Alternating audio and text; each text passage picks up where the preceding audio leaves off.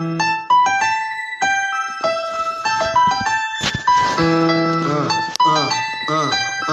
Democrats don't speak for me. Speak for me. Speak for me. Republicans can't speak for me. Speak for me. Speak for me. A bitch ass nigga can't speak for me. Speak for me. Speak for me.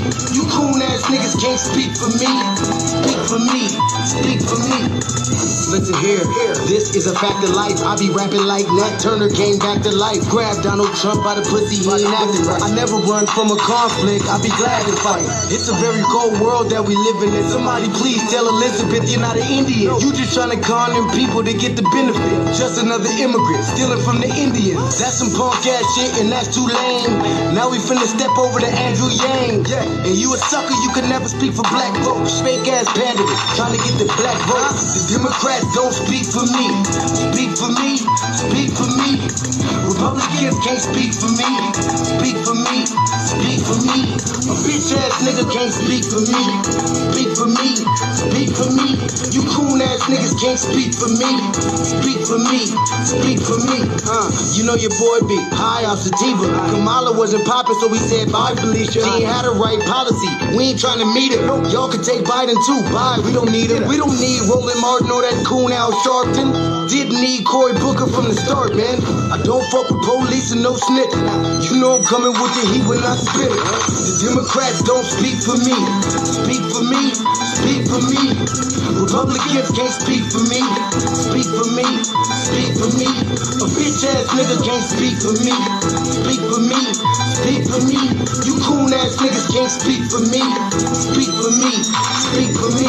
If you ever go to court and this is your luck, try not to get fucked by Benjamin Crump.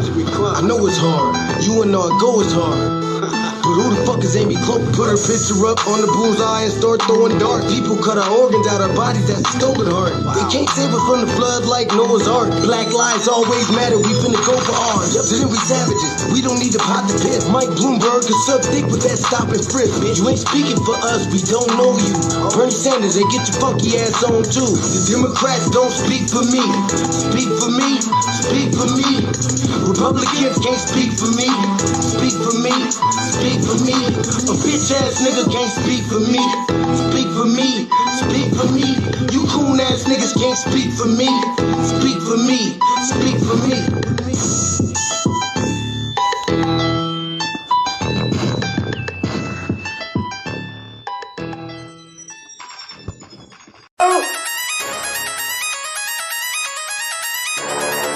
I'm talking about shout it going crazy. People going crazy in them motherfuckers.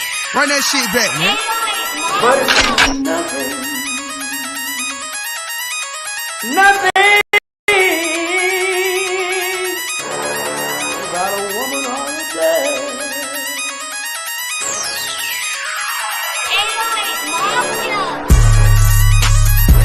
Man made the car.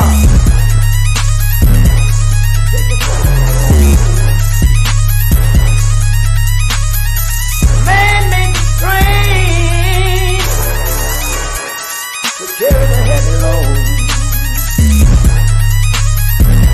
Man made the electrolyte to kick us out of the dark. Man made the boat for the water like the 7 omega. Man thinks about a little bit of baby girl and a baby boy. Man make them happy because man make them dark. But after man make everything we can, do you know that man makes money?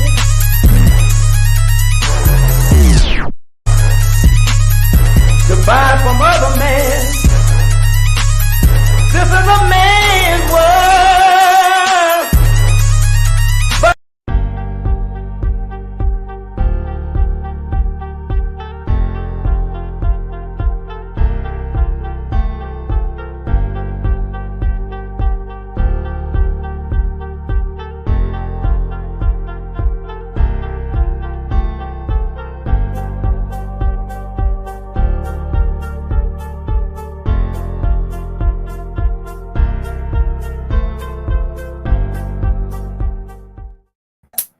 Greetings. Greetings. You got your TV on or something so loud. Okay. Hold on. Let me turn this bullshit off. All right, greetings, Black family. Greetings. Thank y'all for tuning in to another episode of the Frontline Black News. I'm your host, Chan Kruma. Jesse LaShawn Paris, candidate on the ballot for House District 8 here in the state of Colorado. And we are joined with our other host, Lady Che. Say hi to the people, Lady Che. Hi to the people. And our West Coast correspondent, Shabaka Sankoria, Shabaka's Black Experience Enhanced. Oshan, the co-executive producer and co-host of Greetings, Shabaka, from the Mile High Income City. Hey, what's going on, Brother Che? Greetings to you there, Mac 285. Okay, also to special announcement, we are having a special edition of Shabaka's Black Experience Enhanced, which will be on Monday, November the 4th, 2024, 6 p.m. in the Pacific, 7 p.m. Mountain Time, 8 p.m. Central Time, and 9 p.m. in the East. And the reason why we're doing this is because, Tuesday, everybody's going to be focused on the scam election. It's a bunch of bullshit, you know what I'm saying? And I'm just getting ready to enjoy this circus, okay? It's because the dump, as in human shit, and I want to make that He perfectly took it clear. seriously, Shabaka. He rolled up in a dump truck. But I got to get to the topic. I got to get to the topic. All right, let's get to the topic. Yeah, the motherfucker did roll up in a dump truck, most appropriate. He should have had his ass in there, being hauled away in ass garbage. Yeah, so definitely join us this Monday for a special edition of Shabaka's Black Experience Enhanced. But the topics for season 4, episode 32, or Trey Deuce, part 1 of the Frontline Black News are Tangibles 2024 all the way up to 2100. Continue to demand something tangible for your vote, Black family. As Shabaka already alluded to, we are days away from the selection, and we're not going to give our vote up if we're not going to get nothing tangible for it. So we're going to start off with that like we usually do. Then Cardi B, these Democratic Shills are crashing out. We got the Democrats so on their heels, their Shills are crashing out, basically warning us that if we don't vote for Kamala or Kamala, whatever the hell her name is, there's going to be trouble. Man, let me tell you something, bro. And then, hold on. Yeah, all right. And wish harm on us. They're wishing harm on us if we don't vote for Kamala. Then if Kamala, they're wishing harm on us if Kamala loses, which she is going to lose. Then we got Cardi B just embarrassed herself and ruined Kamala's rally in Milwaukee, or no, was it Milwaukee? It was in Grant, somewhere in Wisconsin. Shout out to the Outlaws. Then we got the Black Male Beta Summit, starring D.L. Hughley, the Shill, Democratic Shill. Oh, was that bullshit on BET tonight, sir? It might have been tonight, but it was a few nights ago. It might have been they might have re-aired it tonight. Okay, and keep in mind, people, is that BET, repeat, Black Entertainment Television is not Black owned. No, it hasn't been that in over 20 years, Shabaki. I know. So DL Hughley and that Black Male Summit shit. Yeah, it's a bunch of that's why we renamed it the Black Male Beta Summit. But there was nothing masculine or strong about it. And we got the black men. Then we got white Democrat crashes out on black woman after overhearing her supporting Trump, aka the dump, for president. Then we got rapper Young Thug free from prison after guilty plea in a YSL trial. Then FBI to investigate the unaliving of Dennoriss Richardson after found in an abandoned house hanging. Then we got We finally got some justice for our sister Breonna Taylor, who was killed at the hands of the race soldiers in Louisville, Kentucky, back in 2020. Right. Ex-Louisville officer Brett Hankinson convicted in a Breonna Taylor civil rights case. Then 2 years later, Shanquella Robinson's family demands justice for what happened to her. For those that don't recall, that was a sister that went down to Mexico with what she thought were her friends, and they ended up unaliving her and beating her brutally on camera. So, and stole $20,000 from her. Yeah, they robbed her too. Yep, they sure did, Shabaka. Yeah. Yep, we'll cover that. So we're gonna give you an update on that. Then we got Minnesota police refused to arrest racist shooter. Surprise, surprise. It's the same place where George Floyd was killed. And who Kamala Harris picked as her vice president choice. The former governor or current governor of Minnesota. Former governor. The hypocrisy is real. Then we got, last but certainly not least, our presidential candidate, Dr. Cornel West, gets interviewed by the one and only Tim Blacc. Raw and Unfiltered. Dr. West returns. So those are the topics tonight. All right. And you in Colorado, you got a third option. Or actually, we got 8 options. We got 8 options for president on the ballot in the state of Colorado. Okay. Well, hopefully you will get the assembly seat in the state of Colorado. I have a forum tomorrow. Right there. Got a beautiful speech prepared. The state legislature right there, where you could introduce laws into the great state of Colorado, you know. And thank you, Matt 25. Yeah, so then That's a great topic. When you get to the assembly, if them motherfuckers ain't doing nothing for your agenda, sir, fuck them and their agenda. Yep. Well, they already know I'll come tear shit up. I'll tear that mug up.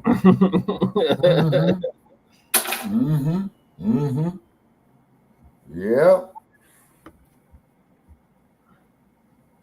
Yeah.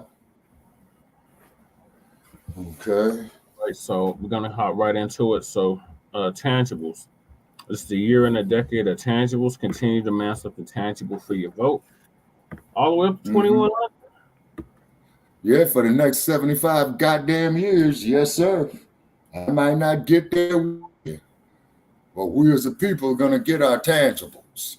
That's right. Or the Dennoriss are just gonna lose every election cycle until we do. So, and those y'all first times that this is a marathon, not a sprint. So we are prepared to for the long haul. So if that means the Dennoriss have to lose several election cycles, so see it, or so be it. Yeah, let them. So back in 2020, our good brother Tariq Nasheed came out with the hashtag Tangibles 2020. And in it, he was detailing everything that we, meaning the foundation of Black Americans, descendants of American child slavery freedmen, Native Black Americans, we're going to demand from this two-party system. And also, too, as diasporic Africans, because we built your goddamn country, plus you stole our damn intellectual property as well, too. Came later, Shabaki. This is specifically for the freedmen and the people that built this country. Because you remember, Shabaki, they wasn't letting African descendants into this country until fairly recently in large numbers. So the 2020... Yeah, neo-colonialists. Instead of 2020, is 2024. Right. Then 2028, 2032, 2036, 2040, 2044, 2048, 2052, 2056, 2060, 2064, 2068, all the way up to 2100. Cut the goddamn check. And what's that amount now, Shabaki? 900 trillion fucking dollars. or are we past that Billion now? now. Oh, okay. So we're up in the sextillions now. Okay, tag more interest on it. Trillions, Like yeah, that's what's the sex trillions is what we're actually owed, but we've got up to a gazillion now. oh, okay, and keep tagging on the interest. Better yet, just sign over the whole goddamn U.S. economy to us because we built this motherfucker. They stole our intellectual property. They stole our physical labor. They stole our morals. But one thing that these motherfuckers did not steal was our spirit to survive. To quote Tupac Shakur's auntie, we have a right to live. We have a right to exist. And we have a right to defend ourselves. That's right, Shabaka. Self-preservation, first law of nature. So instead of 2020, it's 2024, but everything else remains the same.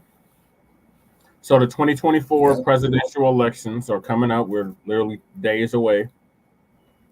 And foundational Black Americans are going to reject the 50-year-old plus now malign neglect policy that has been implemented by the political system.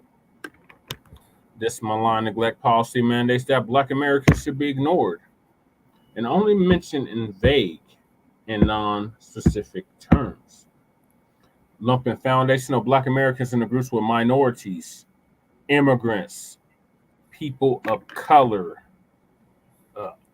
BIPOC, marginalized, underserved, underprivileged, downtrodden, whatever other broad, ambiguous language they use to describe us, has only hindered the progress of Black Americans as a group while providing tangible benefits for other groups.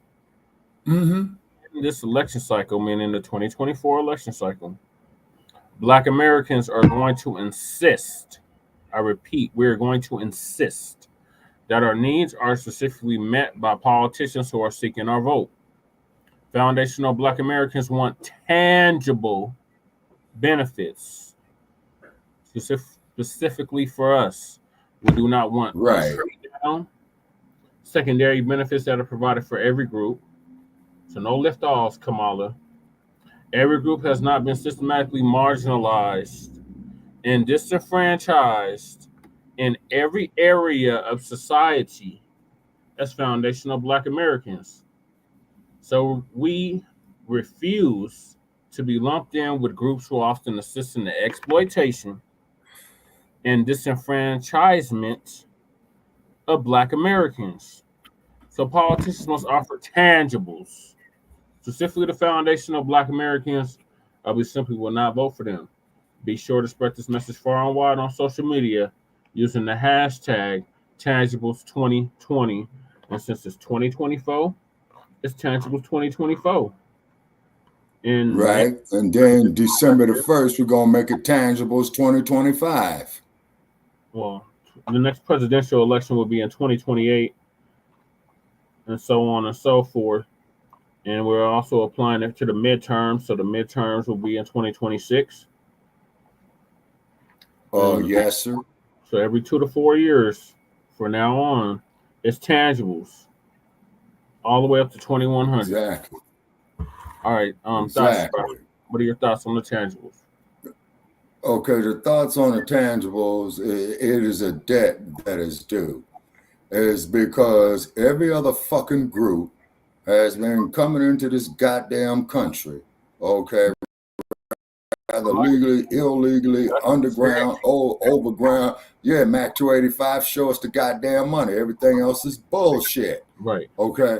Is that they keep capitalizing off of our intellectual property, off of our innovation, okay, off of our history. And these motherfuckers hate us because they cannot be us, particularly when they sit out there in the sun and the summer months.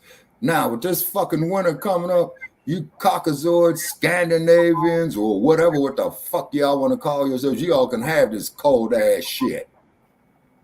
Well, I can't deal with it.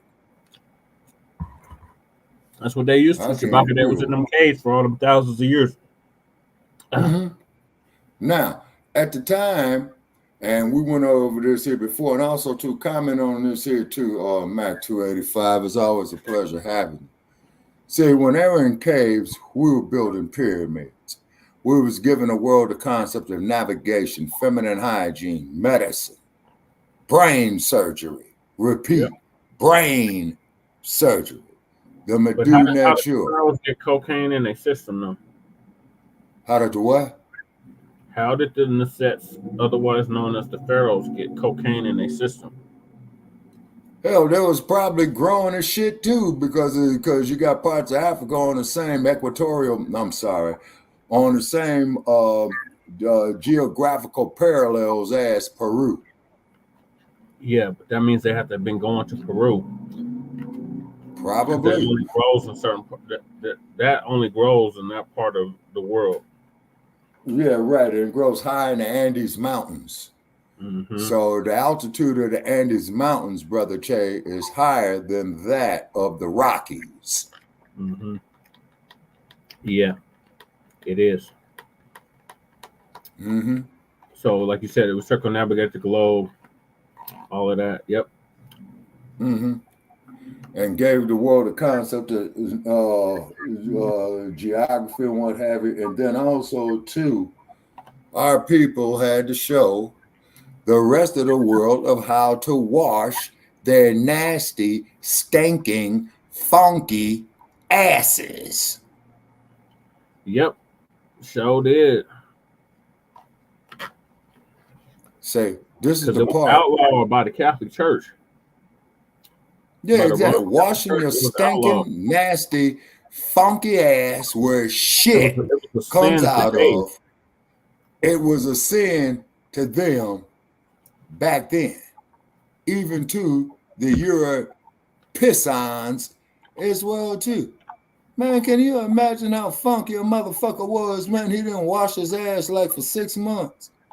Oh my God. No wonder they had all that goddamn disease. Yep. That's why the Black Plague, bubonic plague, was running rampant during the Dark Ages. Oh yeah, it wiped out half of Europe. It was dark for them. It was lovely for us. Mm-hmm. And we supposed to sit there and just love these stinking ass savages and all this old type of shit. You know what I'm saying?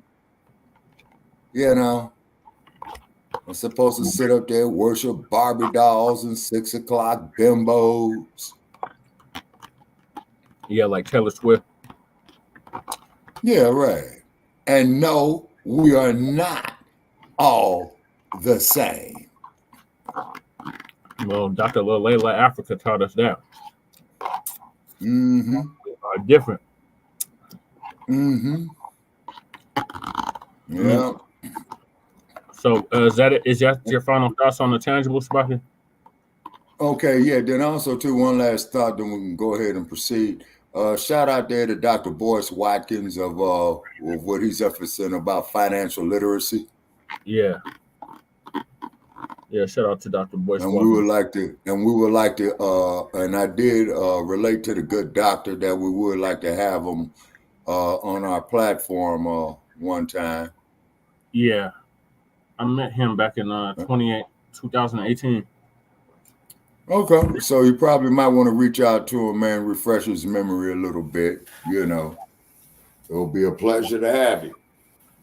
Yeah. You know? All right, Lady K, what are your thoughts on the tangibles? Well, I was saying hold your boat, man, for a long time, and I still mean it. But although we already know that everybody's been in there voting, and I feel like I hope you voted for something tangible. Let's just speak up a little bit. I hope that what? I'm listening. I hope that everybody voted for something tangible, because at this point, we're fucked. So, I mean, like we already know that one of them fucking losers is going to be in office, and yeah, so we'll see. Yeah.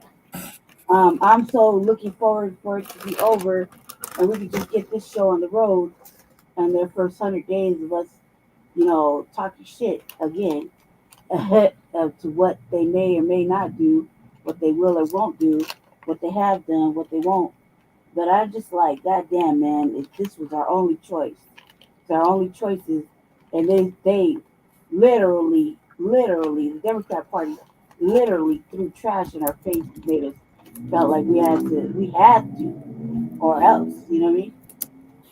Versus, and two, even with Trump, there's a motherfucking, he's off the chain, he's a fucking live wire that everybody knows about, that everybody's seen once before, his antics, and yet we're just so willing just to forget and fucking overlook. And I literally stayed on Black vacation for as long as I could, except for when I was wooed out by Jesse. I went right back in to Black vacation. Why? Because it's shit. It's garbage. It's all trash. Shouldn't be looking at this shit anyway. We should be thinking about what we're supposed to be doing, and that's doing for self waking up everybody.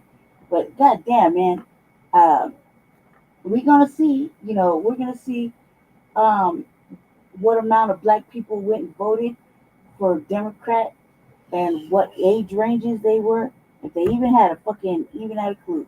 I want to know what Black people were being talked to for real. Like when I seen this thing that Jessica showed later, I was like, where the fuck they find these motherfuckers? Like, who got the emails for this bullshit? You know what I mean? Like, I didn't get no motherfucking surveys. I didn't get no anything except for on my internet when I'm looking at TV or something like that. Yeah, so those polls are only by the landlines. Shit. And not to mention, we got our own problems here in Denver. And with our elections, it's like there is no motherfucking trust. And now you put your you put your shit in the box. It's like it's already a foreseen thing. And I'm like, how can this even election be counted and qualified in the state of Colorado with all the drama and bullshit we got going on, just days away? And this started like at the end of last week. Okay, so. There's not even a fucking excuse, but me and Jesse said it many times, but motherfuckers want to say that we were talking shit and misinformation and blah, blah, blah, blah. I beg to differ. That they're like, it's safe. It isn't safe, y'all. These motherfuckers letting out the codes. It's like they letting out the codes. You might as well just start snitching. Okay, we're getting back to the tangibles. Anyway, tangibles. You want to go for something you can fucking, for sure you can kill. Go for somebody who has that fucking fire. I mean, like I said, even in our own election they were looking at, it's been tokenized, panderized. And the white girl ain't got no flair. She ain't got no flair, but that's what they want. They want docile. They want white docile go along with the program we put all this money behind. They're viable. They don't want no loud Black motherfucker that's gonna go over there and say, nah, no, this is bad. No, you take this back. I don't want it. What the fuck is this? Right. They don't want that. You know what I mean? And it's a damn shame. It makes me want to, like really look at everything that's been pandered to us. Family, like we gotta let go of we might have to let go of our certain cultural wizards, like the Black church. We might have to walk away from them altogether. Them pulpit pimping crooked ass bastards that belong to go right straight to fucking jail for fraud. They get in the bag. Not Thanks really. to George Bush Jr. You see what I'm saying? It's not for us no more. We might have to walk away from them. We definitely should walk away from the Democrats, and might have to walk away to a different direction that's more meaningful and at least serious. They'll just put anybody up and put money behind them and not have no motherfucking no get down. Like you never seen that motherfucker. I never seen this bitch, let alone heard of this bitch, let alone seen this bitch in practice. Whereas you see Jesse Paris, for fuck's sake, every Monday. At least every Monday. In practice. Well, and then to find out that a lot of these Black pastors are turning out to be a tangible. And how to hold your mother if you haven't voted yet and you're not gonna vote. Like I honestly have lost my belly. May that be the powers that be. You know what I mean? Well, they sent her 2 ballots. So in my mind, hold my motherfucking vote. If I didn't have to vote for Cornel West because I can't vote for Jesse because I live in the 5th district, which I should know this by now. But I didn't. I was so focused on building this campaign, I forgot. Yeah, that's really Yeah, real she's like shit. right on the Real outskirts shit, I of my forgot. district. But if I didn't have to do that, I put my effort in. You know how I feel. I'm like right on the border. The thing is, we need to vote for tangibles, and the way they set it up where you send your ballot, you don't know who the fuck or what the fuck is going on. They got that ballot tracker. In my ballot right now, they're only on this one page. I don't know who's a Democrat, who isn't a Democrat. I don't know who's in office, who isn't in office. They just give you one name, and it's like a mandatory check the box. I'm like, well, why don't you fucking vote for They this? sent her a Democrat and a Republican ballot. Right. If that's the case, why can't I get vote on? Lady Che, did you what did you vote on one of those ballots? No, I ain't vote yet. I can't find the other one. She can't find it. There's more pages to it. She can't find the other pages. Told you, check okay, see, so that's something already wrong with your Secretary of State in Colorado, because they're not supposed to be making errors like that. Well, she leaked out She allowed whatever. 30,000 illegals to vote in 2022. That's that. And then she leaked out all the codes to the machine. She leaked out the codes to the machines. Just last week. Well, it sounds like mind you, Black family, Denver is where Dominion is headquartered. Yeah, that's exactly the point. Dominion is headquartered here. And all that shit with Dominion allegedly. Well, this doesn't look good for this bra. And she refuses. She's not going to resign. She gave him that, oh, I'm white and I said so fucking speech. Yeah, she said, I'm not going to resign. And this is Jeff Farr's one of his friends. I don't even know whose friend she is. But all right, then the Colorado State Police need to go there and arrest that broad. They need to hold an audit. They need to hold an audit like 8-9 years back. Man, I'm all about audits. All about audits and going to jail. That means you go to jail. Yeah, so the libertarians are pursuing legal action against Republicans need to sue. Republicans need to sue. That's really what that's about. Everybody except for the Democrats need to sue. Independents, libertarians, libertarians are just Republicans that smoke weed. Everybody, all them motherfuckers need to sue because what happened? We all got the shit end of the motherfucking stick. It's not fair. It is not equal. You've already shown you a whole bunch of bullshit already going on. I can go in all day about it. It's really irate. Really made me irate. Well, there was a dude, man, in the mid-90s by the name of Ross Perot. Yep. And he was saying is that they needed to have federal legislation. I'm just paraphrasing him now. That they need to have federal legislation to get rid of the two-party system. Yep. They do. Because they're locking boxes. And the Democrats are the main ones that's keeping third-party candidates off the ballot. They try to keep Cornel off the ballot in several states. They try to keep Jill Stein off the ballot in several states. If it's supposed to be that's the case, then you should be able to participate. Okay, now that's the case that kangaroo U.S. Supreme Court needs to review is because they refused to hear it. Okay, because the U.S. Supreme Court refused to hear a case of a person of a brother who was scheduled to go to be executed. Yeah, Marcellus Williams. Yeah, okay. And because he was saying that he had evidence. Yeah, you see. So actually, the United Nations was not on puppet strings. You say that is something that they need to investigate. Well, now all of a sudden they want to start investigating shit and charging officers for misconduct from 4 years ago. Murder, literally murder. Well, we're gonna get to that later. But is that your final thoughts on the tangibles? Yep. So continue to man something tangible for your vote, Black family. Your vote is very valuable. Don't just give it away and you're not gonna get nothing tangible in return for it. Right. In the form of policy, in the form of anti-Black hate crime, legislation similar to what they gave the Asians in 2021, and the qualified immunity in all states. Okay, but here's one thing you have to recognize about Asians, though, Brother Che, is that Asians have an economical power base. It's called Silicon Valley. Yeah, and it's called China. They got a whole nation to back them. It's also called TikTok. Again, it's called China. China owns TikTok. Yeah, exactly. And where the fuck is China getting its raw materials to make this shit? I'll keep along. Yep. All right, so moving along, we got these Democratic Shills crashing out, y'all. They losing their damn minds. They don't know what they're gonna do when Kamala loses.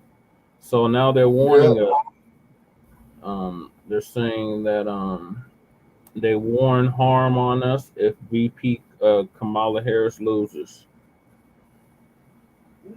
Well, we could discuss all that there Monday night on a special edition of Shabaka's Black Experience Enhanced. Yeah, so Uncle Phil's gonna give us an update on this. All right. I see some people say they can't wait till the election over. Yeah, I can't wait for this election is over either.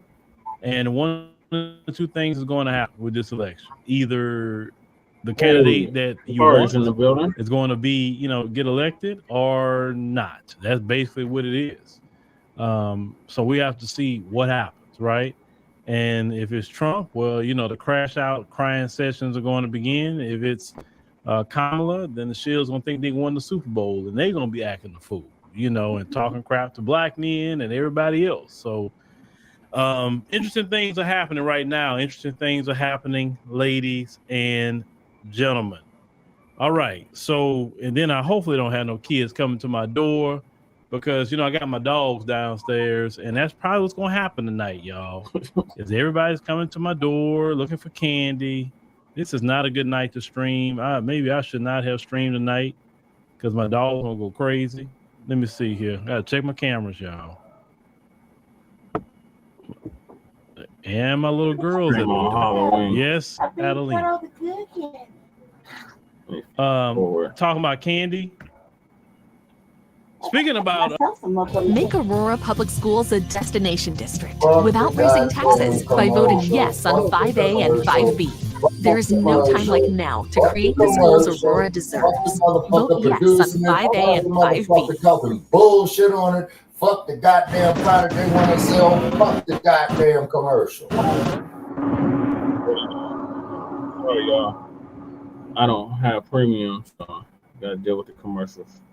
Heard the news, so Young Thug will be coming home. He got sentenced to time served. Okay, we're gonna get you. He's on 15 years probation, though. Ooh, 15 years of probation. That's a long time to be on some probation. Your boy Fleece Johnson said they tried to offer him some probation like that, and he said that he rather went back. He said that they told him that you go to jail for a year, you be off of it. He said he went back into prison for a year. He said he didn't want to be on them papers that long. So he was Young Thug. He coming home. So that's that. Now these kids coming to my door, y'all. What happened? So my other type of chat, the Shills are subscribing to the channel, and then what they were doing was just immense trolling. I said, let me see, how can we stop this trolling on this stream? So I said, let me go to members only. I said, so if they want to troll, then they really dedicated to doing it at that point. I got to respect it. So the trolling went almost down. Yeah, it went down about 100%.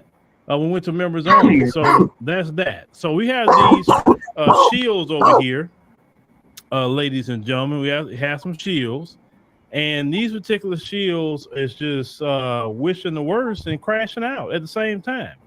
I want you to hear what this one woman has to say, because if you don't vote the way they want you to vote, the Democrat Shills, if you don't vote their way, it's going to be an issue. It's going to be a problem, right?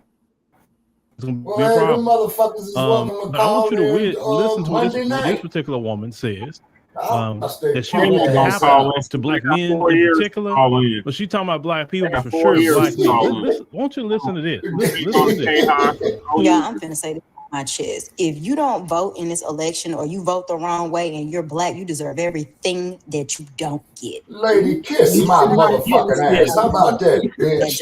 Kiss my ass. How about you deserve that? Getting pulled over, driving while and black. You deserve to shut the fuck up with your ignorance. You deserve having to have a job with a non-livable wage. You deserve the fact that you're going to have student loan debt for the next 25 years. You deserve not being able to buy a house and build generational wealth. Some of y'all are just embarrassing. And I'm not talking about embarrassing to yourselves. You're embarrassing to your ancestors. Oh, you're embarrassing to all of the barriers that were broken before you even thought about existing on this planet Earth.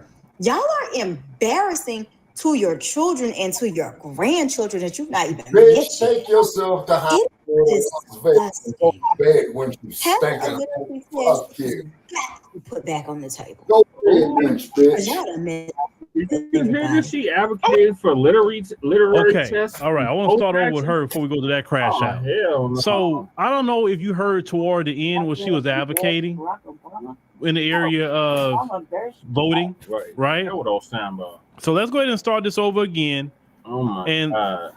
Let's really go through it. This bitch is wild. Let's go through it. Hold on. If you don't vote in this election or you vote the wrong way and you're black, you deserve everything that you don't get. Okay. So the question is, you deserve everything. I like to know, what is the right way to vote? Last time I checked, we had voting rights, right? Our ancestors fought, died, like y'all said, for us to have voting rights. I mean, we have a right to vote in the United States, whether it's federal, state, local. You're gonna get everything. And if what is voting the right way? Like, is there some sort of law that tells us we have to vote a certain way? What is it? I'm trying to figure that out. Now, of course, I know what you're getting at. Basically, the right way is voting for Democrats. We ain't going back. But who made you Lord and master over our voting rights? And notice, no other group of people in this country are told this mess but black people. That our answer. Why are we the only one told this? You know, white people vote more Republican than anybody else. Shouldn't you be telling them that? Shouldn't you be telling white people about saving democracy and all that other crap that y'all like to say? Why don't y'all tell white people anything? Exactly. To be honest with you, never do white people should be the target of your conversation, not black folk. Right. Because whether it's black men or black women, they still vote overwhelmingly for Democrats. Even though Democrats don't give us nothing, they give us nothing. And we still overwhelmingly, as a collective, not me, but as a collective, and not some of you who are watching, but as a collective of people, we have overwhelmingly black men and women voted for Democrat. Now, that trend is constantly going down each election, which is a beautiful thing to see, but they still overwhelmingly vote for Democrat, okay? So let's start there. All right, let's continue. You deserve being overlooked for that job opportunity. You deserve getting pulled over. Lady, we need to create our own self some goddamn job. You deserve having to have a job with a non-livable wage. You deserve the fact that you're going to have student loan debt for the next 25 years. Many gun owners feel they've got self-defense 100% figured out. Unfortunately, most people watching this video... Man, fuck your video. We have all that now. Student loan debt is happening now. Getting pulled over and our lives being taken is happening now. Right. Not getting the job and being looked over is happening now. Mm-hmm. Y'all do know Kamala's in the White House right now. She's not running like some other person. For instance, she's not Trump that's not in the White House. She's in the White House right now. And we getting all that right now. So what are you talking about? Right. You act like we're living in some utopia with Biden and Harris in there or something. No, we're not. So how is that like some sort of, oh my God, I'm scared. Like how is that? How are we afraid of that at this point? We're not afraid. Right. That's been our lived experience, being passed over, overlooked, not getting a job, police taking our lives, not getting what we need. We've been voting for Democrats for a very long time, and we never got nothing we needed. We got nothing but benign neglect. Yeah. The Democrats are so cold today, they give everything that belongs to Black Americans to people that just got here yesterday, the migrants. Mm-hmm. They call Black women welfare queens, but they give migrant women way more than Black women ever got. Right. Black women, all thing they really ask for is some food stamps and some Section 8. Them migrant women get way more than that. They get free hotel, free food, they get free money. They can even go on the blade and still not even go to jail. They can be 304s. And they are being 304s, some of the migrant women, and they not going to jail. Yeah.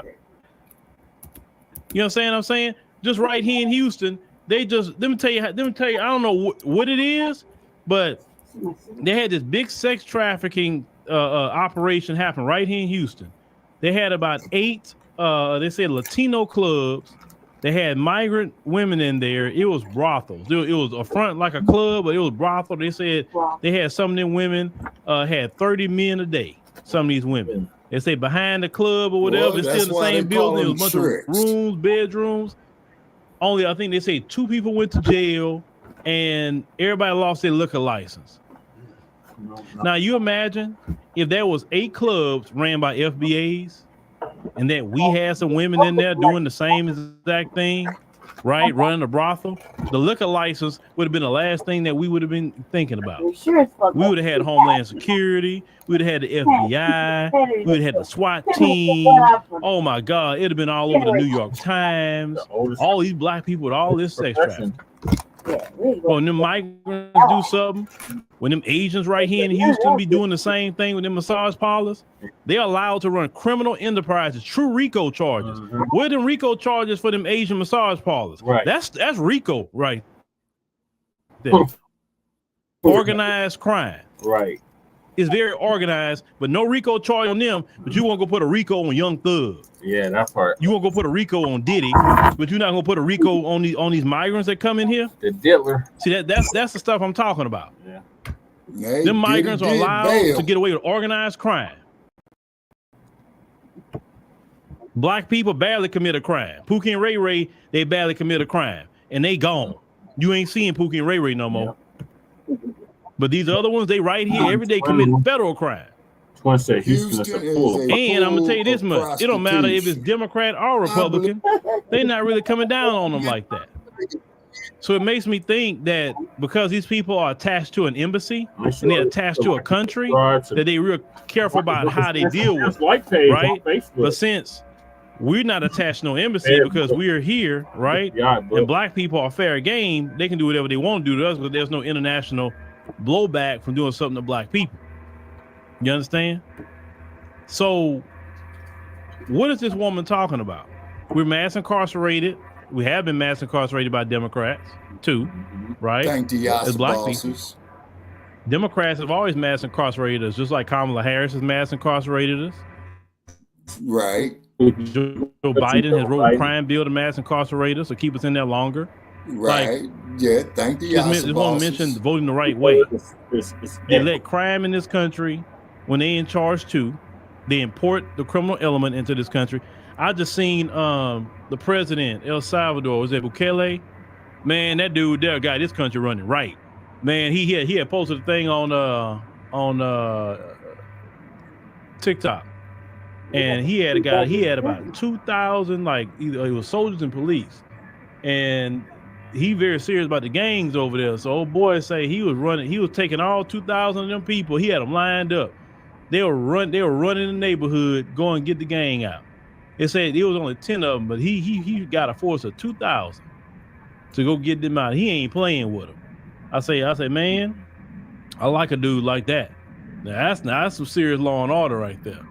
But in this country, they won't take no law and order that doggone serious. Oh no, because they want some of this crime going on. Let's continue. You deserve. Well, look at Tricky in 1968. Generational wealth. We ain't buying houses now. What are you talking? She's not saying nothing that's already happening right now. She's not saying anything. She's not saying a word, ladies and gentlemen. She's not. Nothing is happening for us. We're not getting homes. I mean, what? That's not a see. You now you get why people say, I don't really care about the Democrats. I don't care about what they say. If I want to vote for a third party, I can. If I want to vote for Trump, I will. Because all the things you're saying right now is not a fear tactic. That's the deal. But let's continue. Some of y'all are just embarrassing. And I'm not talking about embarrassing to yourselves. You're embarrassing to your ancestors. You're embarrassing to all of the barriers that were broken before you even thought about existing on this planet Earth. Y'all are embarrassing to your children and to your grandchildren that you've not even met yet. It is disgusting. Having a literacy test has got to be put back on the table. Everyone will be using this ad blocker on Twitch by 2025. The ad blocker that actually works on Twitch, aka get the fuck off our goddamn radio show. Now, the literacy test, let's talk about that. You do know a literacy test was put on our ancestors during Jim Crow. So basically, you're advocating for Jim Crow laws to come back, right? Because black people during Jim Crow, that was to stop us from voting. So you don't want us to vote, right? Oh, only time we can vote unless we vote for the people you want. But if we don't vote for the people you want, we need to go back to Jim Crow. What was happening during Jim Crow? A poll tax. Black people had to pay a special poll tax to vote. The second thing black people had to go through after the poll tax is a literacy test. And they would give them a literacy test, and black people at that time, a lot of them didn't know how to read, so they couldn't really pass the literacy test. But let's say they knew how to read and actually pass the literacy test. Then the third thing they would do is put up like a jar of marbles or something like that and say, well, tell me how many marbles in this jar. And if you don't get the right number, then you don't, pass. On top of that, the Klan was allowed to intimidate you at that time period, right? So you just want to go back to Jim Crow because you feel that it's better for black people to be disenfranchised than voting and choosing the candidate that they would like. This is how far these Shills are going. They're advocating for Jim Crow. Like at this point, you know what I mean? They like Jesus can't even help us. Sad. Now, what happened to that crowd talking about our ancestors fought and died? Our ancestors suffered for us to vote. What happened to that crowd? That same crowd not advocating for Jim Crow, white supremacy to come back? But you talking about Trump supporters? Oh, they want Jim Crow to come back. No, that's y'all. Y'all want Jim Crow to come back. I ain't heard Trump and them talking about a poll tax and literacy test. I didn't hear that. I haven't heard it. Now, they said it, show me the video, then we'll talk about it. But this woman's advocating for Jim Crow to come back, and Jim Crow happened to us. Not white folks, not Hispanics, not Asians, and all these other groups. It happened to us, Black Americans. But a Black American is advocating for Jim Crow to come back. That's wild. That is wild. Because y'all done messed it up for everybody. Oh, we might not have a vote. What are we talking about? Y'all happy with that 85% of black men that vote for Democrats? Y'all think that's something that, oh yeah, but we no, to be in the 90th percentile. Oh my God. What are we talking about? Raising up my blood pressure. Because at one time we said come together as a community to protect black women. We can't do it. Well, first of all, we don't need to protect this part. I hate this shit. I hate what this election has done to our people. I hate you, I swear to God. I told you they crashed. I stay away from this. What are we talking about?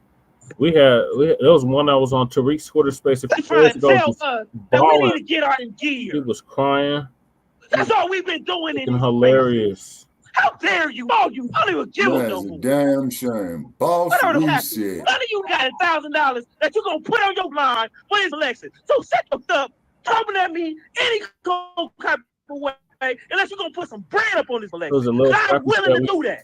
That's how sure I am about this. That's how much damn for my people I am. How dare you offend it like I'm right now? This space. All you. He said he wouldn't consider us black no more if. Yeah, ladies and gentlemen, that was a Shield just losing his mind about black men. Ladies and gentlemen, a Shield losing his mind about black men. Well, this is why we created the hashtag resurrection of the mental dead. The one thing I keep agreeing with everybody, I'm ready for this election to be over with as well. That way, either it's going to go one way or another, ladies and gentlemen. I'll be extremely happy when this election is over. Shills have been acting hysterical. Right. You say all day crashing out? Yeah, they've been crashing out. Y'all, please don't have a heart attack. Please do not fill the hospitals on election day if for some reason she lose. I promise you, that lady gonna be all right. If she lose the election, she gonna be all right. Now, there's some funny business been going on. It's a funny business, and oh boy, they are. I got a report on that too. I know Sister Vicky earlier did a stream about ABC News, sent up here putting a graphic on the screen already saying that Kamala won Pennsylvania, yet none of the early voting was still going on. Election day haven't even happened, and yet they put it up on the screen and she won the state. And talking about, oh, there was a mistake, there was a test, or why are you testing it with her winning? Right. And I'm trying to figure that out.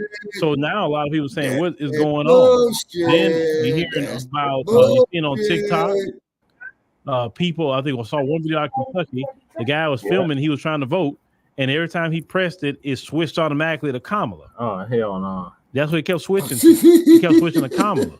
And I'm like, wow, look at this. You know what I'm saying? That's why I tell everybody, you're voting, make sure that you check that machine, make sure it's the vote that you selected, because you don't want to hit your stuff and it switches to, you know what I'm saying? But when people talked about this kind of thing happening last year, they want to say, oh, people are doing conspiracy theories about elections. No, people are showing it now. They're showing it. They're not just saying it.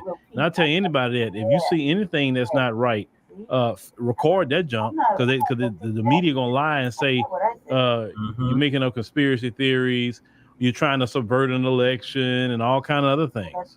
Because in order to combat the mainstream media, you got to have proof. Right. You got to have proof. That way they can't say nothing. Proof is there. You understand?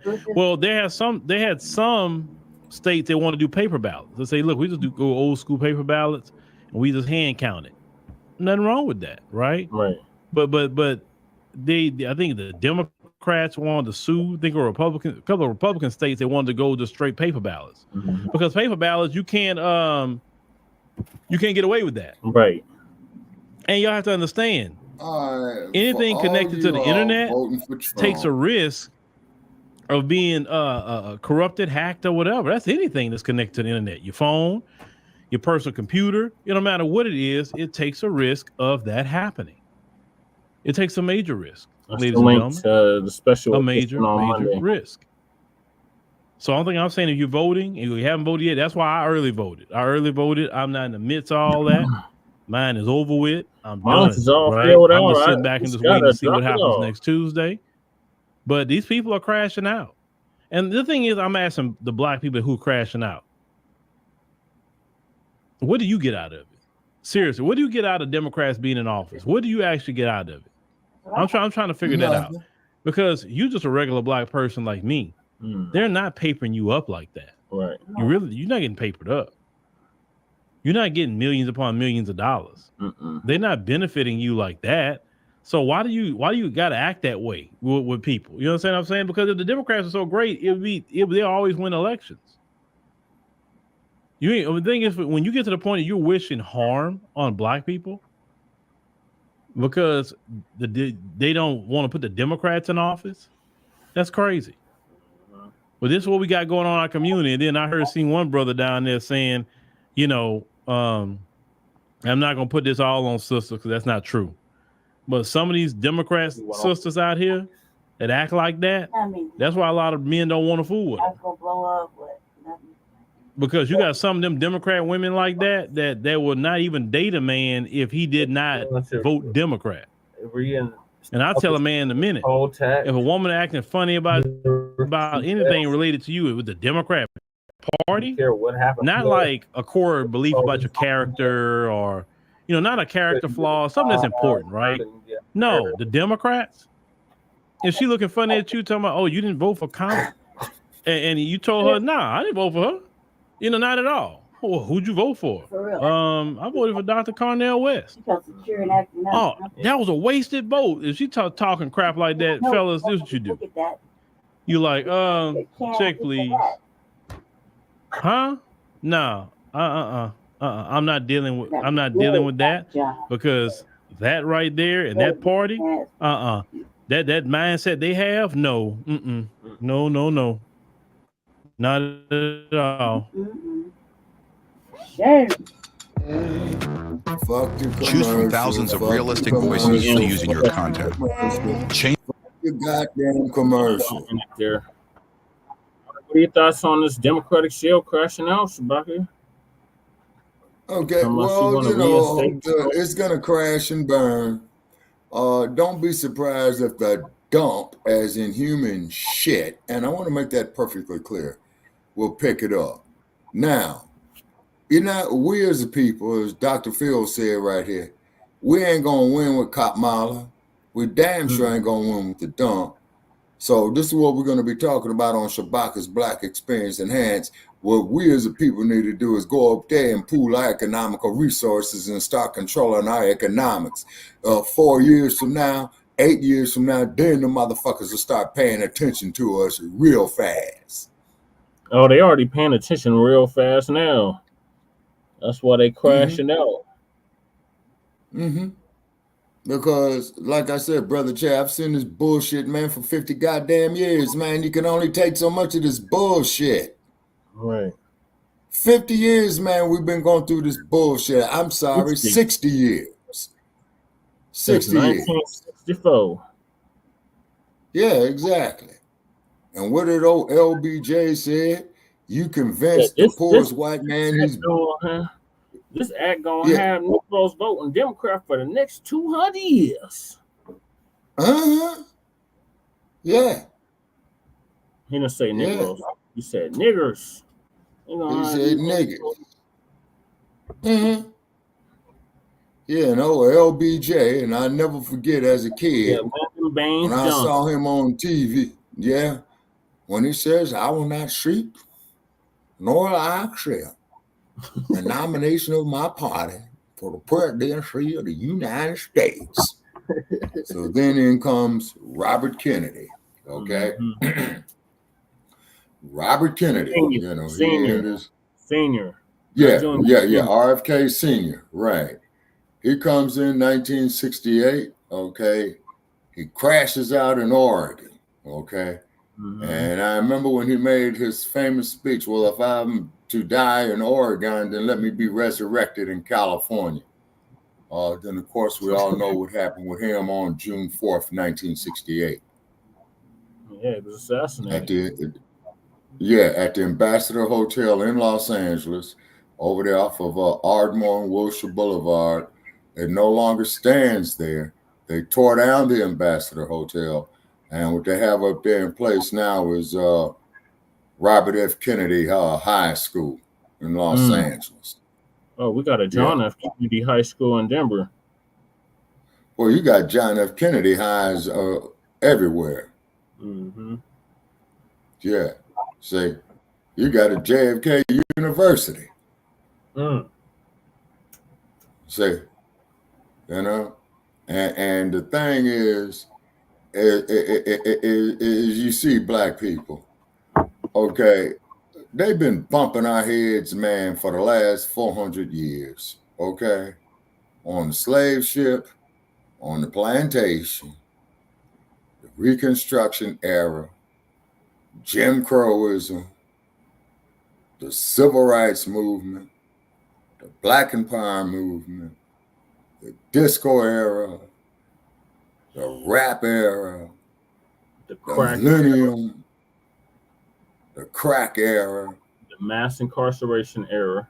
And thank your boy Joe Biden, who introduced that legislation that was signed into law by old Slick Willie. 72. And then, and then all you Negroes is going to go up there, look at Slick Willie in 1992 on the Arsenio Hall show where he put on some dark glasses and played guys that got his on the saxophone, and you all went out there and voted for the old Slick Willie. Hands up, hands down.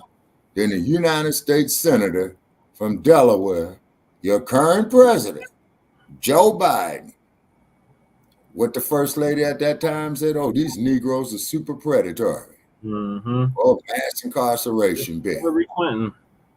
The same one that said Margaret Thatcher, creator of Planned Parenthood, eugenics, which is nothing more than genocide, was her idol. The main ones they targeted, for that Margaret Sanger shit was black women in the rural South.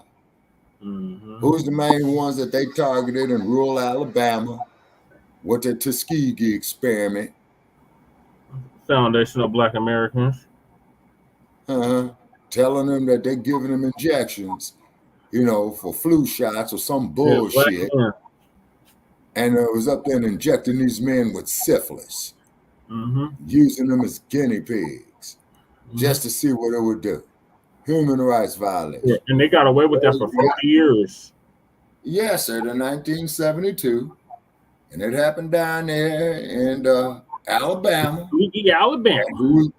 And who was governor of Alabama? Made the news on this but who's the governor of Alabama? Segregation yesterday, segregation today, segregation now.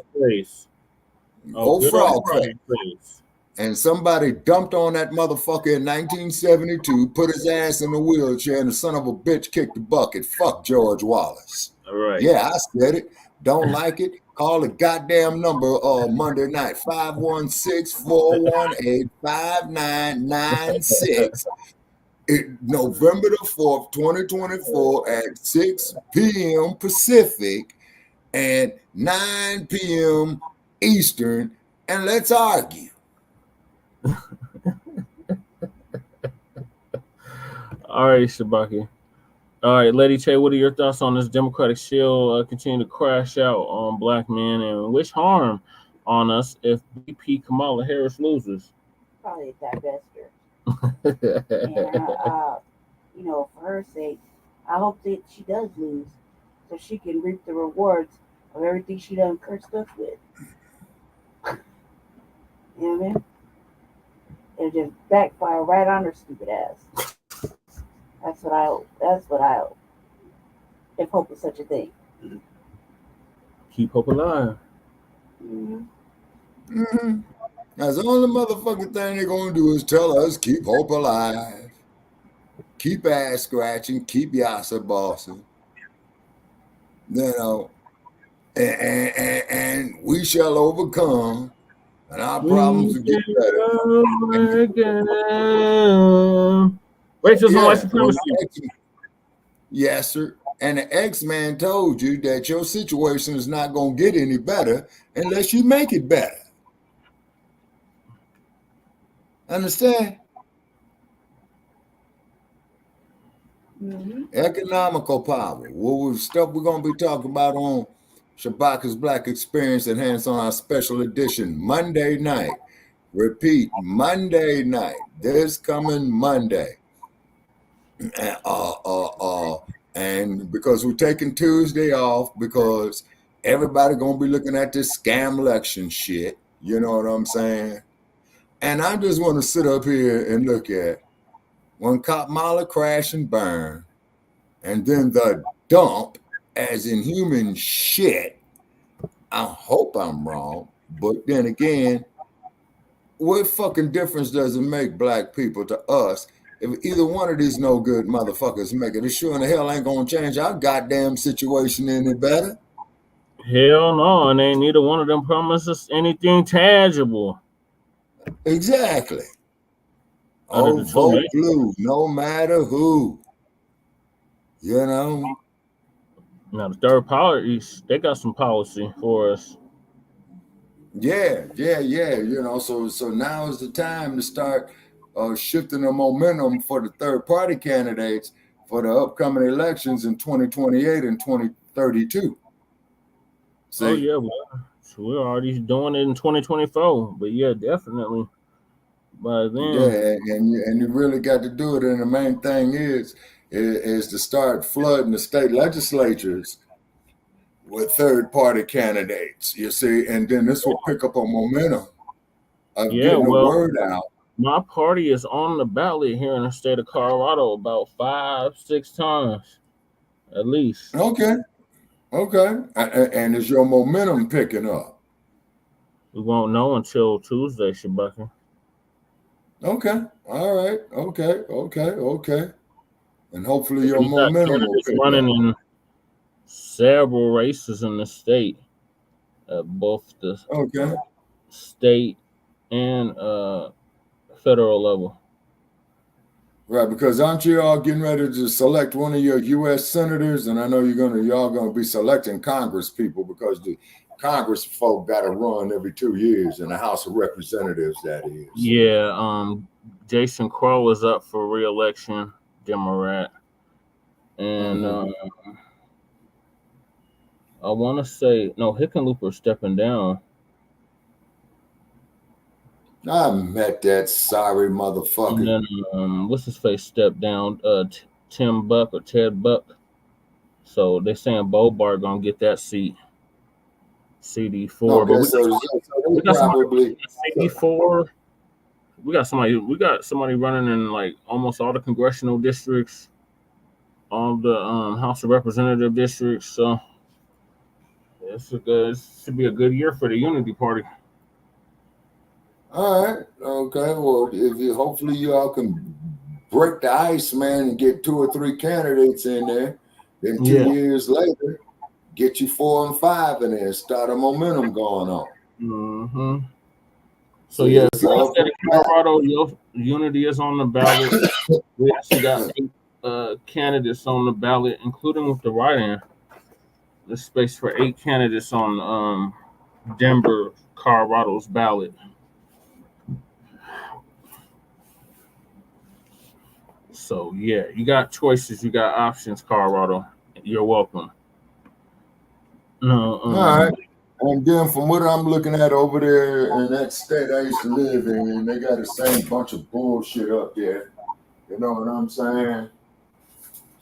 Then in this place where I'm at right now, you know, they got this motherfucker out here named Scam Brown. I damn sure didn't vote for Scam Brown. Oh yeah. I mean, that's a hell of a name to call this motherfucker, Scam Brown. Damn. Yeah. It's supposed to be Sam. It's supposed to be Sam, right? What they call him, Scam. They call him Scam Brown. You know, war veteran. His face all burnt up and shit. Yeah. Oh, damn, I wanted to go over it. We have to do it probably tomorrow. But they had some ballot initiatives out there that I wanted to go over. Because didn't you say you had on your ballot about allowing write-in candidates on the ballot?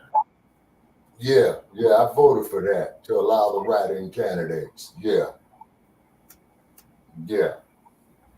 They have a right to have their voice heard too. Me personally, I think what they need to do is make all these political offices write-in candidates. Okay. Yeah, there should be a space for a write-in in each one of these seats. Yeah, at the federal level and at the state level and at the municipal level. Yeah. And at the county level. Yep. But that's going to take legislation, Shabaka, because they don't. They already is giving us a hard enough time getting third-party candidates on the ballot. Yeah, and these motherfuckers are bought and paid for.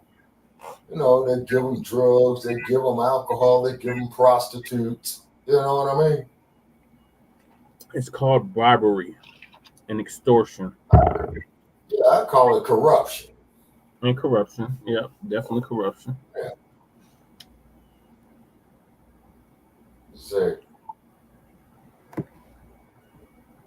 So all what it is. It's nothing but corruption. And then you should see all you going crashing out Democratic fields because your girl gonna lose. And all the fear mongering and all of the white supremacist talking points ain't gonna change that. Yeah.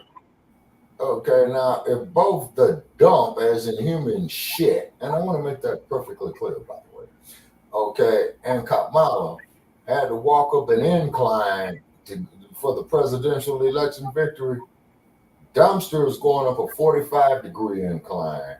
Kamala is going up a 60-degree incline. See, but We as black people, we ain't gonna win with neither one of these motherfuckers. Right, because ain't neither one of them promised us nothing. Yeah, that's what I'm saying. Kamala already said wasn't gonna do nothing specifically for black people. No. And just in case. And then you got Cardi B out here who's open. So I'm not gonna sit here and say I'm gonna do something that's only gonna benefit black people. No, because. And the Cardi, perfect segue, Shabaka, because our next topic is Cardi B. Oh, she looked ridiculous, man. Yeah, she did. She looked like a goddamn clown. Yeah, you got the clip of that bullshit. Yeah, let the people see it. Yeah, I'm about to play it right now.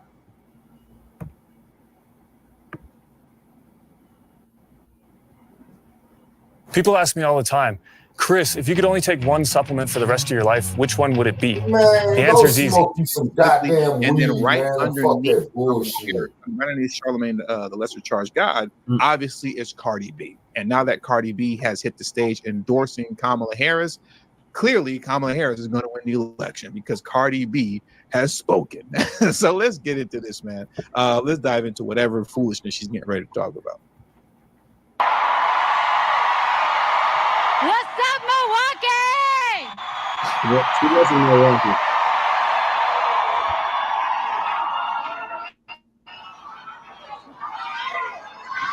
How you guys doing? I'm nervous. I'm excited. What's up, y'all?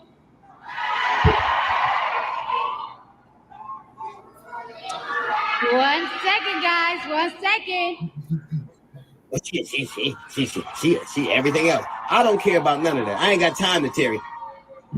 How she hit the stage and don't know what to say. Oh my God. She hit the stage and don't know what to say. She pulled a Kamala Harris. Mm-hmm. She pulled a Kamala. Oh, I wish I have that. Please tell me, Lord Jesus, tell me that I have this clip.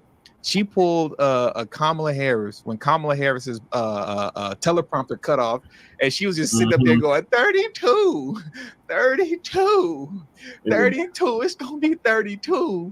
32 is gonna be 32. Oh, let me hold on. Just give me a second, please. I hope I have this. Damn. Hold on. Please tell me I got that 32 video. I gotta interrupt that with the 32. Just what happens when you do this type of work, homie. You gotta know how to think on your feet. I might have deleted it trying to make space. And then Trump clowned her for it too. Trump clowned her and dragged her over that 32. Give me a second. Then we're gonna get back to this Kamala Harris. Hold on. Please tell me I got that 32 clip. 32. There's only 2 left. Oh, here it goes right here. Here it goes right here. I wish I had Trump's response to it though. Hold on. Do I got the Trump response? You got the trash bag over there. I don't think I got the Trump response, y'all. I don't think I got it where he was clowning. Anyway, so let me pull this up because she just pulled a Kamala Harris. 32. Okay, look at this. This is what happened when Kamala Harris's teleprompter cut off. Oh shoot, my bad. I'm tripping. Hold on. Gotta 32. Get your shit more organized, brother. Hit the subscribe button while I'm tearing around. Probably got 1,001 down windows open. Number is number 32. Today we got 32 days until the election.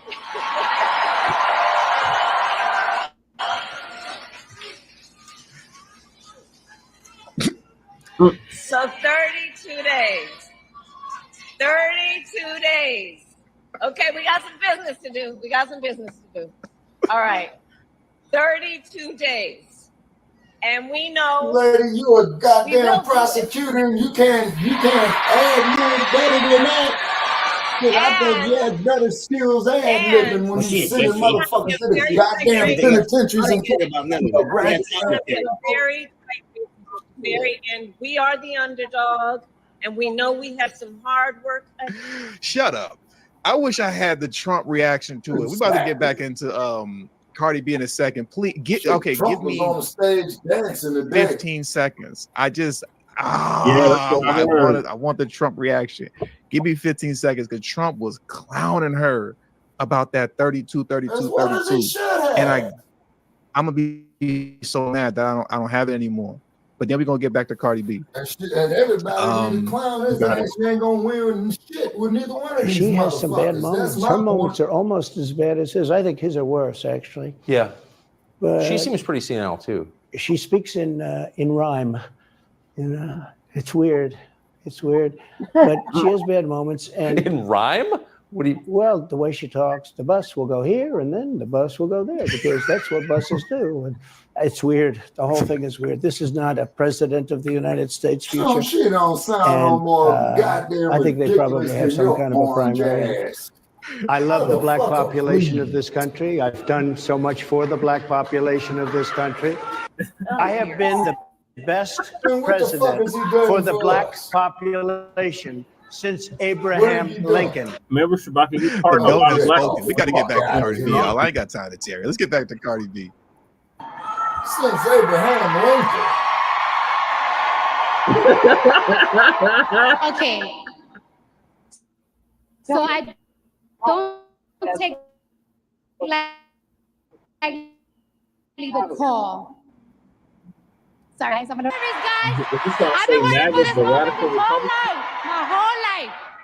How you been waiting for the moment your whole life when you was pump faking 6 months ago, 9 months ago, talking about you're not going to endorse anybody? Notice how her, Charlamagne the God, and all these other kind of folks that are the black representatives in America, they always pump fake like they're independents. They always pump fake like they're neutral. They always pump fake like this was the last time that I'm going to endorse anybody because, you know, Joe Biden didn't have main character energy. That's what stupid stuff Charlamagne was saying. Notice how every time they pump fake like they're in the middle, they're neutral, they're not endorsing anybody. Yeah, and then right before the election starts, they got the blue pom-poms in their hand. Vote blue no matter who, vote blue no matter who, vote blue no matter who. It's crazy how nobody like actually notices that in any real significant way. He said he wasn't going. Yeah, and then like a month later, he switched up and said he was endorsing Kamala. Patience, where are you, girl? I need patience over here. She's screaming out for her assistance. She's not saying that I need patience. She says she's literally yelling for her assistant to hit the stage. How are you? This is crazy. Performer and you can't ask this is crazy. And I guess this is who's getting people out to vote. I don't know how that works, but whatever. Hold on. How you guys doing tonight? You about to freestyle. How you guys doing tonight? Right. Are we ready to make history? She said that bullshit. Are we ready to make history? See everything else. I don't care about none of that. I ain't got time to Terry. Are we ready to change the next 8 years? Because we're gonna make sure we have Kamala Harris in office for 8 years. Number is number 32. Today we got 32 days until the election.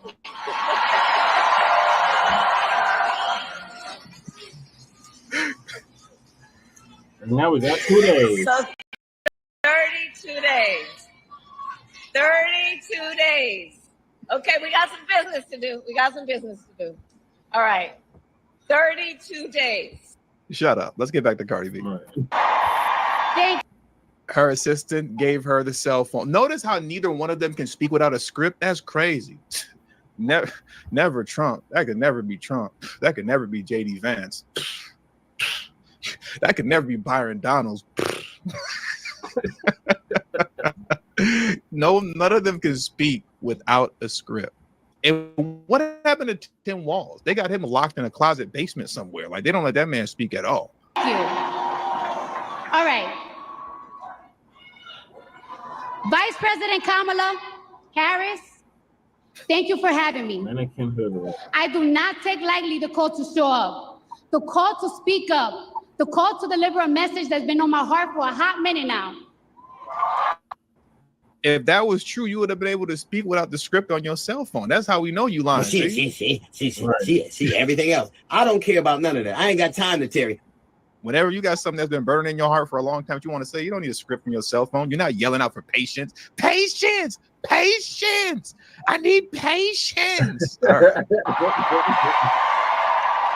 Now, I took my time writing this speech, so I'm going to make sure I deliver it right. because I got something I've been wanting to say for a long time. I've been saying it on Twitter, on my Instagram, and I'm ready to tell it to you now. Y'all ready to listen? All right now. All right. I'm gonna clip that up. Y'all ready to listen? All right now. I'm gonna clip that up. That's gonna be how every stream starts out from now on. Whatever we hear, we live. It's Terry time. Y'all ready to listen? All right now. Y'all gonna hear Cardi B for the rest of y'all life, for as long as I'm here on YouTube. I've been saying it on Twitter, on my Instagram, and I'm ready to tell it to you now. Y'all ready to listen? All right now. All right. Just like Kamala Harris, I too have been the underdog. I've been underestimated. My success belittled and discredited. Let me tell you something. Let me tell y'all something. Women have to work 10 times harder, perform 10 times better, and still people question us how we got to the top. But see everything else. I don't care about none of that. I ain't got time to tell you. Hold on. Let me warm up. She took a shot of vodka just now? That's crazy. She drinking on the stage. Drunk motherfucker. She drinking on the stage. She don't know what to drunk say. Motherfucker. She can't talk about a script like Kamala. She's up there talking about 32. And drunk motherfucker. Just took a shot of a big glass of vodka. That's what it looked like to me, like a big glass of vodka. But let her, I don't know, man. Just go ahead. Yeah. Motherfuckers probably drinking. No matter what type of severe asthma you have, Tespire can help you have fewer attacks and relieve you. Fuck the goddamn commercial. Fuck the commercial. Let me tell you something. I can't stand a bully. Yeah, Twin is straight up scripted. Man, I look at this bullshit, man, all the time. I always stand up to one. Shit. When a motherfucker's sitting up there, man, speaking from his heart, he ain't got to read no goddamn script shit. I wasn't going to vote this year. I wasn't. That's right. But Kamala Harris joining the race, she changed my mind. Don't be distracted with it. This next question. Cap, you was pump faking just like Charlamagne do. Just like everybody does, pump faking. I wasn't gonna vote this time. I wasn't gonna endorse anybody. But as soon as Kamala Harris at this stage, it was vote blue no matter who. Stop it. Y'all get paid very well to tap dance the way that y'all do. I did not have faith on any candidates until she joined the race and said the things that I wanted to hear. The lowest polling vice president in American history that mainstream media press dragged for about 3.5 years, questioning whether or not Joe Biden made the right selection as making her VP. But as soon as she joined the race, I'm voting for her now. Let's endorse her. Okay, all right. You know how Joe Biden would say how they're gonna put us back in chains? They gotta admit that they're the ones that are in chains. They're the ones that are in chains. That I want to see next in this country. All right. I believe in every word that comes out of her mouth. She's passionate. She's compassionate. She shows empathy. And most of all, she is not delusional. Yeah. Kamala recognized that this country is at risk. Educated yourself. That the economy needs to get stronger. Before talk to me, okay? The cost of food and the cost of living is too high. Damn, it's even high for me. How you complaining about the cost of living being too high, and it's even too high for you, but you're endorsing the person that literally destroyed the economy and made it that way? This doesn't make any sense. That's like when Kamala and them be talking about it's time to turn the page. We got to turn the page. You turn the page from yourself. Y'all the ones that are in power. Who you turn the page from? Trump's not in power. I got to get out here and vote for Kamala Harris. Y'all listen to me because the prices are too high. They're the ones that made the prices high. Right. Come on, man. That's why I played that clip earlier, man. Shout out to Daisy. She fell off, but it's cool though. We're gonna keep Daisy alive, okay? We're gonna keep Daisy alive. Be logic, be like educated yourself, please, before talk to me. Before talk to me, okay? You gotta educate yourself before you talk to me on a rally stage over there with Kamala Harris and them. You really gotta educate yourself. Be logic, be like educated yourself, please, before talk to me. Before talk to me, okay? Educate yourself before you hit the stage. You want to talk and say something because you sound crazy. I believe her when she says, under her, buying eggs and milk won't break the bank. because she's You're gonna already pass under a ban here. on It's price already- gouging on You're groceries. already under her. And it's already breaking And the she bank. told me that in my face. Come on. So she better not lie to me in my face. Yeah. I believe her when she says she will make housing more affordable by providing Americans with $25,000 in down payment assistance. What do you think? Yeah. Hold on. I got more. She need to take a shot of vodka every time she speaks. You told me she been waiting her whole life just to repeat Kamala Harris's talking point. She couldn't remember none of that. That's crazy. Her assistant Patience must have wrote that for her on the way to the car. It said, "It's been burning in my heart this whole time. I've been wanting to say this my whole life." No, you haven't. Yeah, she's promising a lot. Oh my God. And I believe her when she says she will provide a tax cut to 100 million middle-class Americans. That's a lot of Americans. But what about all those poor folks like me and everybody else in the live chat? We broke. We not middle. Yeah, precisely. You see what I'm saying? Be logic. Be like educated yourself, please, before talk to me. Shit, we got our Before talk to platform me, okay? together by shoestrings and bubble So we not gum, getting no okay? tax credit. Right, Shabaki. That tax break not helping none of us, huh? We not getting nothing. Can't none of us afford to buy a house. So forget about that $25,000 down payment assistance, whatever. And that's not going to do nothing. It's already understood that the prices of housing, like, it's just going to go up. Right, they're gonna go up at a 25,000 extra. But on top of the fact that we can't afford nothing anyway, we all broke, we poor. Y'all know I'm dusty. I'm out here in South Central. I stay dusty. You know what I'm saying?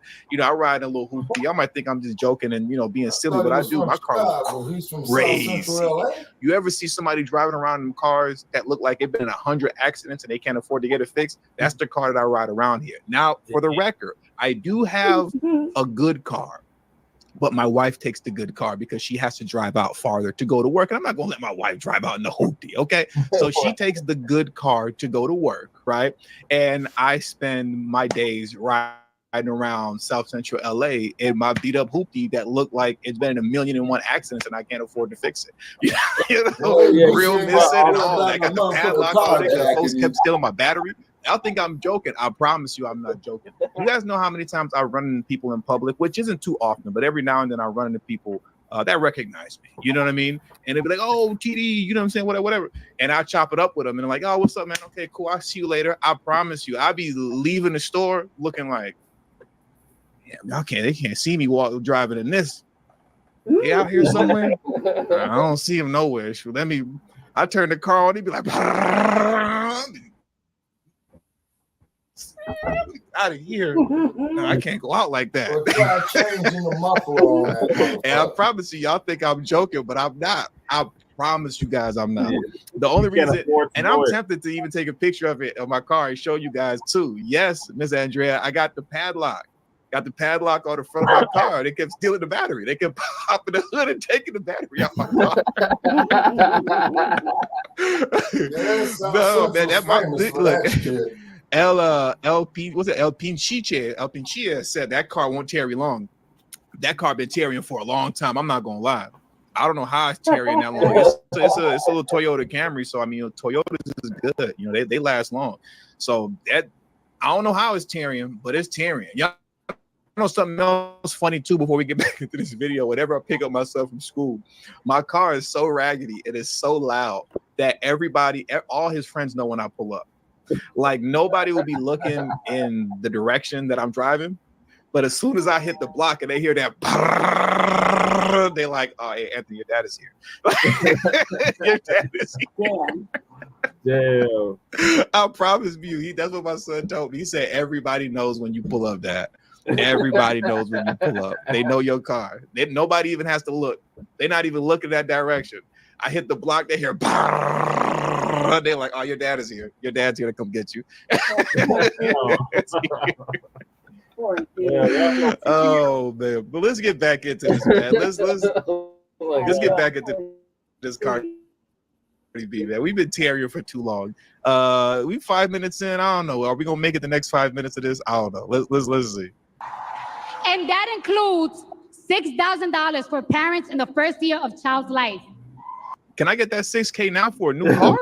You know, I mean, my son's not a newborn, but like that's my first and only child. Can I get that? You know, now. You know what I mean? I need that now. You know, I appreciate you, El Pinchiche for the car fund. He put $5 on the car fund. I appreciate you, bro. You know what I'm saying? Let's make my car great again. Please, help me make my car great again and put a little something on the super chat. Y'all remember when they used to do that? Y'all remember when this country used to do that? Yeah. Wait, when this country used to do what? What are you talking about? Right, a tax cut to 100 million middle-class Americans. That's a lot of Americans. And that includes $6,000 for parents in the first year of child's life. Yeah. Y'all remember when they used to do that? Y'all remember when this country used to do that? Yeah. In his chat. And speaking of healthcare, let's talk about it. Let's talk about healthcare. Right, Bruce? Bruce said my kid's grown, but I still need that. Right. Let me hold that. Let me hold some. Let me get that 6,000. Let me hold that 6K. I need some donations, gifts. I need some of that Umar Johnson love. That's what I need. You know? Donations.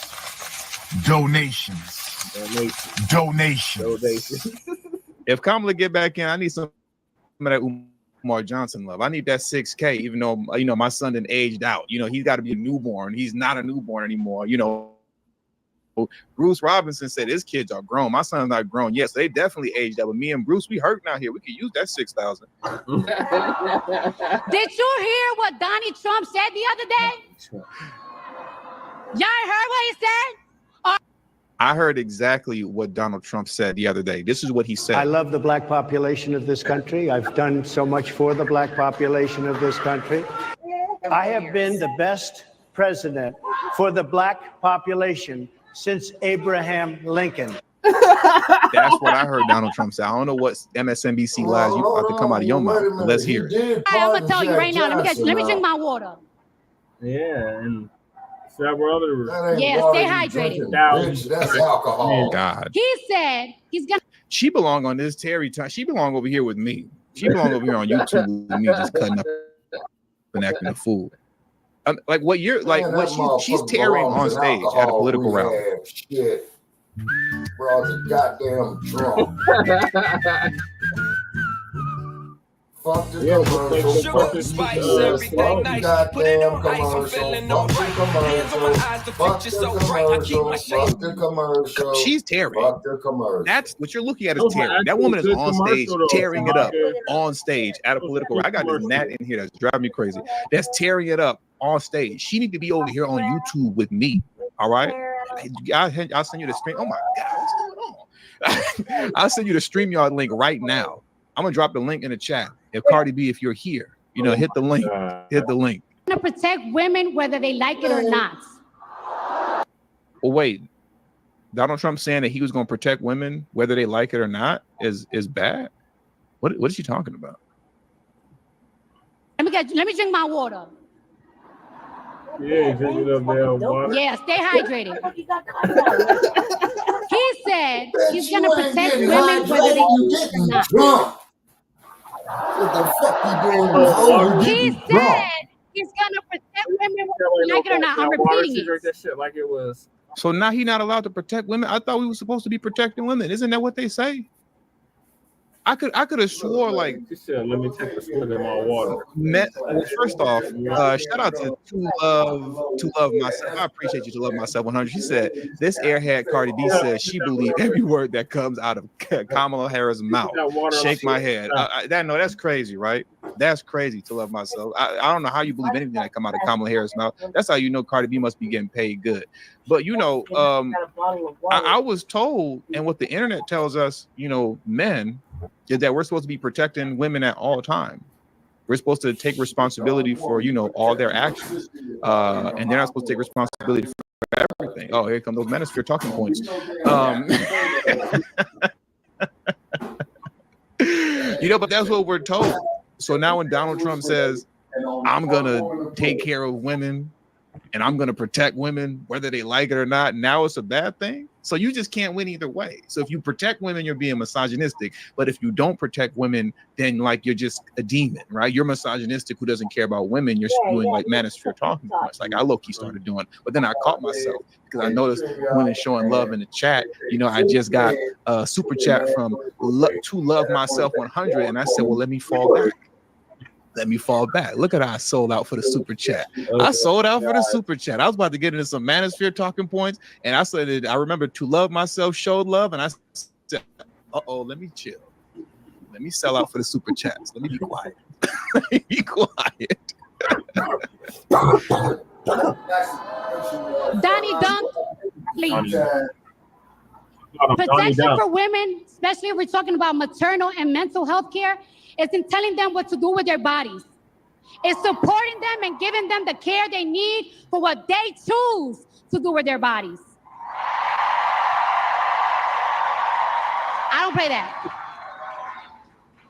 People like Donald Trump don't believe women deserve rights. And when those rights are taken away, they are nowhere to be found. When a mother's going to post... She was waiting for an applause. That's why.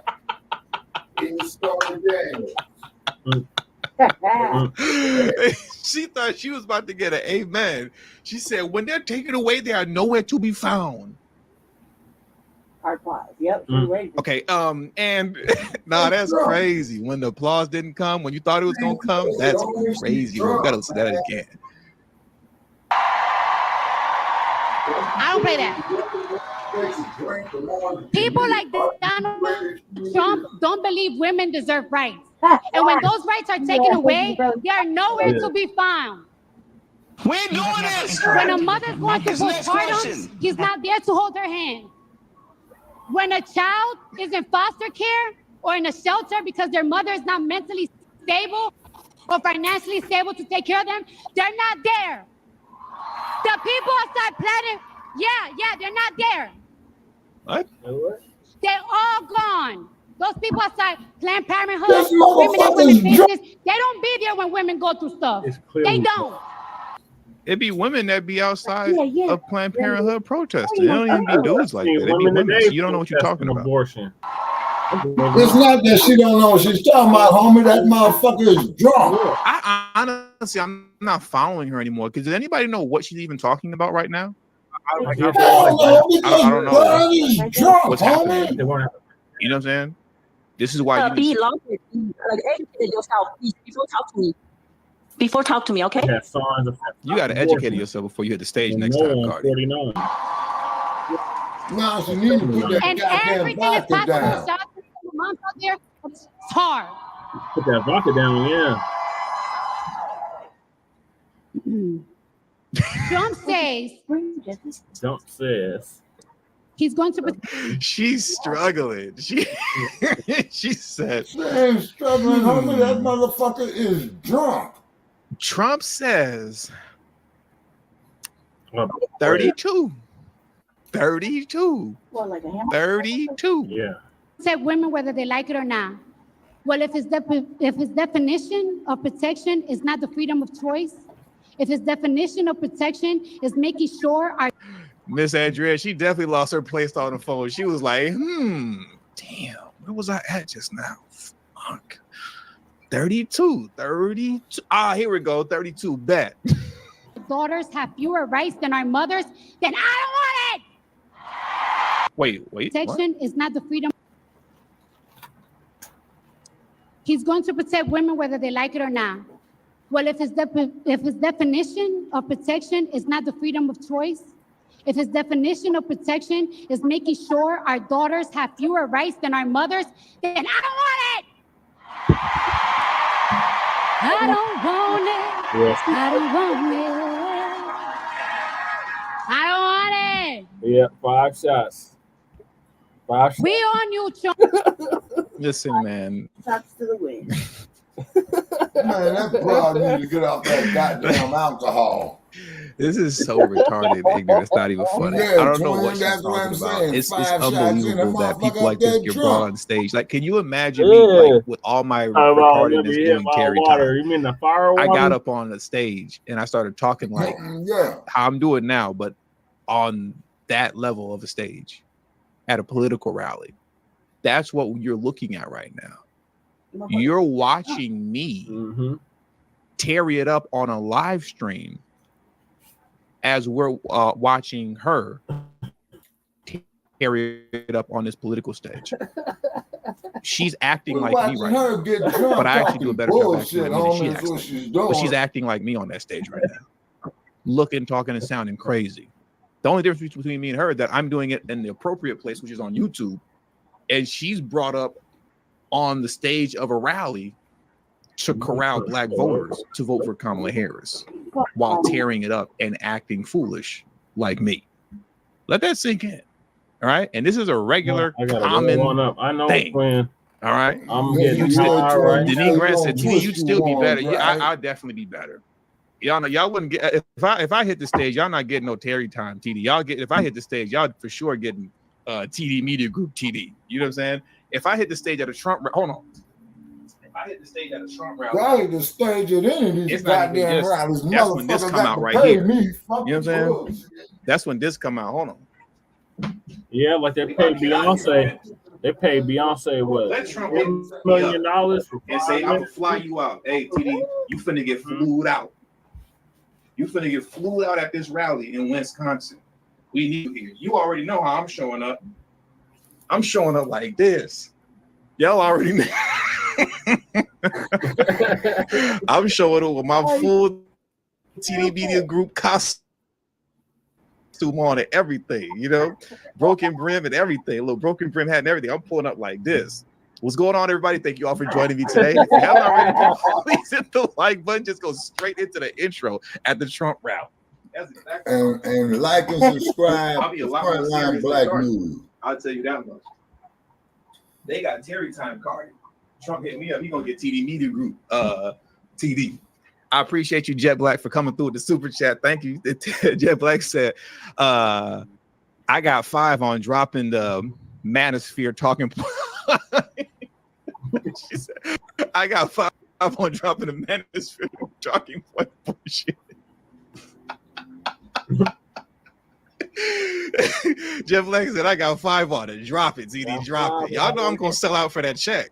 I'm gonna sell out for that check. When the women come through and say, "Man, drop the manosphere talking points," I got 5 on it. Okay, I'm gonna be quiet. Damn, that song's gonna be 30 years old next year. I'm gonna be quiet.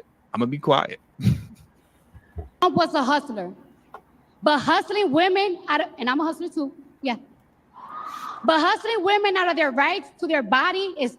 She is a hustler. For those of you who don't know, somebody please correct me if I'm wrong in the chat. But then she used to drug men, yes, and then rob them when she was a stripper. And she openly admitted to it too. She openly admitted to that. She used to drug men. That's why they rob call them them. Tricks. Openly admitted about it, joked about it, and then and nothing else came out from that. Nothing else. Yeah, exactly. Kelly Goodman. Yeah, she used to drug men and rob them, and bragged about it. And you know, she's still out here kicking it. But then has a nerve to want to talk about Donald Trump. Cinnamon said, "My brain hurts." My brain hurts too. I'm not gonna lie. Right. My brain is killing me listening to this, and we still got like 3 minutes left. God, we got 3 minutes of this left. Oh my goodness. Nasty work. Hustling Americans out of their hard-earned money by selling Trump watches, Trump sneakers, and Trump Bibles. By the way, the watches is $100,000. Yeah. Made in China, another country he discredited. Hey, that was racist. Why she say China like that? Hold on, wait a minute. See, see everything else. I don't care about none of that. I ain't got time to Terry. You see, now let somebody would have been at a Trump rally and said China like that. She's like China. Like if they would have said that, see, Trump would have been all type of racist and all that stuff. But when she doing it, it's all good. That was racist. How you gonna do the AAPI like that, Cardi B? Out of their hard-earned money by selling Trump watches, Trump sneakers, and Trump Bibles. By the way, the watches is $100,000. The original Chinatown. Yeah. You're right. Made in China, another country he discredited. It's nasty too. Hey, that was racist. That was too racist. He said, "Baby, why you say it like that? Why you like? I don't understand. Like, why you got to be racist? Why you got to be like so against the AAPI community? What have they done to you? You know, stop AAPI hate. That was AAPI hate live on stage at a Kamala Harris rally, and you're not going to see MSNBC, CNN, or anybody say anything about it. But let that have been at a Trump rally. Oh, Lord have mercy. You would have heard about it all day, every day. That's crazy. You racist, Cardi. Stop AAPI hate. Stop that. Talking about many gun owners think they've got self-defense 100% figured out. Unfortunately, most people watching this video will go to bed without knowing the 3 decisions. Let me ask you a question. Island. Let me ask you. Wait, is Milwaukee in the building? Is Wisconsin in the building? And nobody got on that mug about the watermelon joke. Let me ask you this question. Do we really trust this man with our economy? Our economy! This is crazy. It is. The broad is drunk. You're literally endorsing the woman that destroyed the economy. Oh, yeah, that's that good old. And now you're flipping it on Trump and saying, "Do we really trust this man with our economy?" Yes, I do. I trust Trump a lot with the economy. That's why I'll be voting for him. I trust him a lot with the economy. That's crazy. Shout out to my man DSB for gifting 1 T Clips and Quick Hits membership. My channel name is way too long. I got to change that. I don't like it no more. But I appreciate you, DSB, for gifting that super chat. But that's so retarded. It's retarded. Do you really trust Trump with the economy? Yeah, I do. I trust him a lot, because when he had the economy rolling, he had it moving. As soon as Harris and Biden took over, everything fell apart. Everything fell apart. A man who cares only about making himself rich and cutting taxes for his billionaire friends. I don't even get a tax cut. Dad, you're not helping the cause with that one. You can't. She multi-millionaire talking about, I don't even get a tax cut. You not. Notice how the crowd was, they wanted to cheer, but they were like, oh, yeah, that's not it. You can't be a multimillionaire trying to act like you feel our pain. Right. Listen to that. Listen to the crowd go. She says, I don't even get a tax cut. And the crowd goes, oh, okay. So rich and cutting taxes for his billionaire friends. I don't even get a tax cut. The crowd was like, okay. Today is your wallet. Tomorrow, he'll be conning you out of your healthcare rights. And what are your healthcare? Oh, she's probably talking about it. She's probably talking about women's reproductive rights. Okay, I got it. That's a fact. I want you to hear that again. Today, he's hustling you with the, buy my sneakers. Tomorrow is going to be your healthcare rights. It's going to take. Why are you hating on the sneakers? These go hard in the paint. Okay? Stop hating on my man sneakers. Stop hating on my man sneakers. Okay, they swore up and down that this was white supremacy at its finest. No, it wasn't. These were just great sneakers. I love the black population of this country. I've done so much for the black population of this country. Stop hating on my man sneakers. Okay, stop hating on my man sneakers. I rock with the gold sneakers. All right, stop hating on the sneakers. Stop bringing that up, Cardi. Stop sneak dissing the sneakers. Take it away from you. We won't snatch it. What did she say? Sneakers. Tomorrow is going to be your healthcare rights. It's going to take it away from you. You're going to snatch it. Lady, quit drinking that with the, buy my sneakers. Tomorrow is going to be your healthcare rights. It's going to take it away from you. You're going to snatch it. So stupid. It's going to be your healthcare rights. It's going to take it away from you. You're going to snatch it. It's going to be your healthcare rights. It's going to take it away from you. You're going to snatch it. One last time. I ain't bullshit either. It's almost over, twin. Donald Trump talks about how he has a concept of a plan, but America, the only concept of a plan he has is a plan to hustle you. Oh, yeah. Yeah, you know all about that. Because we know what he's really setting us for. He's selling more than watches and sneakers. He's selling us bigotry, misogyny, division, chaos, and confusion. He wants us to hate each other. Y'all lying on my man's name. And it's gonna cost you your money, equal opportunity, affordable health care, and any rights you thought you had for your body. He gonna take it from you. Oh my God. Listen to me. He gonna take it. He just gonna Thank you, I love you too. I'm not giving Donald Trump a second chance. Nope. I got something for you, Miss Andrea. I'm not taking any chances with my future, and I damn sure and taking no chances with the future of my children. All three of them. All three of them. Why she pulled the Birdman? She said all three of them. Why is she quoting Birdman? My children, all three of them. All three of them. This is crazy. Trump a second chance. Nope. I'm not taking any chances with my future, and I damn sure and taking no chances with the future of my children. All three of them. All three of them.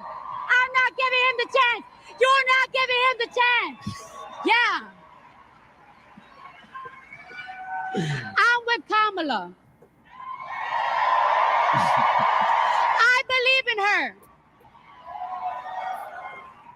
In America, I believe in you to turn out on Tuesday. Turn out and turn up on Tuesday. Turn the page and let's win this thing. Man, that motherfucker could barely stand up.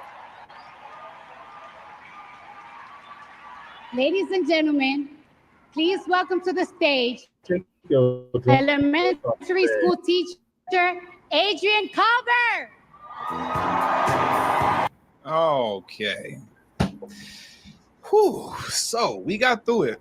We got through all 11 minutes. It was painful. It was hard to listen to.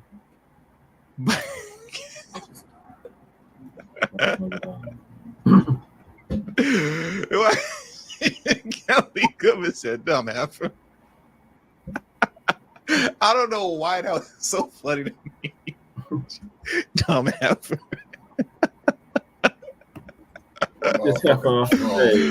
Oh my goodness.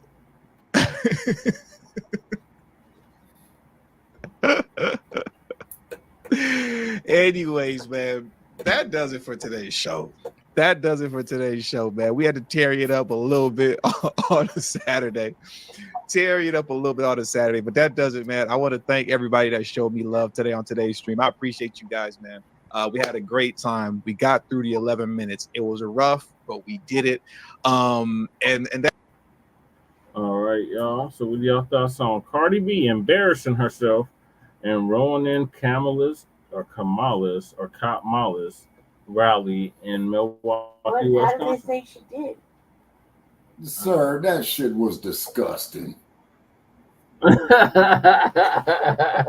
mean, that's all I can. The shit was disgusting. It looked more like a damn Saturday morning cartoon show. I much rather would have looked at Wile E. Coyote, super genius, than this bullshit. Right.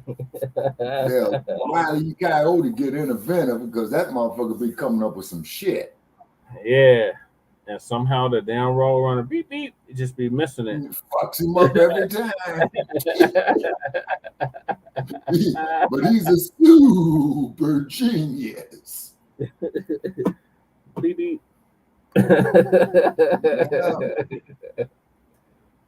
All right, Lady Che, what are your thoughts on Cardi B? She's whack. Embarrassing herself. Totally. No, Lady J, that's the perfect words I was looking for. That was some whack ass shit right there. Right. Yeah, she was off that Grey Goose. The Grey Goose. Oh, she was reading the script that was prepared for her, pre-prepared for her. Well, as drunk as that motherfucker was, I thought it was some damn rot gut Boone's Farm. Might have been some Boone's Farm. It was a clear glass, so I'm assuming it was vodka. It wasn't water. Yeah. That water was not like you drink water. Yeah, so it was vodka or either gin.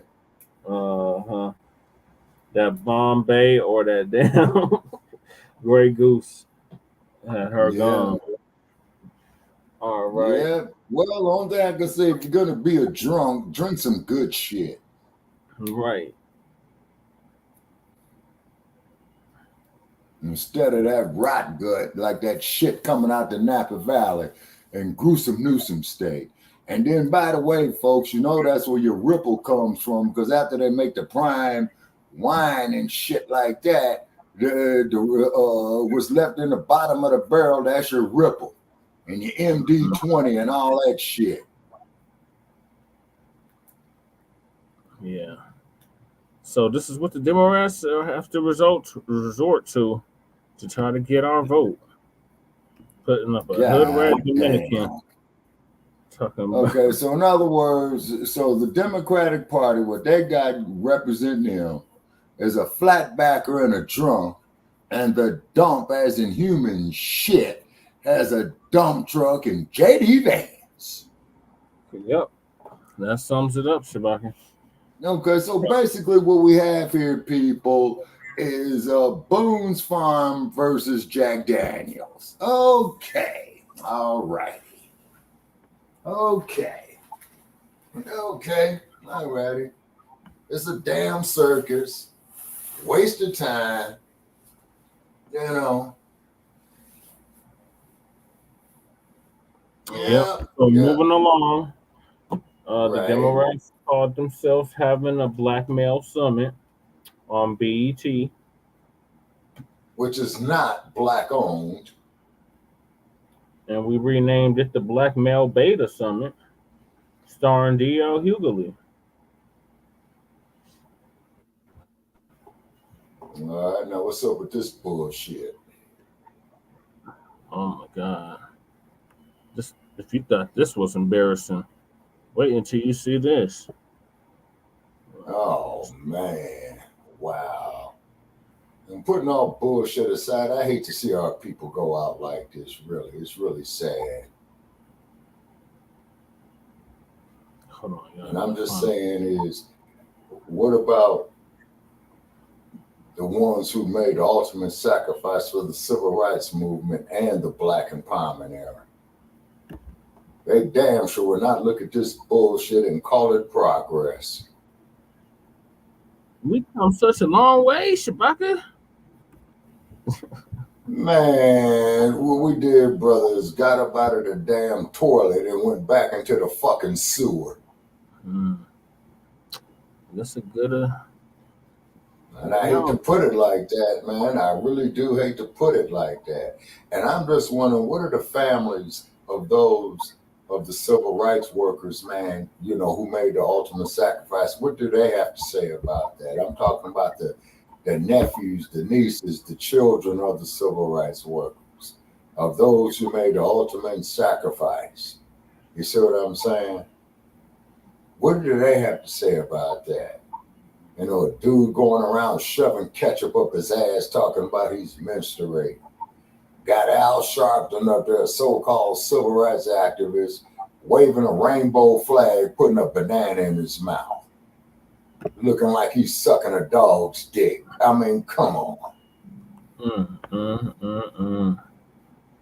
I mean, really, putting all bullshit aside, really.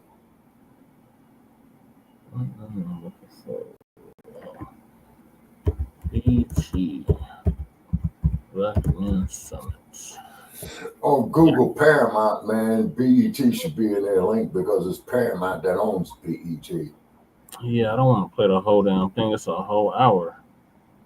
Oh, well, I don't want to look at a whole hour of that bullshit, just the highlights, you know, because I know it's a bunch of bullshit.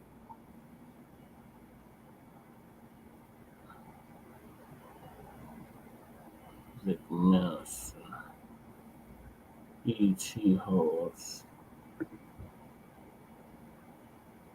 a glorified Kamala Harris rally. Who is this brother?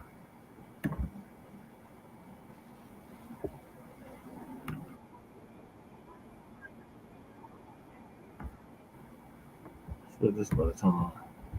It's about 15 minutes.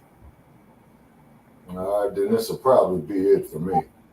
Okay. Let's talk about it.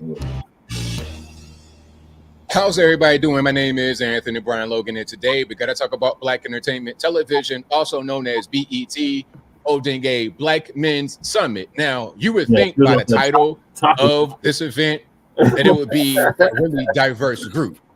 Not in color, obviously, but I'm talking about vodka.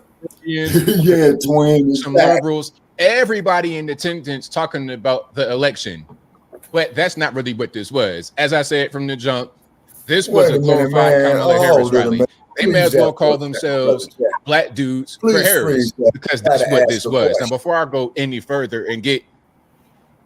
And I'm saying what this nigga got on his wall up there, the spirit of 76 flag for 1776. Yep. This is a coon, but let's go ahead and continue to listen what he's saying. And yeah, motherfucker, any more triggered than I am. Let's get straight to the actual clip. I will link to this entire hour and a half segment in the box so you can hear it in full with full context. But before we jump into it, a few observations. We got a lot of guys in attendance. We got the ambulance chaser, Ben Crump.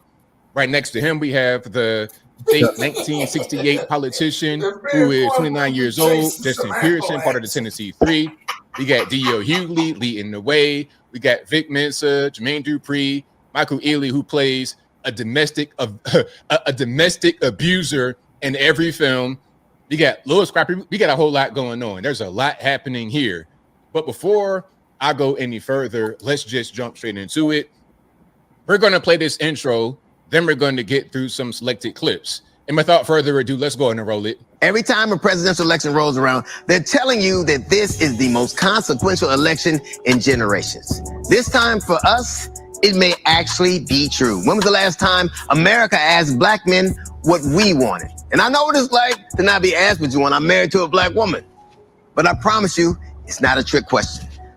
Okay, so first of all, is that how you're going to start it? Within the first 20 seconds, what does D.L. Hughley do? Insult a Black woman, insult Black women in general. Oh, I'm used to not being allowed to say anything. I'm married to a Black woman. So you're automatically characterizing Black women as aggressive and domineering. But then when I say, hey, you know what? I don't want to vote Kamala because of her policies and her previous track record, and I don't believe this whole she's Black narrative, she's a liar, then I get called all types of misogynist and I hate myself, all this, that, and the third. It's funny how that works. But anyway, let's keep on rocking and rolling here. This is Vic Mensa talking about protecting Black women after DL just insulted them. See how that works? It's funny. But anyway, let's keep on rolling. Maternal mortality rates amongst Black women are exponentially higher in states with Republican-led abortion bans. No, that's Nick. As Black men, our primary responsibility in this humanity is to protect Black women. Yes, it is. Abortion bans, like, what does that really mean? Because I don't know of any state in the nation that bans abortion. So, Vic Mensa, what are you talking about exactly when you say abortion bans? I don't get it.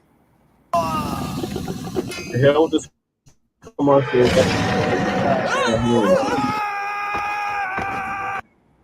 That's why we're here.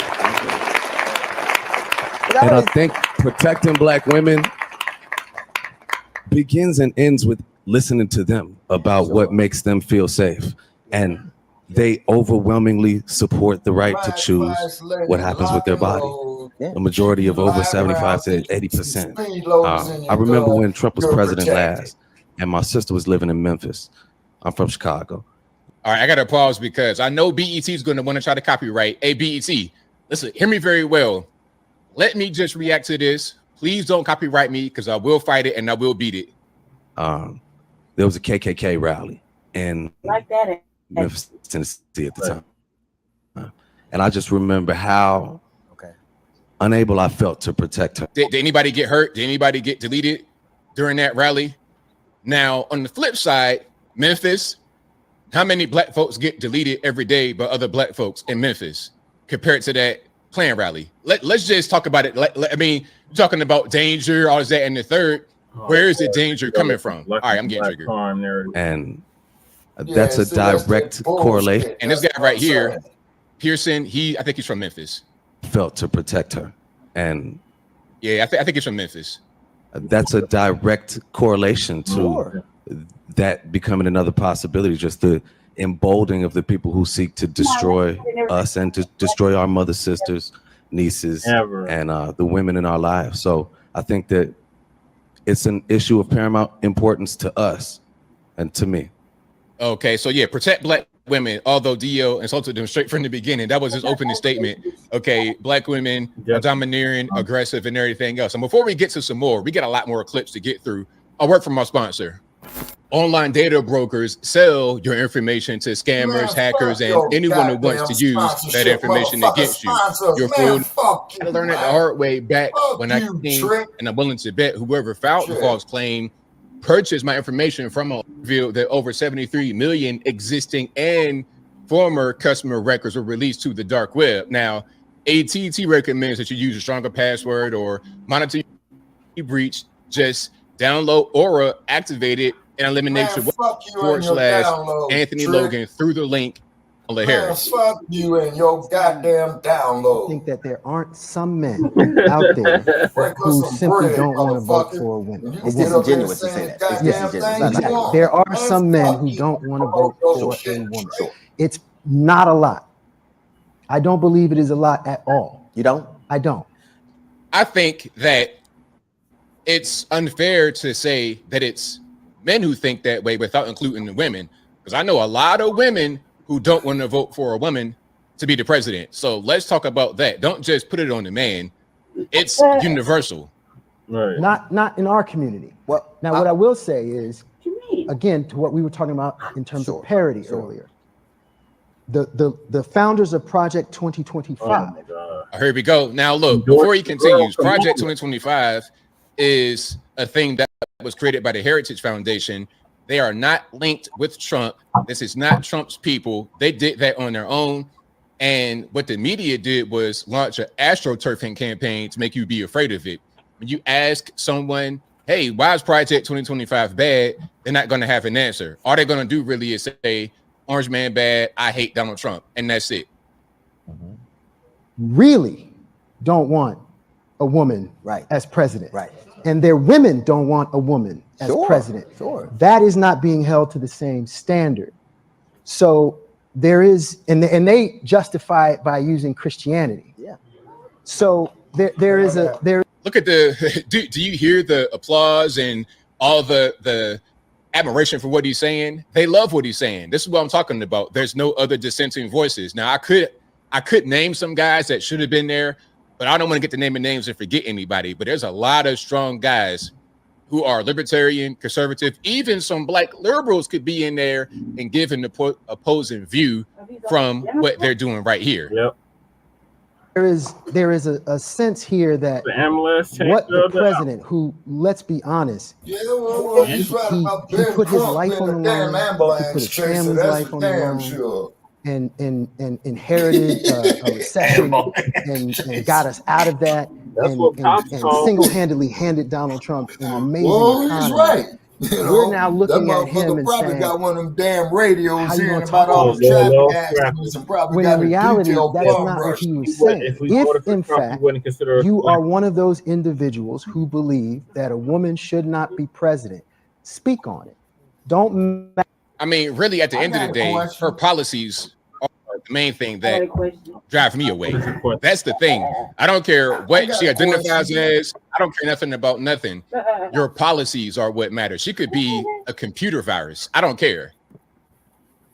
What's your question? No, I care about my goddamn computer getting hit with a virus. Shit, I already got one fucked up already. He talking about who he was. Okay, now I got a question. Question, people. Okay, my question is this: the president is the commander-in-chief of the military, is he not? Hence why the commander-in-chief, yes. Okay. What military experience does Kamala Harris have? 0. All right. So therefore, if she had to deploy military people, okay, how would she go about to do that if she was the president? She was just doing what was told. Okay, but I mean, does she have enough military knowledge to make the proper decisions? You see, because most presidents, okay, as you know, most presidents were former military personnel. actually military officers. Okay, so if they decide to blow this motherfucker Earth up tomorrow, okay, what is she going to do about that? We'll be in World War III, Shabaka. That's what a lot. The thought is no, sir. If World War III happens, you know how they're going to fight World War IV? But they're not ever. That's how they're going to fight. There you go. If World War III happens, they're going to fight World War IV with sticks and stones. After the nuclear fallout. Exactly. That's what I'm getting at, Brother Che. Now, twin, just like I'm saying, though, twin, and shed some light on this. What type of military experience does this broad have in case she's got to make a snap decision? Yeah. Well, she's got to deploy the military. You see what I'm saying? Ever talked about it with her, about her and any kind of foreign policy? No, she's horrible when it comes. She's horrible in a lot of ways. Discussed it. Nobody's ever but her foreign policy is anything about her at all in that aspect. So we're sitting here speculating while we're like, no, none and shit. That's on them. That's their fault for not leading with that shit. You know what I mean? Like if she had any kind, we're in 2 active wars right now. 2 active wars. Nobody's really talking about it. In fact, they're focused on. We're two fucking wars right now. Proxy wars. What the fuck no, is but that? the proxy wars, Lady Che. American troops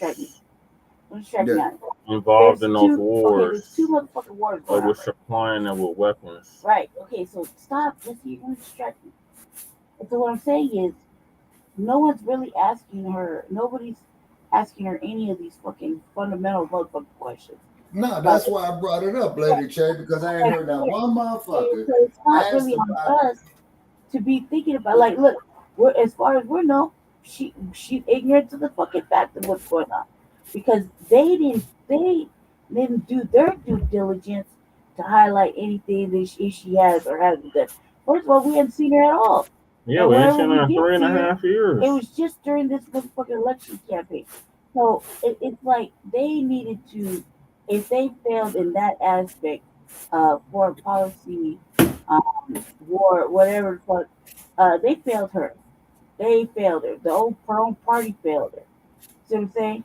Because no one talked about. If you've been hanging out with fucking Biden for 3 motherfucking years, and you've been watching him fucking go places, and you've been traveling with him, et cetera, allegedly, then you would have some sort of motherfucking idea. But no one's asking the questions that you just on what black people think or don't think, or whether they're going to pander to black people or not. Versus, how the fuck are you going to prevent us from? How the fuck are you going to stop us from sending more money over there? How are you going to end that shit? Because we don't want to be spending money in 2 motherfucking places we're not even at. You know what I mean? And giving refuge to motherfuckers we don't even want over here. Like, and we're just shelling out money. We're like an empty fucking pit. How the fuck are you going to stop that, and that? No one's asking her those questions. Nobody's asking her anything worth asking her. Relevance. That's that. Yeah, there you go. Thank you. I almost got distracted right there. I'll let y'all do it. Carry on. You have bad policies, ma'am. I'm going to leave that right there. Let's keep on going. Oh, this one I got to play. I have to play this one because this is insulting. And you've heard this a lot, that things were better under Trump. How widespread do you believe that is? I don't believe that. No, I'm saying, but it is a pervasive. And they have this. Well, they are. That's crazy. What it is. They have this in their mind, right? That as Newface said on the video, the stimulus checks.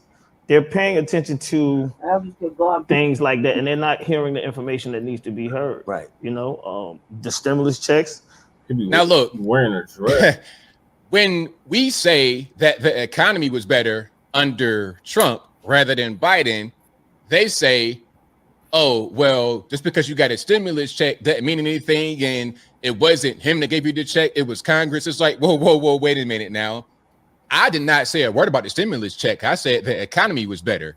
Okay. We're not all poor, living in the projects, smoking crack. You know what, BET, Jermaine Dupri, D.O. Hughley. Some of us black people work for a living. We pay taxes. We pay a lot of money in taxes. We're homeowners. We're investors. we're doing things. We contribute to society in a serious way. So we're not just looking for handouts. We're looking for the government to get out of the way, to have better policy, to allow us to go out there, get money, keep it, and have it go a long way. Yeah. This whole stimulus check thing is very insulting. To reduce our cries about the economy down to $1,000 check. That is not what we're talking about at all. But I digress. I'm getting triggered. I'm for real triggered right now. Yeah, they're locking people up for selling weed. Right. Yeah, no. These are the street topics that's happening. Sure. That's all I keep hearing. Hi, I'm JT, and I'm a JT, hunter, the search get engine the hell for off my conservatives. Let me goddamn just tell show. you what it does. First of all, big tech. You gotta go. You know what I mean? And I feel like it's really important that we as men in this room we give them the facts today. Now, JD does not have any kind of facts. Neither does D.L. Hughley. They don't have any kind of facts. There's a specific reason that Donald Trump, even though he didn't get those checks out, there was a specific reason he delayed them so he could put his name on it. He knew it would have that effect. Correct. See, DL, y'all missing the point, and this is insulting because we're not talking about checks. That's irrelevant. $1,000, okay, that's great, but we're talking about the economy. Trying to go to the gas pump, trying to go to the grocery store, trying to get Halloween candy. Okay, you about to cancel Halloween. The porch light's gonna be off because even the junk food is unaffordable. That is a problem. Now there's more, but time is running low. Thank you, twin. This was really ridiculous. A Kamala Harris rally, black dudes for Harris. Zone, yes. It was terrible. Some of the guys got serious. I'll we link the to the whole people. thing again in the box. But as I close, I'm going to say this. Got up there on his hat. We the people. Yeah. Yeah, that's what it says. Another Larry Elders. Yep. Another Larry Elders. Yep. Anthony Brian Logan. Another Larry Elders. This motherfucker got almost Another Jesse Peterson. Another Leo Terrell. Bullshit. Man, when are we gonna get rid of these goddamn ass scratchers in the black community? I hear you, Dwayne. No coon zone, man. When we put them out of business, November 5th. Yeah. I don't know, man. It's gonna take another fucking decade. Because these rappers, they live in gated communities. Okay? Right. You go up there and do what they say, and they rap records, you go to prison. Oh, they had the audacity. They kids go to private school. I want to show you that part. They had the audacity to throw the black fist up. Woman living in a but I promise community. You, it's not a trick question. Tonight, we're going to explore the issues that matter to us. Now, whether you support Kamala, ride with Trump, or plan to stay home, let's have a real conversation among us, black men, about what's really at stake in this election. Dr. Cornel West, no mention of Jill Stein, no mention of any of the other candidates that's running for president. This is already starting off bad. From beginning to end, it started off bad, it ended off bad. It's bad all around.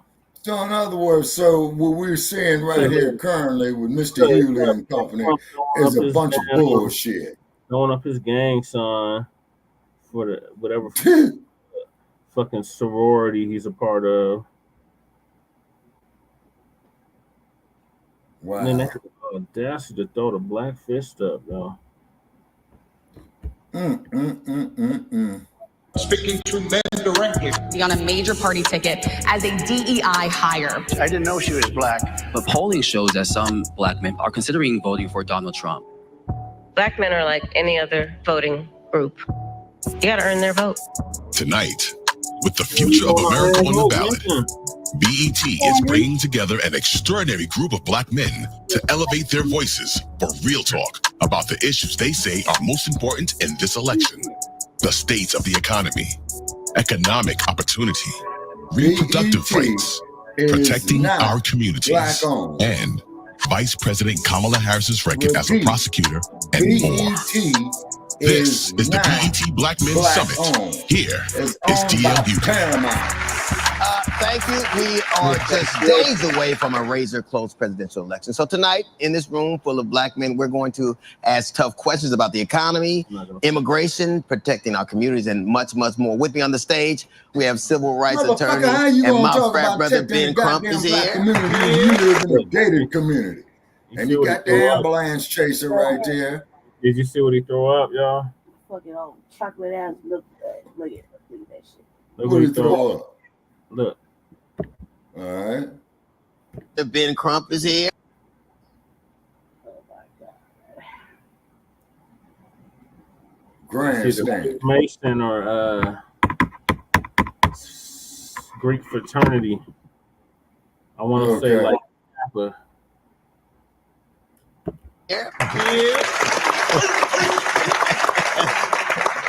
We have activist, doctor and activist Wes Bellamy. He's also here. And actor and activist Michael Ealy. I've heard of Michael Ealy. Yeah, he always plays the abuser and like everything that he your plays. show's about to end when Michael Ealy shows up. Right. Oh my God. That's a wrap. That look at Power, man. That's how they get this motherfucker at the edit. All right, that's all I want to show. I'm not gonna play this whole thing. It's ridiculous. If y'all want to watch it though, y'all check it out on your free time. Oh, okay. Thank you, twin. Okay. Omega. He threw up the Omega sign. Omega sign. Okay, twin. Yeah. Which is a Greek fraternity. You see, now here's the thing that kills me about these motherfuckers, y'all. They talk about these Greek fraternities, right?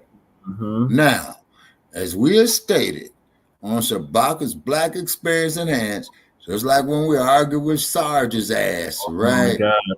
And Sarge then went AWOL on us again. Oh yeah, we'll let him know. We'll probably let him know. All right. But the thing is, though, is when the Barbarian went through Kemet, right? They call him Alexander. He didn't take no women with him with research that I've done.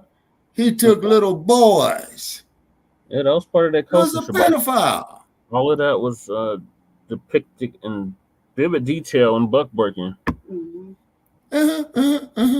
But Mansa Musa, when he was ruling the Songhai Empire, which was a vast empire, okay, when he had to go on operations, what'd he do? He'd go back to the palace. And he'll tell this woman, hey, pack it up, you coming with me. And she says with her lovely ass, why I gotta go?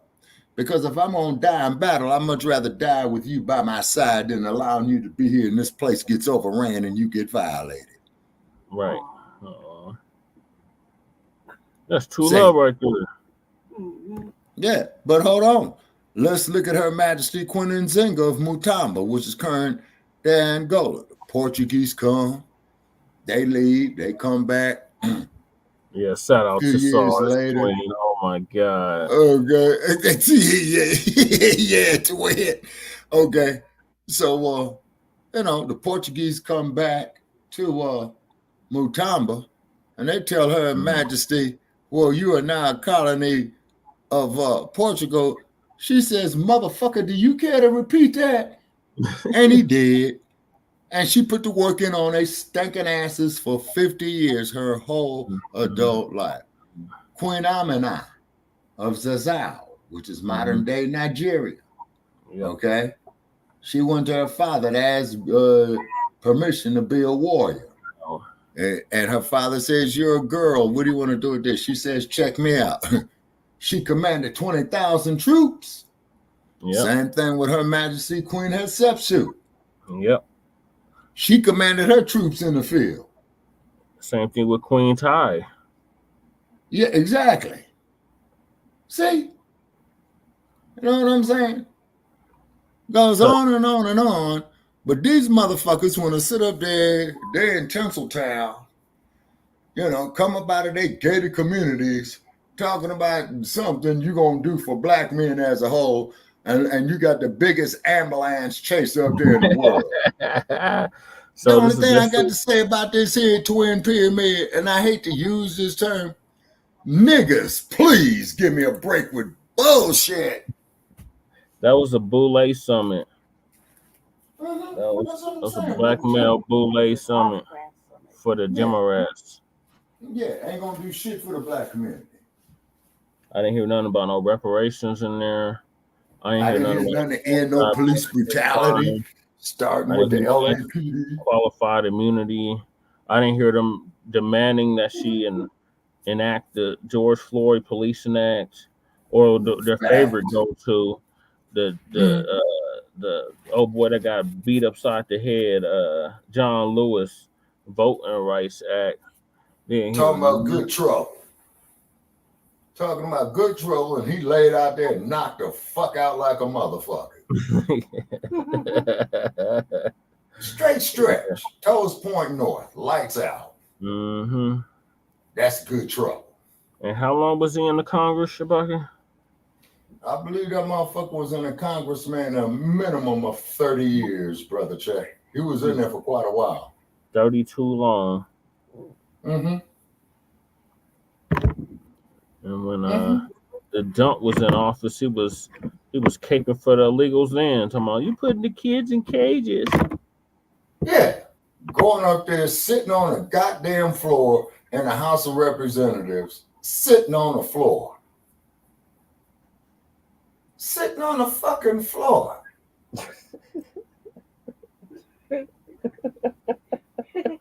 Sitting on the goddamn floor. Was he praying? Shit, but at least when Newton and his boys did their thing, man, shit, they locked and loaded and stood up as men.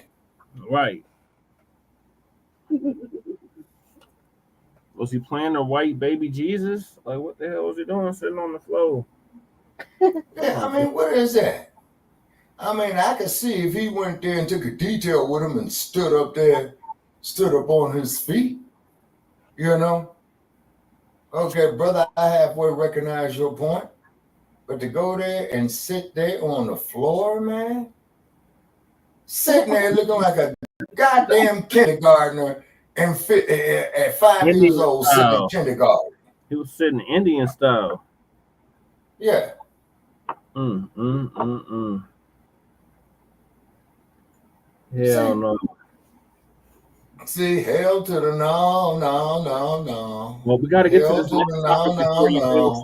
because I'm sure you want to see this. All right. Democrat crashes out on black woman after overhearing her support in the dump, as in human shit. And we want to make that perfectly clear. And none of her white comrades came to her rescue. What was to be expected? I mean, really. So Uncle Phil's gonna give us the update on this. All right. And after this clip, I'm gonna call it a night to save the data. Yeah, that's understandable. How we gonna do that, right? Just give y'all a little bit more live streams, but it's in 2 different places, and also, you know, what we regularly do as well with everybody doing things here. All right. So not to take up too much of your time. Like I said, it's not gonna be a very, very, very, very long live stream tonight. We're not gonna. I'm not gonna go to the devotional or nothing like that. Not tonight. We're gonna just go directly into it. So I want to cue up this video. Real quick. And I want y'all to check this video out. And this video is gonna be not too long, but you know we'll play it and then we'll restart it. I want to point some things out. So let's go. Do I disagree? Yes, I am. Why did you just want to say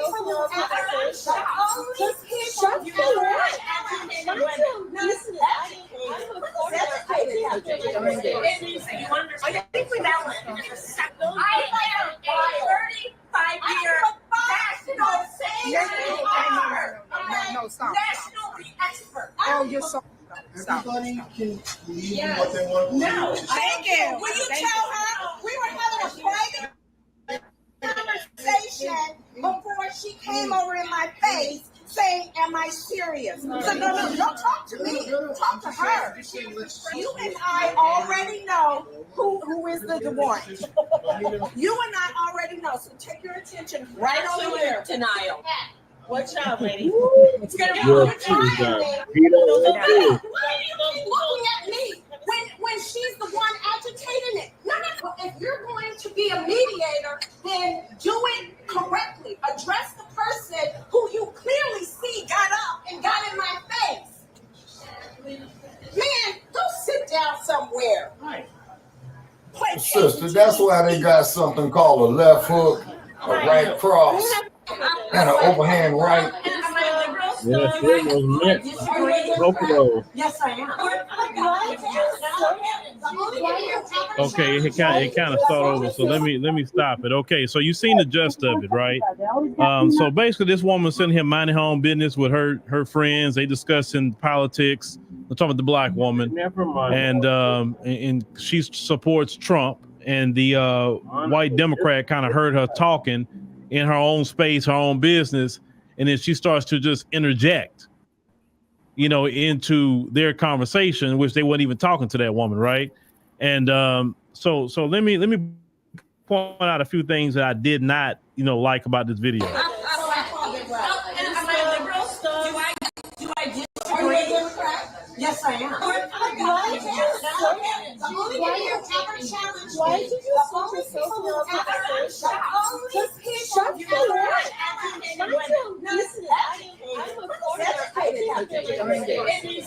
I think we balance. I am a 35-year national expert. Oh, you're so. Everybody can believe in Yes. what they want to believe. No, thank you. Will you tell her we were having a private conversation before she came over in my face saying, am I serious? So no, don't talk to me. Talk to her. You and I already know who is the one. You and I already know. So take your attention right over here. Denial. Watch out, lady. Now let me stop that real quick and let me get on camera and kind of discuss some of that. Okay. So you wear a lot of hats for your small business. But are you a cybersecurity expert? So the lady gets involved in her conversation. I don't know why. I mean, they weren't talking to that lady, but she gets involved in their business, right?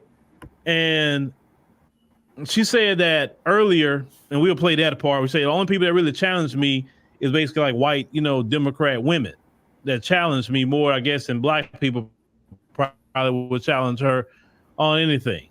Now, I know some black people, disagree with her political leanings. I know that. Come on. We see how they crash out here in the chat. I mean, so much so that we went to a members only here to get all those shenanigans out the chat so people can actually have a decent conversation here, right? Mm-hmm.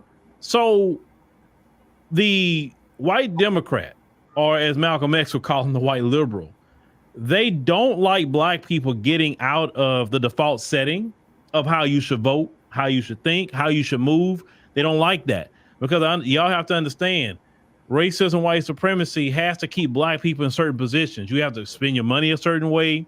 You have to vote a certain way. You have to act a certain way. You have to move a certain way. If you get out of what they, in their mind, has already predetermined for you to do, think, act, vote, spend, etc., then you start messing up the system. You start messing up the status quo. The status quo is you vote Democrat. That's the status quo. Like a lot of you really think that you're choosing a lot of that on your own and it's already programmed into you. You say, oh, we don't know why we do it. It's because really it's a status quo for you to do it. And when it's a status quo, you're going to be more pressured to do that, the status quo, than doing something different. That's why anybody do something different, even if it's third party, it don't have to be Trump. It could be Green Party. It could be Jill Stein. It could be Cornel West. Anybody third party. Look at how you attack when you say Jill Stein or when you say Cornel West. Yeah. Look at how people act. Oh, that's a wasted vote. Why are you going to vote for them for? That's going to get Trump in office. No, we don't care what it do. The fact is, you want to vote a third party, you should be able to vote a third party, right? But that's not what black people are supposed to do. You're supposed to be voting Democrat, period. They don't want to hear no talk about it. They don't want to hear nothing else, just Democrat. Democrats don't do nothing for black Americans. They don't give nothing to black Americans. It don't matter. You're supposed to vote Democrat no matter what. Now, everybody else could benefit off the Democrat Party. just not you. Now they can give you the Cardi B of the world. They can present to you anybody else that they want to present. Megan Thee Stallion twerking at a Democrat rally. That's what they feel about you. They feel you nothing but a bunch of degenerates. You're not worth anything to respect, and you gonna vote Democrat regardless, because I made sure that number one, it's the status quo. Two, I have the overseers on the plantation, like the Boule. That's the overseers on the plantation, because you did have some black overseers now. Study the slavery plantation. Everybody talk about Stephen from Django, but he was just like a black overseer. That's what he was doing. You understand? And that's why he was in the house and he ate better and he slept in the same house as Massa and all of that, because he was a black overseer. So we have the Boule and the Democrat Shills. That's like your black overseers, right? But maintaining the plantation for black people. Because see, some people cool with being a slave. If they just get maybe a little bit more morsel of food, they're treated just a little bit better. They still a slave, but they cool with it. They just want to get treated just a little bit better. You feel me? So when you are not voting Democrat and you are against whatever they say, because let me tell you something, black women, that white Democrat female treat y'all like a slave too. They tell y'all how to vote. They tell y'all how to treat black men too. They always trying to gas you up to tell you how to treat black men. But yet they don't treat their white men like that. They'll tell you be against the black man, disrespect the black man. He can't tell you nothing. You girl, do your own thing or whatever. And them same women will be telling you that go right underneath the leadership of her white man. That same white Democrat female. I want you to notice that. They do all that run off of the mouth and go right back underneath the leadership of their white man. And they don't buck him at all because they know their privilege is attached to him. And they know that if they can break the family, especially in the black community, they can break the family. If they can break everybody apart, then it gives them a little allegiance, a little bit more, right? Because if the sisters are not with at least with the brothers on the direction of the community, then they can use them for cannon fodder. Mm-hmm. But some people just don't get that. So even if a black woman is voting for Trump, even if she's voting for Jill Stein, even if she's voting for Cornel West, that breaks up the status quo. And I'm all for breaking up the status quo. That's me. I remember one time one of them told me I'm an accelerationist. I didn't know what that term was. I had to look it up. Yeah. And so when I looked up that term, that's basically a person that want radical change extremely fast. That's us. Right? I'm like, yeah, that's me. I want the status quo to end because the status quo doesn't benefit my people. It benefits everybody else, but it doesn't benefit my people. So yeah, we need to do the complete opposite of what they want us to do. But let's continue. Let's continue. You're trying, me. Why are you looking at me when she's the one agitating it? No. If you're going to be a mediator, then do it correctly. Address the person who you clearly see got up and got in my face. Man, go sit down somewhere. Let me stop that right there. Let me tell you another problem with this video. See, the white people got on code. If I'm sitting there with two other people, at least I can see on camera, I guess there's three other people because one person's recording. And I'm sitting there with three other people and you seeing me dealing with some strange person I don't know, and you gonna sit there and be quiet and not say nothing? You're not gonna say nothing. You're gonna sit there and watch me get into it with some strange person and don't even say, hey, what are you doing in our conversation? We talking like in other words, it should have been 4-on-1, not a 1-on-1 anything. But also I want you to notice in that video, you see how they all got on code with each other? They didn't even know each other. But I want you to pay attention how they all got on code. From the dude in the restaurant, the white dude in the restaurant, to them folks she's sitting with, to that other one the other woman was sitting with. I want you to notice none of them said nothing about that white woman's behavior because she started it. Nobody corrected her. Her so-called friends didn't stand up for her, right? And I try to tell, I've told y'all for years how they are not gonna do. It's rare if you're gonna get one of them to go against their own. It's rare. Now, if you got that kind of friend, great. Matter of fact, if you're gonna be around me, that's the only kind of person you gonna be. You can't be like that. You need to get. You ain't gonna be around me too often. Right. But some of us just don't learn. We don't know our lesson because they know this. Let me tell you what they know. It don't matter what side of the political aisle they own. We got to maintain this system. I told y'all that. It don't matter if they Democrat. It don't matter if they Republican. They both want to maintain this system. They both do not want to give up their privilege. We talking about these folks. They don't want to give that up. This is why I tell black folk that you need to circle yourself in the community. Now, they got people in the community that may think like you politically. Okay, get with those people in the community that think like you politically. Right. This is why I tell you, you cannot just go leave the Democrats and go run over there with the Republicans either. And thinking you're going to change, like from going from them to a bunch of them folks on the Republican Party and thinking they're going to just straight defend you like that and they champions of black people. No, yeah, they happy to have you there. They happy to have more black votes. But at the end, they're not about to sit up here and advocate reparations. I know that. They're not about to advocate an anti-black hate crime bill. This is why we as black Americans must come to the political middle. We must be independent, not Democrat, not Republican. That's what Dr. We vote our interest. Whatever that interest may be, we vote that interest. But we do not go align ourselves with any political parties. Yeah. Because those political parties do not want to talk about reparations. Now, some of you try to run on here and lie and say, "Oh, he wants to just talk about Trump and the Republicans." No, I don't, because Republicans won't mess with me. You know that? Let me tell you what one of them said. Man, I could probably get Phil to do an interview with this particular Republican. I don't know if he was talking about one of Trump's sons or something. He said, but he can't really mention reparations. I say, well, if I can't mention reparations, then don't call me. Because anybody get in front of me, I'm asking you about reparations in the form of cash payments. If it's a Democrat, I'm asking. If it's a Republican, I'm asking. I told y'all, a lot of people don't talk to me. They don't. They may like what I say. They may agree with it, but they don't want to get in front of me because I'm going to put them on the hot seat when it comes to reparations and an anti-black hate crime bill. And no Democrat or Republican want to give an account for that. Because I want to hear the answer. You get no argument from me on that day, Uncle Phil, because we do the same shit. That's why the Republicans call me. And Democrats don't call me either. Now one of them call me. For anything. Nobody say, hey, brother, you want to come to this event or that event? They don't. Because, I'm nice to everybody. You be nice to me, I'm be nice to you. I'm not mean to nobody. I'm from the South. I was raised to be cordial to people. No matter who you are, where you from, you nice to me, I'm nice to you. But when it comes to these people, they don't fool with me like that. Because they know I'm going to call them out too if I have to. But we got to get in the political middle.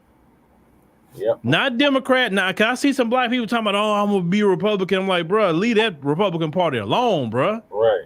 Like, you can have the ideals all you want. Like me, I have a lot of ideals that people can say, oh, that's conservative. Great, fine. A lot of my ideals may lean more to my beliefs, too, with the scriptures and stuff like that. So you may say it's conservative ideals. But I would not be a part of the Republican Party. You would not see me with a MAGA hat on a Republican this, Republican that. But if they invite me to something, I'll go see what they want. If the Democrats invite me to something, I'll go see what they want. If the Green Party or whatever party, if they invite me, I'll go see what they got going on.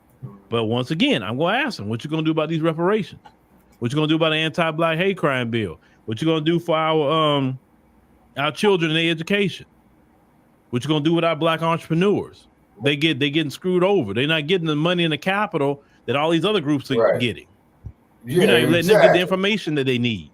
So yeah. So what's going on? What's the deal? You understand what I'm saying? So let's go ahead and continue.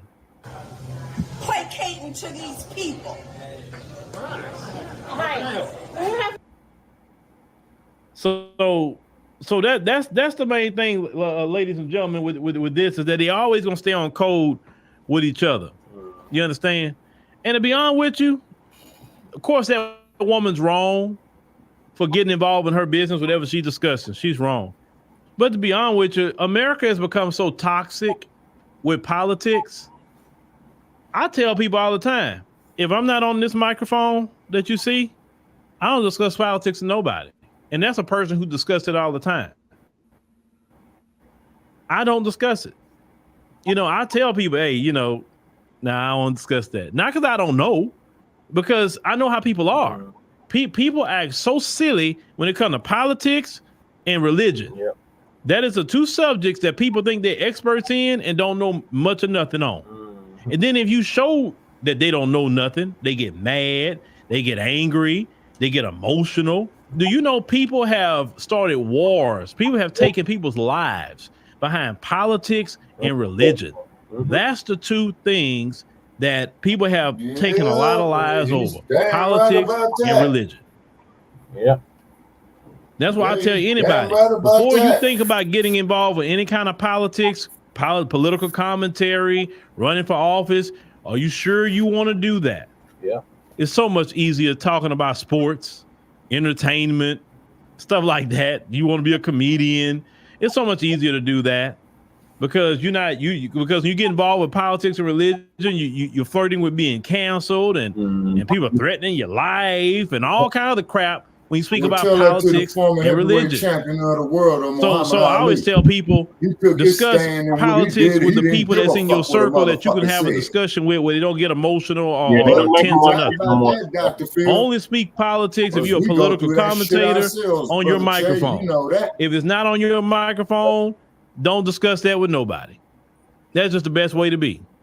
Because people these days are acting so stupid. I'm going to say it like that. They're acting stupid about this election.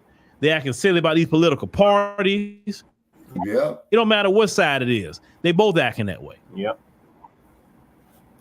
And this new thing that black people are doing, that's really setting people off. Yeah. You got the Democrat Shills losing their minds. Yep, they crash. You got the because see the thing is about some of these white Democrats, they act like they're your ally, but piss them off. Piss them off. That's all you got to do. When you piss them off because you're not doing what they tell you do, like you a slave. That's when you see that racism come out of it. Oh yeah. And you will see it. How many of y'all have seen the racism that come out the white Democrat? How many times have you seen that racism come out of? Lost count, Uncle Phil. All you gotta do is make them mad. I tell you, if you really want to expose a racist, just make them mad. Just make them mad, and you'll see.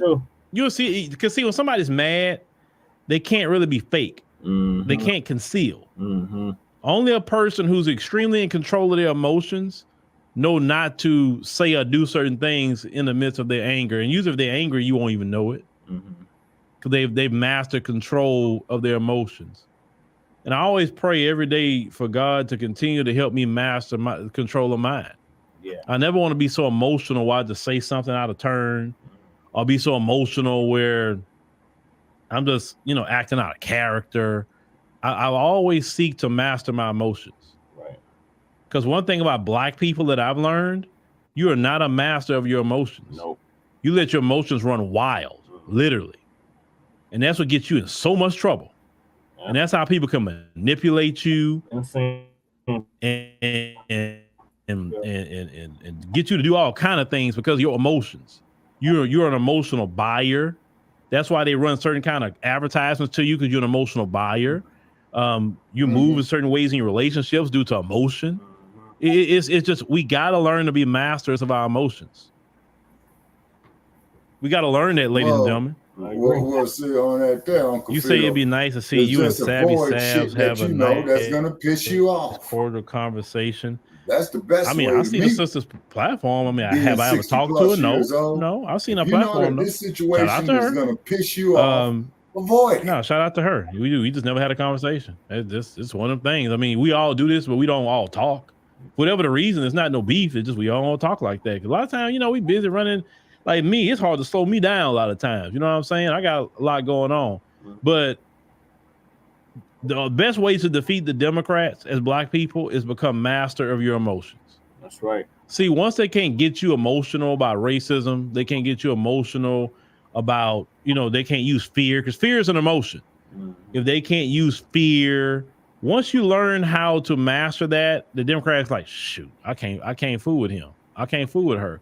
Because the Democrats is so used to you using your emotions to make you vote for them. They don't have to do nothing. They just stir up your emotions. And usually the biggest emotion is fear. Oh, you got to say democracy, fear.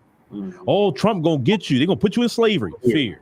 And I keep telling people, if he's going to put you in slavery, why didn't he do it from 2016 to 2020? He had a whole 4 years to put you behind in slavery. Why didn't he do it? Yeah, but you see, he needed the first 4 like, years. That's so stupid. When people keep saying that, he gonna put you in slavery. He had 4 years to do it, and he didn't put you in slavery then. Why he gonna wait if he gets elected to do it this time? Why didn't he do it the first time? He's gonna put us back to picking cotton. I'm telling you, that's that silly emotional stuff that they try to throw at black people to get us to vote for these people. And some of you, not all, but some of you fall for that silliness. Trust me, logic always defeats emotion. Just simple questions. Not necessarily.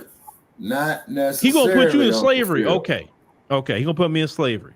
How is he going to do it? Can you explain to me the process of how he's gonna put me in slavery? Have your ass arrested with a felony? How is he gonna do it?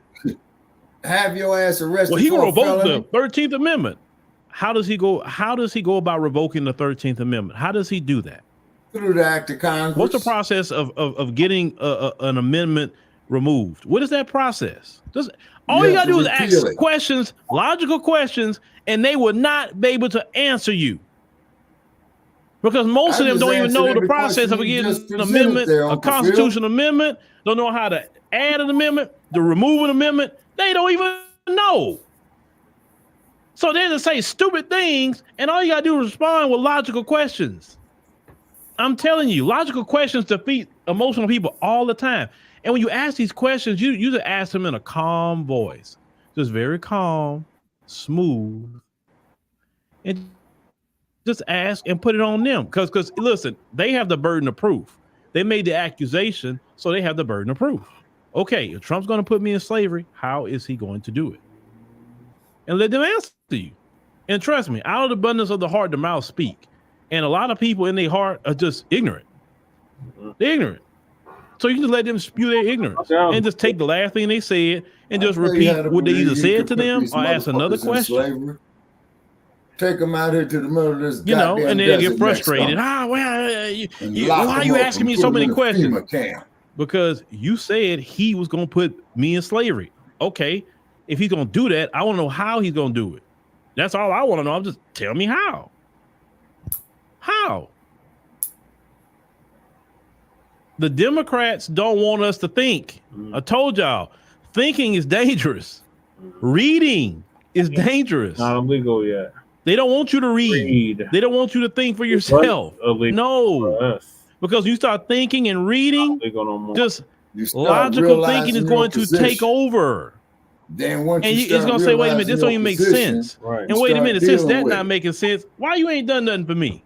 Hold on. Right. Hold on, man. Why you haven't done nothing for me, Democrat Party? Right. What's going on? We've been giving you all this investment in vote, and you ain't done nothing? We got some token positions, but nothing has changed for black people. You've been having Maxine Waters forever in California. Ask the black people in her district, have their life got better since Maxine Waters is there? Go ask the black people in Clyburn's district if black people's life got better underneath Clyburn.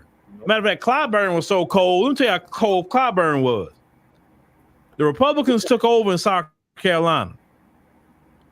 Clyburn made a deal with the Republicans because they do all the districts. He say he would side with the Republicans on some things just so that he can keep his district. That's the kind of deals that Democrats are doing. Black Democrats are doing. You understand? And you wonder why nothing gets done. Yeah. You wonder why nothing gets done. We've been saying that for the last 5 years. When we had Sheila Jackson Lee, black people's conditions didn't get better underneath Sheila Jackson Lee. You can name any black representation we got, and you can go ask those black people, has your life gotten better underneath that black representation? No, because they're not there to improve the lives of black Americans. They're there to be an overseer to keep you in the status quo, and they get paid pretty good for it.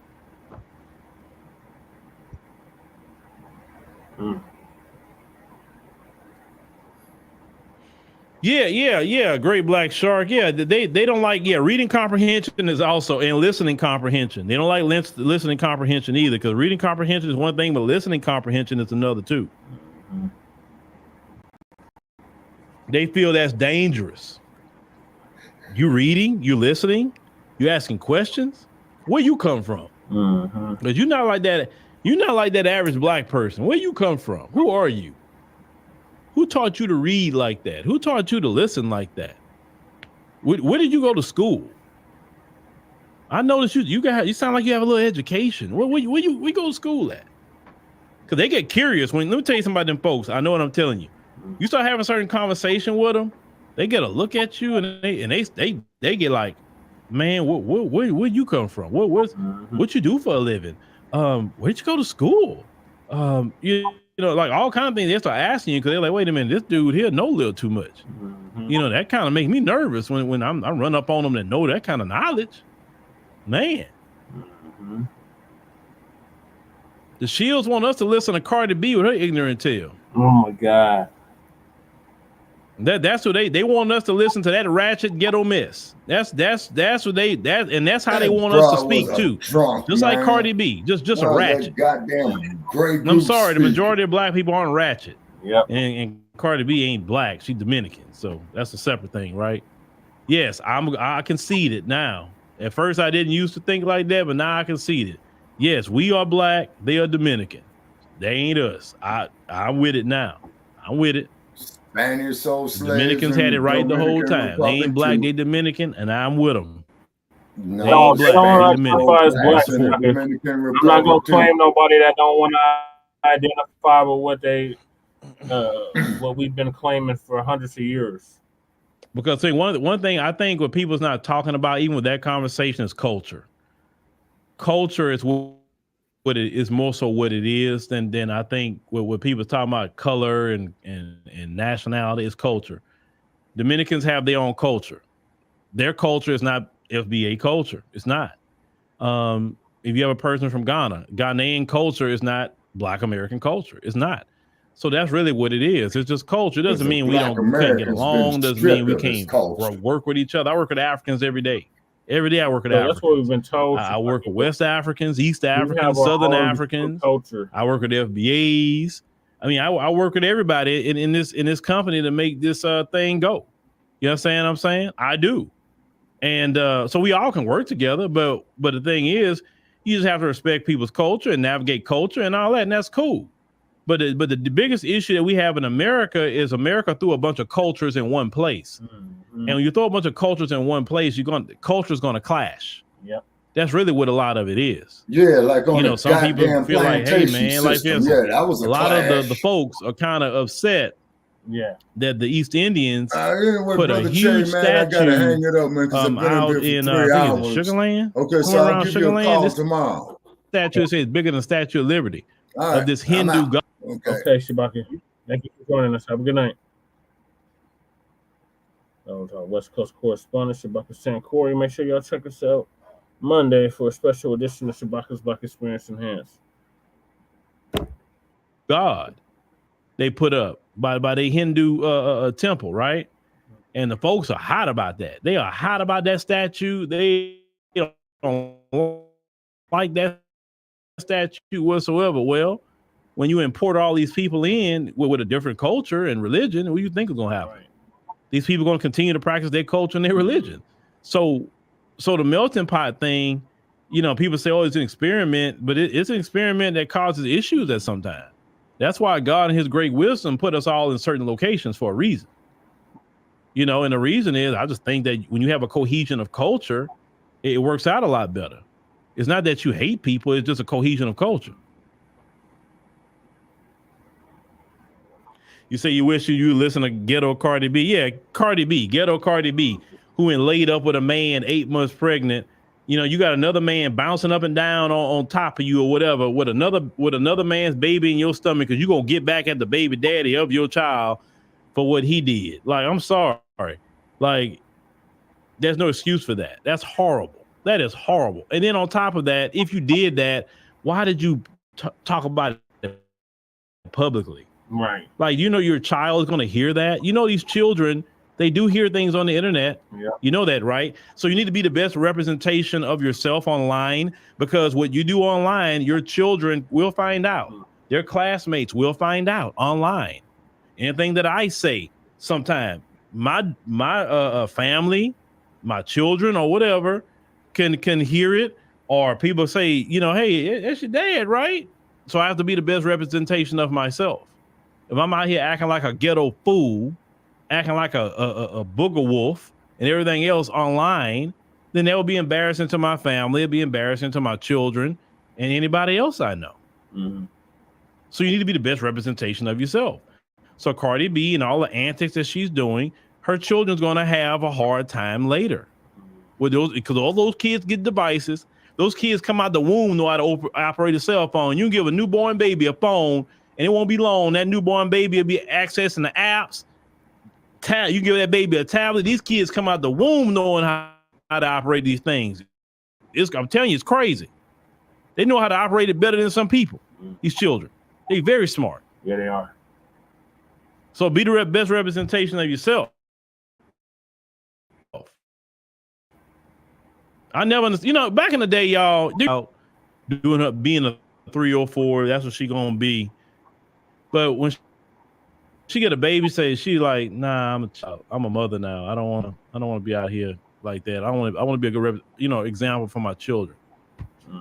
Where's those days? Right. I've seen even dudes that be like out there, Pookie and Ray Ray, like they have a child, say, nah, man, I'm gonna go ahead on and I'm gonna work a regular straight up job, man. I got a son now. I don't want to go to jail and be, not be here for my son, man. I gotta act right. I got my girl or whatever. And I've seen dudes get out of the street business and just go regular and straight up and just say, man, I'm gonna just be, 'cause I gotta be here for my children. But like today, it's like you got 2-3 kids in tow, and you sitting up here dressing like you still like my grandma say, like you trying to go get another one. You got 2-3 kids with you in the mall, and you dress like you trying to go campaign for the next kid. Lord Jesus. And look, Great Black Shark,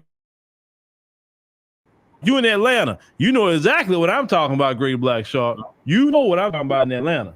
Yo, Atlanta? Woo, shout out to Atlanta. Oh, shout out. I love my brother and sister Atlanta. Let me tell you something. That Atlanta airport, I'm always running into somebody that's just a great conversation with them. And that Hartsfield Jackson airport, I think that's the one I talk to people the most in. Yeah. Hartsfield Jackson. I think the one here in Houston too. I'm high, I normally run by it. They call it Herbert Walker Bush. Yeah. Honor is not what they thinking about, my brother. They're not thinking about being honorable.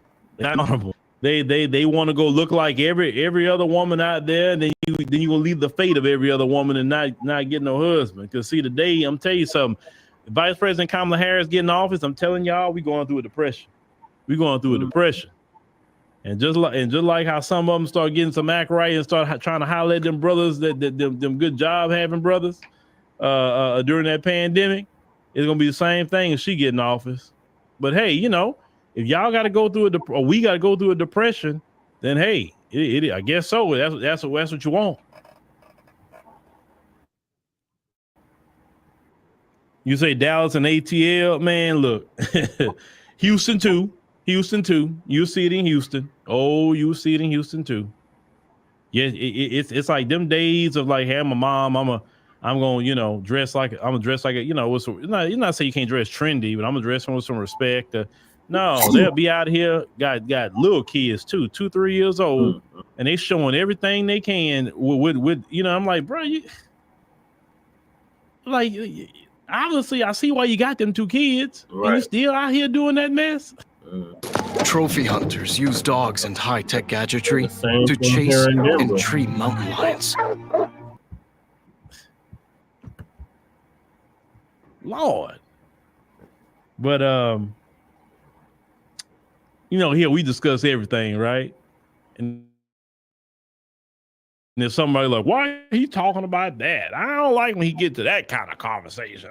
I'm cool with the Democrat conversation, but I don't like that. Well, you know,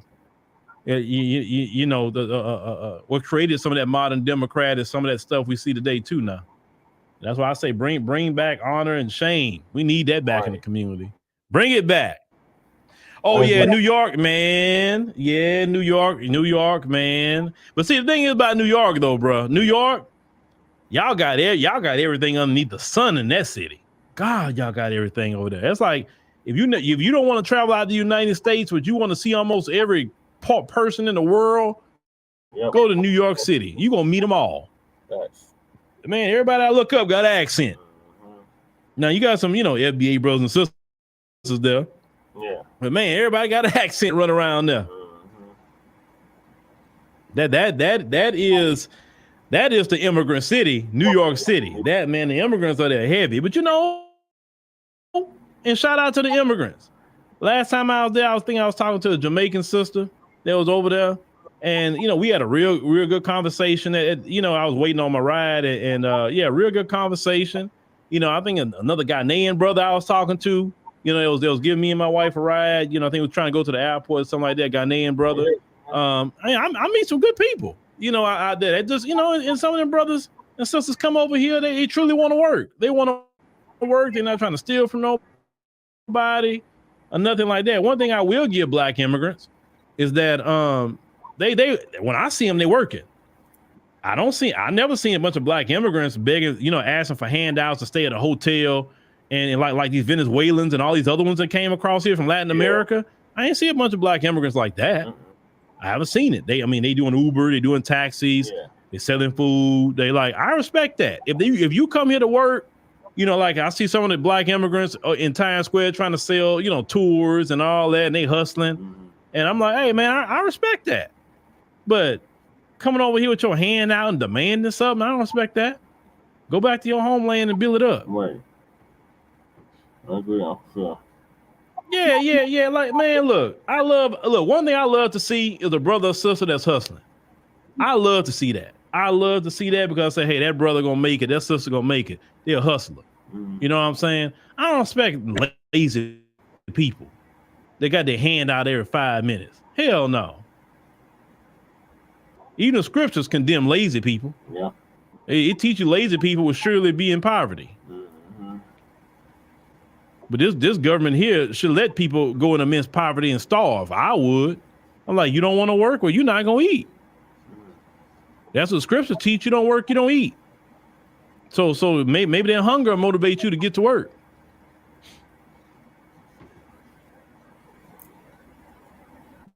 But anyway, ladies and gentlemen, thank you for joining us on the stream tonight. We greatly appreciate it. Make sure you subscribe to the channel. It's greatly important. Make sure you click the like button. Join the African Diaspora on Google Play Hour. Once you get there, click. Already did that, Uncle Phil. All right, appreciate you, Uncle Phil. So yeah, that stuff was crazy. Them Democrats, no matter what color they is, they crashing out.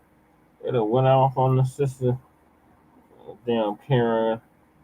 I'll try to go off on this sister because she want to support the dump. That's her constitutional right if she want to support the dump or not. Democrats think they got some kind of monopoly on the Black vote. Like, oh, them days are over.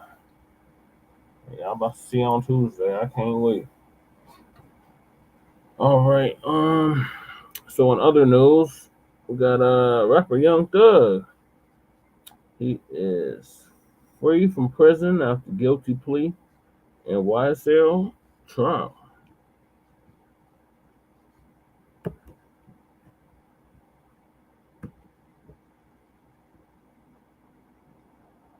So our good brother General Sarasu and Seti gonna give us the update, but first I'm gonna play this clip from the Breakfast Slubs.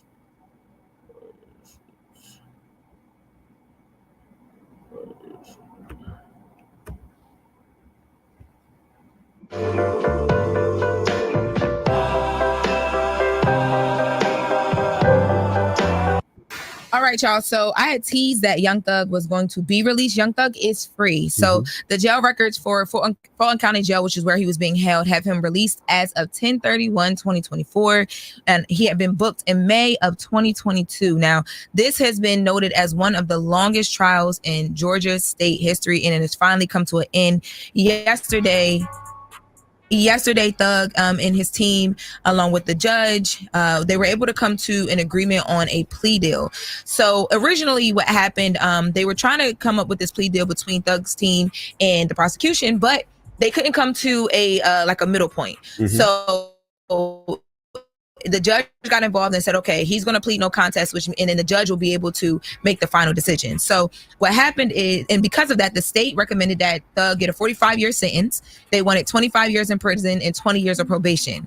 Now, originally, Thug had pleaded not guilty in 2022 when he was first arrested, but because he decided to plead guilty to certain things in this, here's what he ended up with. So he pled no contest to conspiracy to violate the RICO Act and leading a criminal street gang, and guilty to everything else. Now he is looking at a 40-year sentence, but this is how it's going to break down. So it's 15 years of probation. He got 5 years of time served. Now, if he messes up at any point on that probation, there's a backloaded 20 years that he will instantly have to serve. 20 years in prison. Yes, 20 Correct. years. Now, the judge in court had some words for Thug, and she was basically just telling him, like, look, I'm giving you the chance to get out here, be better, be around better people, do better things. And Thug had some words to say in response to her. Let's take a listen. I take full responsibility for my crimes or my charges. I want to say sorry to my family, my mom, my managers, my kids, really everybody that got something to do with this situation. I want to say sorry for just like having so much time investing into this. I am a smart guy. I am a good guy, and I really got a good heart. I find myself in a lot of stuff because I was just nice or cool. You can't be that way when you reach a certain height because it could end bad. The choice is yours. It's up to you. I hope that you allow me to go home today and just trust me to just do the right thing and never see you again unless it's out of this type of situation. I promise you I won't ever be in this type of situation again. I've learned from my mistakes. I'm sorry. Through these last 2.5 years of my life, you are really the best thing that has happened to me because you made everything fair for me. And I just hope that you find it in your heart to allow me to go home. Dropping the clues bombs for Young Thug. I mean, you hear the brother holding himself responsible.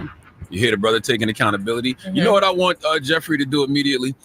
Ask the judge if he can go away to some type of wellness retreat. Like, go get his mind and spirit right. Like, that would be amazing. Yes, if he has any substance abuse issues that he needs to deal with, like, go away and really, really get that help and, go do something. Go deal with that trauma that you've been experiencing the last 2.5 years to help you readjust to being back because they want to violate you. Yeah. And 15 years is a long time. And he has a lot of conditions that we are going to get into. And also, too, in the court, we didn't, because his speech was kind of long, so we didn't play the whole thing. But he also apologized to his mom, his kids, and just, everyone that has had to take the time to be invested in this and let them know we will never get back here again. Now, when we talk about that 15 years release, it is very important that he follows all of the rules that the judge is giving him because she made it very clear they're not going to take it lightly on him if he does not. There's a lot of conditions, so I'm just going to touch on a few of them. He has a certain amount of time, I believe it's like 24 to 48 hours to vacate the Metro Atlanta area. And once he vacates, he cannot be back in the Metro Atlanta area unless he is there for a wedding, a funeral, a graduation. And then his lawyer asked, could they add an immediate family member's serious medical condition? Because, all his family, his kids are in Atlanta. He is able to come to Atlanta, but he can be there for 24 hours and must leave 24 hours after if he's having to work. The judge also asks that he does a lot of community things. She mentioned 4 times a year, each year of his probation, he must do something anti-gang like presentation. And she said that it can be a live show. How can I do community things if I can't go to my community though? He allowed to go for certain? Yeah, he can get approved for certain things. He just can't be there like hanging out. Got you. And of course, no contact with any of the members that were defendants in this case. No contact with any members of any street gangs. He is not allowed to, anything that can be misinterpreted as gang language, gang signs, anything. He cannot do any of that. No contact with the victims of any family or the family of any victims involved in a case. He can be around like licensed security guards with firearms, but of course now he's a convicted felon, so he can't be around. He can't have guns himself. They're going to do random drug screenings. His persons can randomly be searched, so he waived his 4th Amendment. So anytime they can pop up and conduct searches. he can travel in and out of the state and the country, because she said in court, I understand that that's what you do for work and to make your money, but there just has to be a conversation. There's going to be conditions around that. Correct. And I will say, I've watched a lot of trials like this, and this judge was very, very fair at this point. There was one point in time where the prosecution came in and said, it's not fair that he gets to plead no contest to the heavier weight of the charges when we've been here and the state has taken all this time. And the judge said that's not his fault, and I'm not going to make him have to do that if he's willing to take on all these conditions and plead guilty to what he's going to plead guilty to. At this point, I think it's fair that we do that. And we'll say to What if we not that judge got so much Young Thug on our playlist? I will say she is an upstanding. She's the upstanding citizen. She did her thing about making it fair. Thug has 6 kids, and I'm happy he's home to see those kids. But you know, something you said earlier, Charlamagne, and I was talking about last night. I wonder if Thug will be able to perform his old songs. Oh, because some of them got that slack, he's talking the slang and the you know, the quote unquote gang stuff in his songs. But that's how he would make his money. Like, that's his catalog. He can't. He better bleep stuff out. Honestly, if I was him, I wouldn't even play them games. He asked in court as well. Can he be able to work with his brother and Gunna, which was a big deal. Oh, that Gunna apology tour gonna be so hilarious. Make the new music. We know we can play your old songs for you, okay? I don't even want him to play no games with nothing. I will say too, last night Mariah the Scientist was here in New York with Lotto, and I was like, I wonder what she gonna say on stage, because this all happened as she was coming out. Sis got on stage and said, let's wrap this up and let me get on that jet. She trying to get back to her man, okay? She held him down. Salute to Mariah the Scientist. Jeffrey has the opportunity to do so much good in the community, and when you get blessed with this kind of second chances for a reason. So I'm very, very intrigued to see what he does in the future, and I'm rooting for him to do all the right things, because you know them people want to violate the stipulations of that probation, and you know those folks gonna be on your ass. So please do the right thing. And can I let my N-word talk for just a minute? Go ahead. Yep. I know what I'm about to say is some straight up group chat foolishness. Let it fly. But I need the record to show that Young Thug got to be one of the top 5 realest street rappers ever. Yes. At least top 3 at this point. I don't know what this man has done or has not done as far as the streets are concerned, but I do know he got jammed up for it and didn't say a word. Held it. So everybody and their mama was testifying against Jeffrey. They was pointing him out to be the leader of this organized crime family. And that man didn't say a damn thing. Not a tweet, not a statement, nothing. The nigga in me is impressed. I'm not going to lie to you. I told Envy that this morning. I said, I know he had to be at some point crying to himself, but you ain't seen not there in that courtroom. He got an attorney, and I hope it works out for Jeffrey. Hey, man. And also, too, I got to get that same energy to YFN and Lucci, because that brother been jammed up for a minute and hasn't said a word. Yeah, that's right. Can't wait for the music. Can't wait for the music. Statues, okay? I don't know where you're gonna put the statues, but yeah, you're absolutely Just right. Don't have no Can't put signs him in in Metro Atlanta. But y'all better build something for him on Cleveland Street.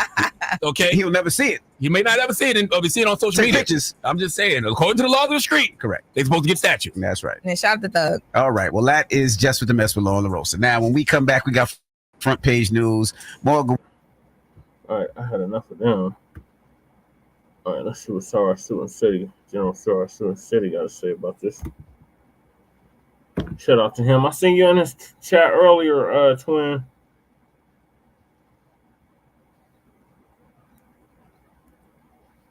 All right, family. Black Power is the true power with General Sarah Stewart City.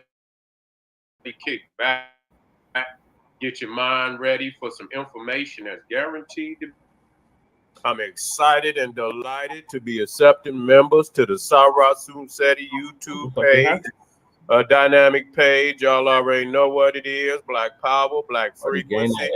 If you're feeling that frequency and energy, you should most definitely join. The link right down in the video description is in the chat. Click it. You'll get a video introduction rundown on the membership, what they entail. You see one you like, you should most definitely join. Even if you don't, I appreciate your presence here at the Sarah Stewart City YouTube page. Continue to engage, continue to advance. That's right, family. Let me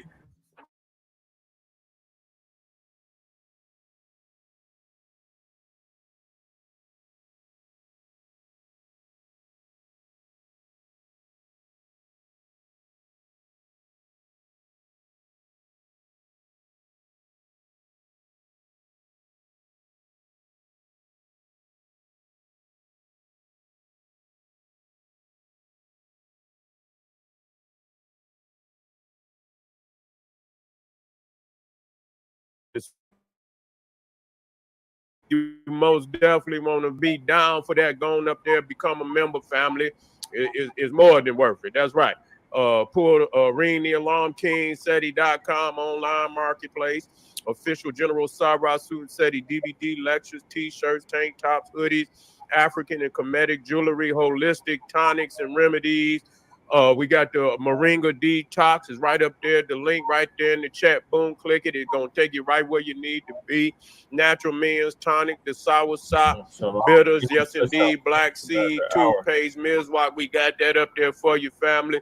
Going up there, get you something nice, cause I mean, wow, we keeping the most powerful products that we can up there for you. So check us out, KingSeti.com online marketplace. Pull the fire alarm, GeneralSeti.com. To all my YouTube channels, King Seti, General Seti, Sarah Soon Seti, rock that notification bell, get a video a thumbs up, like it because you love it. Share it with your family and friends, and comment. Just don't say nothing stupid, because I will ban your ass. Now here we go, y'all.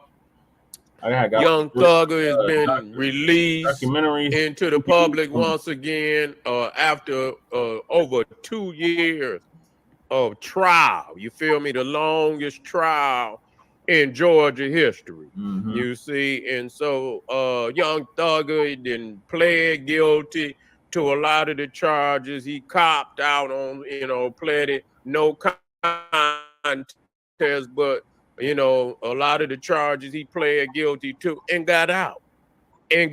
Family. And so that and so people just wonder, how in the hell could you do something like that? You see, got 40 years, got 40 years, 20. It's a lot of this shit I got to go and do research on. The motherfucker, you do 40 years, you get 40 years, nigga. You gon' 2 years. He only been in there 2 years. You get 40 years. This man got 15 something years on probation and so on, and 20 years backlog. And so I got to figure out what the hell that means. But what it boils down to, because like I said, I was doing research on Young Thugger. You feel me? And Young Thugger, I don't give a fuck what nobody say, is a dog entity. There's no doubt about it. The man videos, a lot of his album covers, he's most definitely, he and when I say, let me correct myself. I don't want to use the term dog. I want to use the term let me see. It's evil. It's not dark, because that's not equated with the, it's some evil shit going on. You feel me? The Freemasonry, the Luciferian shit that they, all throughout them videos, there's nothing to play with. And so, when you call on these type of entities and, most definitely the Baphomet and a lot of the, the Kabbalic, demonic connections and shit, which we see in the video. We're not making shit up, right? And so it's obvious it's some Luciferian Freemasonry at play here. There's no doubt about it. You got your your Masonic get out of jail free card, but it's with it's some heavy stipulations behind the scene with that. Where he's not supposed to be engaging with any type of gang affiliated people, can't even be in metropolitan. I don't know if he can even be in metropolitan Atlanta. They saying he can't even be in Atlanta.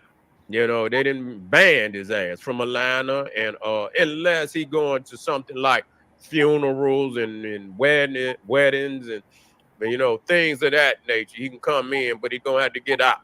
And so but 15 years and you can't even, it's still, it's still a heavy price. Yeah. It's still a heavy price with that, because they could call you back in, and then you got the 20 years backlog. And so I believe, that's on deck. And so you got the 15 you got to do on probation. And the way they got that set up, it seems as if he do good time. Maybe if he stay out of the way for about 5 years, they might release him from that. You know, if he stay, you know, I don't think, you know, but 15 years is a lot of time. Yeah. Because, you know, but goddamn, he out. You know, that's, you know, he out. He free. You know, and so, you know, the man is still wealthy. They also say he, you know, he can't be making no raps and shit with you know, that's talking about gang activity and this, that, and the third and shit. But that's the way it should be any goddamn way. You know, that's the way. See, you know, that should be the way it should. You know, it should be any goddamn way. Motherfuckers out here rapping that life and shit. Yeah. And then, you know, a lot of people will see this is when the shit hit the fan, when motherfuckers say, "Oh, this is not real." No, some of the shit is real. You know, when motherfuckers say, "Oh, we just make," no, you ain't just making some of this shit up. Some of this shit is real. The man pled guilty to it. So that show you that that's just a goddamn lie. I seen what 50 Cent was trying to say, young, what was Lil Durk and shit. He don't live like that. And that, you know, when he met him, yeah, nigga, how is you gonna be you know, some, you know, a witness, you know, what they call it, you know, a reference, or what they call it, a reference witness, or, you know, where you supposed to be, you know, you could, you know, explain to the people what this man is or what this character witness. 50 Cent can't be no character witness for no nigga. Right. And here it is, you been shot up damn near 9-10 goddamn time because you Yeah, in they the gonna be street, rapping like Will, nigga. you know. And here it is, you making BMF video. You and so that's all these niggas do is highlight, you know, gangster shit and death and destruction and shit. And the crazy shit, I'm looking to see how many of his niggas and shit going to jail. You know what I'm saying? See if they gonna be able to get off. All type of shit was going on in this trial. Lawyers was going to jail. A couple of goddamn judges had to recruise themselves and shit. You understand? Because they had biases one way or another. And so, yeah, it was a lot of demonic Luciferian energy in this trial. Is no doubt about it. You know, and so this motherfucker trial gonna need a documentary, you know, to break this shit down. 2 years of all this, you know, going back and forth, and prosecutors, judges, lawyers, all type of funny ass niggas getting up on the you know, the witness stand and shit, and this, that, and the third. Yeah, but it just show you, you know, that connection, you know. Yeah, I just, you know, his connection to Freemasonry is what got him, you know, because ain't no nigga gonna get no 40 years and do 2 years. And then, you know, you gonna do 15 on paper, you know, and you got 20 backlog. What kind of shit is that? Right. You feel me? That judge is connected to, you know, that judge is connected. You feel me? And he connected, you know, and so, yeah, they was able to get him up, but you know what? It's not over. Nope. You know, just because they set him free, it's still not over. And you see how, you know, one come out, another nigga go in. Yep. One motherfucker come out, another motherfucker go in. Now, Lil Durk, yeah, he know a whole lot. They, you know, he been set out. He got to go to work. He got to go to work. He ain't done. He's not done. They not done with him. You know, because I mean, literally, that's just like when you look up there. That's literally like having one. You know how motherfucker be up there with a piano and shit on the rope. You know what I'm saying? And all you waiting, and the slightest shit you do, they're gonna let that string go, nigga. Yep. Yeah. Dirk and Diddy went in, but you know, some come out, some go in, and they trying to set old Jay Prince up. Yep. Yeah, they trying to get his ass up off of there too. Yesterday. You know, they got his ass. You know, motherfucking. We're gonna talk about that. There, they talking about. Yeah, they raided his office and shit. But see, that's to shake motherfuckers up. Yep. You know, oh, they didn't ran up in Jay Prince's office. Yeah. Yeah. Then motherfucker get to shaking, you know, like, oh man, I wonder if they, you know, I wonder if they got that work. You know what I'm saying? And so that's just, you know, what that is. That's shaking up his constituents and shit. Like motherfucker get to talking and shit before motherfucker even go check to see if the motherfucker actually got raided.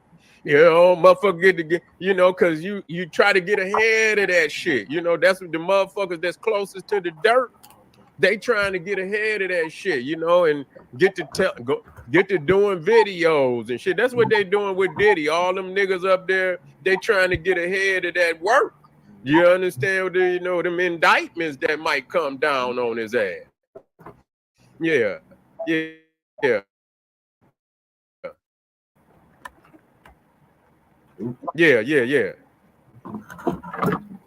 Well, you know what? Get with me. I tell you what, just get with me, Reaper. Just get with me. General Seti at Yahoo. Just hit me up and leave me some information, and I'll holler back at you. But anyway, yeah, they trying to, you know, they trying to shake up the game right now. You know, you know what? It just remind me back. It was like back in the 80s. You know what I'm saying? And yeah, I hate to take him up, but this is on some gangster shit. I remember all them niggas. I'm talking about the big niggas in Detroit and shit that was, you know, in them streets and shit. And you know, man, within like 365 days, they knocked all them niggas down. It was like, you know, you knew it was an operation. You know what I'm saying? All the big niggas in Detroit, they went down at one time. So you know that, you know, the powers to be, you know, hit that guillotine on niggas. You see what I'm saying? When they get ready to come for niggas, that's how they is. They'll take out the whole goddamn industry. Yeah. You know, they'll take a, you know, because niggas is bathing in blood. You know, they bathing in blood. You out here rapping and you don't have no regard to the shit that you talking about. You sending all these people's babies to the graveyard because they immolating you niggas. You know, and I'm gonna get that video 50 Cent was talking about Lil Durk, talking about he not that kind of guy and that the shit you can't go by. What? So what is you saying, 50 Cent, that you know you rapping some bullshit? Yeah, and so some niggas may not live it, but what are you doing? Are you sacrificing other people's children to this Luciferian order? What is you doing, nigga? So either way it go. Either way it go, you feel me? Black power. Any way it go, nigga, you own some demonic energy. Right. You see, you own some damn demonic energy. So I'm gonna tell you right now, if I was y'all, I wouldn't play none of these niggas' music. I don't. Yeah, I wouldn't play none of these niggas' music. And you all you doing is letting demons up in your house and shit, in your car. You understand? You in there bumping this nigga, and you don't even know, nigga. It's a demon sitting right next in the passenger seat, you know, smiling and yeah, this nigga turn it up, whispering in your ear, yeah, nigga, turn it up. Yeah, this nigga, you got Samael and shit in the passenger seat, whispering in your ear, yeah, turn it up, nigga. Yeah, run into the tree, nigga, get drunk, nigga. Yeah, go on out there and jump on somebody, shoot somebody, just like that nigga down there in Orlando. Yeah, ain't nothing. Now, listen to me when I tell you, because if y'all remember when I was talking about this thin veil, see, the thing is, see, when it get around that time, see, these entities, they come up and they can take bodies and shit. You see, and you think it's a game, but it's not a game. You see, any type of motherfucker that just starts shooting in a crowd like that, 10,000, 100,000 people out there, you see, you got to be a demonic entity. Right. You feel me? You got to be a demonic entity. Something is most definitely in your ass, nigga. It's beyond the, you know, the human nature. You know, this is something that's, you know, that didn't come up from the depths of the Luciferian order. You feel me? Straight up. You got to understand. That's why they, you know, words is powerful, and in the frequencies that come with those words and shit can change your, you know, change your frequency. You know what I'm saying? Change your frequency. And so, yeah, Young Thug is out. How long he gonna be out? But I tell you what, I know motherfuckers ain't gonna want to be close to his ass. I tell you that. You understand what I'm saying? I wouldn't want to be close to the nigga, and I'm just saying I wouldn't be close to him nowhere, no way. But you know, it's something coming with you know, to be let out for 40 years. You see, yeah, that's something that ain't right. That motherfucker was looking at a damn near 120 something years. You know, Rico and all that shit, and you know, and usually if one motherfucker go down, he the head motherfucker. You know, it's like, you know, and so I got to watch and see if any of his other, you know, affiliates go. I mean, because if he don't go down and he the leader, something wrong with that. You know what I'm saying? Something seriously wrong with that. So most definitely, you know, they got something in play right now.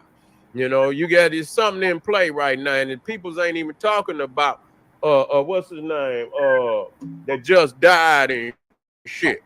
Rich homie Quan. What's his name that just died down there in Atlanta that was beefing with this nigga Thugger? Put his name in there. Yeah. And they found him dead and shit, and they trying to say OD'd or, you know, Rich Homie. That's right, Rich Homie. Yeah. And he was bullying him and his peoples and shit. Say they had something to do with his manager getting, killed and shit. So yeah, them niggas got some real demonic energy around their ass. But anyway, family, we gonna be touching. We just getting ready. They say I think gave him partner sick. Yeah. Could be. But I think it's above him. I think it's Freemasonry. You see what I'm saying? You know, because it's gonna take more than that. You know what I'm saying? It's gonna have to be the Luciferian hand to ease up 120 goddamn years. But anyway, family, we just getting started today. This is General Sarasun Seti. All right, appreciate you, General Sarasun Seti, for that update on Young Thug. So Young Thug is out of prison, y'all, after serving 2 years, and he's out now on probation. He got one slip up, and he's going back to prison for a minimum of 20 years. So we'll keep y'all updated on that. I know Lady Che was following this trial quite heavily. They said this is like the longest trial in Georgia history. So she's not currently present to give her thoughts on this. But yeah, I was never really a fan of Young Thug. I didn't really listen to his music. If I heard him, it would be like a feature on somebody else's track. But I never bought his albums or nothing like that. Apparently the Gen Z love him. Hopefully he stays out, but he got to distance himself from the people.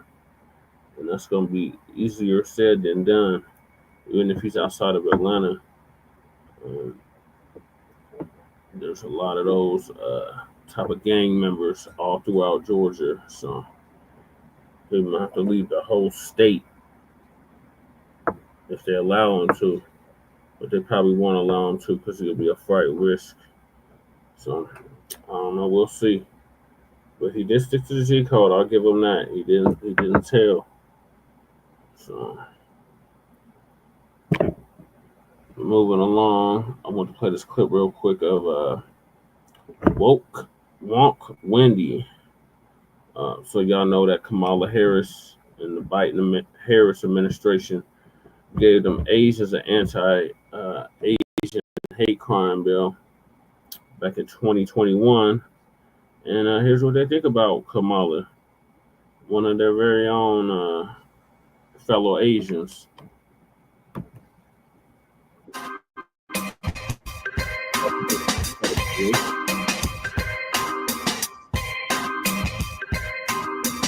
Is the only one can save America. Kamala is so stupid, so stupid. Oh, this really pisses me off to no end. IQ equal no Q, no qualification to be the president. What the hell did you just say? So stupid. IQ equal no Q, no qualification to be the president. So stupid. IQ equals no Q, no qualification to be the president. Emotional, damn it! You go home, you stay home. You cannot do anything to save America. You are so stupid. You don't know anything. You cannot even answer any question from any question from any question from any question from any question from any question from so stupid. You don't know anything. You cannot you go home. Stay home. You cannot do anything to save America. You are so stupid. You don't know anything. You cannot even answer any question from IQ equal no Q, no qualification to be the president. Oh, this really pisses me off to no end. Any question from Emotional, damn it! is the only one can save America. Kamala is so stupid. She is so low. IQ equal no Q, no qualification to be the president. You shall stay away from that position. You already lost the position. You lost our trust. You lost our vote. You just need to go home. To stay home. You cannot do anything to save America. You are so stupid. You don't know anything. You cannot even answer any question from the camera, from all the media. How you can be on the stage to fight for America, to protect American people, to protect all the world. You are not qualified. You just need to go home. Let Trump to save America, to save the world. Let Trump to save America, to save the world. IQ equal no Q, no qualification to be the president. IQ equals no Q, no qualification to be the president. What the hell did you just say? You don't know anything. You cannot. Oh, this really pisses me off to no end. Let Trump to save America, to save the world. Gotcha, bitch.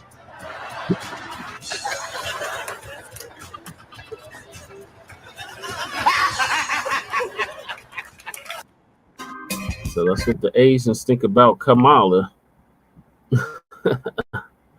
Now on to a more serious subject, and that is we finally got some justice for our sister Breonna Taylor after 4 years of injustice. How should I word this? How did I have it worded? FBI. Oh, this is before Breonna Taylor. Oh, I had another topic before that. Let me get to that one. Sorry. Jumped the gun. Uncle Phil's going to give us an update on this FBI to investigate the unaliving of Dennoriss Richardson after found in an abandoned house hanging in Alabama, Montgomery, to be exact. This is why I stopped shopping on Amazon, and you should too. Don't spend another dime on Amazon until you watch this. Tonight on the podcast, ladies and gentlemen, there's a story about Dennoriss Richardson, and he was found away from his home hanging, and now the FBI is going to investigate this story. Now, if you know anything about Black people, and if they decide to take their life, the first way Black people will take their life is by an overdose, where it can be like medication or maybe an illegal drug, but some sort of thing like that, usually, if Black people decide to do that. The second thing would be a gunshot, okay? And then the very, very last thing, and it's extremely minimal when I say this, minimal, a black person will decide to get a rope. You understand? But that just even black people deciding to take their life is not, we are the lowest of the low with people doing that. You understand? And for any black person to try to get a rope, our ancestral trauma won't let us do that. You understand? That's why it's easier for us to just take some medication or something and do that versus that, because it's just that ancestral trauma just follows in the bloodline. Well, let's go ahead on and get to what the story that happened to our brother Dennoriss Richardson. So the sheriff out there asked the FBI to investigate the death of a black man found hanging in Alabama. It's in Alabama, Montgomery, Alabama. So the FBI is investigating the death of a black man in Alabama who was found hanging in an abandoned house, following a request from a local sheriff amid fears among community members who accused local law enforcement of long-standing unchecked misconduct. Sheriff's deputies found Dennoriss Richardson, 39, in September in a rural part of Colbert County, miles away from his home. Listen, they say miles away from his home in Sheffield, a city approximately of 10,000 people near the Tennessee River. Said the Colbert County Sheriff's Office ruled Richardson's death was a suicide, but Richardson's wife, Richardson, has said that it's not true, explaining her husband did not leave a note and had no connection to the house where he was found. Yeah, I mean, I could have told you that. Instead, the 40-year-old fears her husband's death was related to a lawsuit he filed against the local police department in February. Dennoriss Richardson, who coached kids in baseball and football, had alleged he was assaulted, denied medical attention, and sprayed with tear gas and shocked with a taser while in jail. It said Lee Richardson said she is not accusing a specific person, but is adamant her husband didn't kill himself, that she is not alone in her belief. Widespread skepticism about Richardson's death underscores deep-seated distrust of local law enforcement in Colbert County, in a region where hanging invokes a long history of state-sanctioned lynching to black people. Residents in the county allege a pattern of excessive force among local law enforcement. Now, Sheriff Eric Ballantyne, who confirmed the FBI accepted his request to investigate, said his department exhausted all resources in the investigation. Said we feel confident in what our findings were, but we feel like by doing this, we give the family more of a peace of mind. A spokesperson for the FBI field office in Birmingham confirmed the FBI is aware of Dennoriss Richardson's death and is reviewing the allegations of criminal misconduct. Now, Tory Bailey, the president of the local NAACP chapter, said the only black member, of the 6-person county commission in Colbert County, said the community's reaction to Richardson's death was partially informed by the region's harrowing history of lynchings. And let me stop there and go there.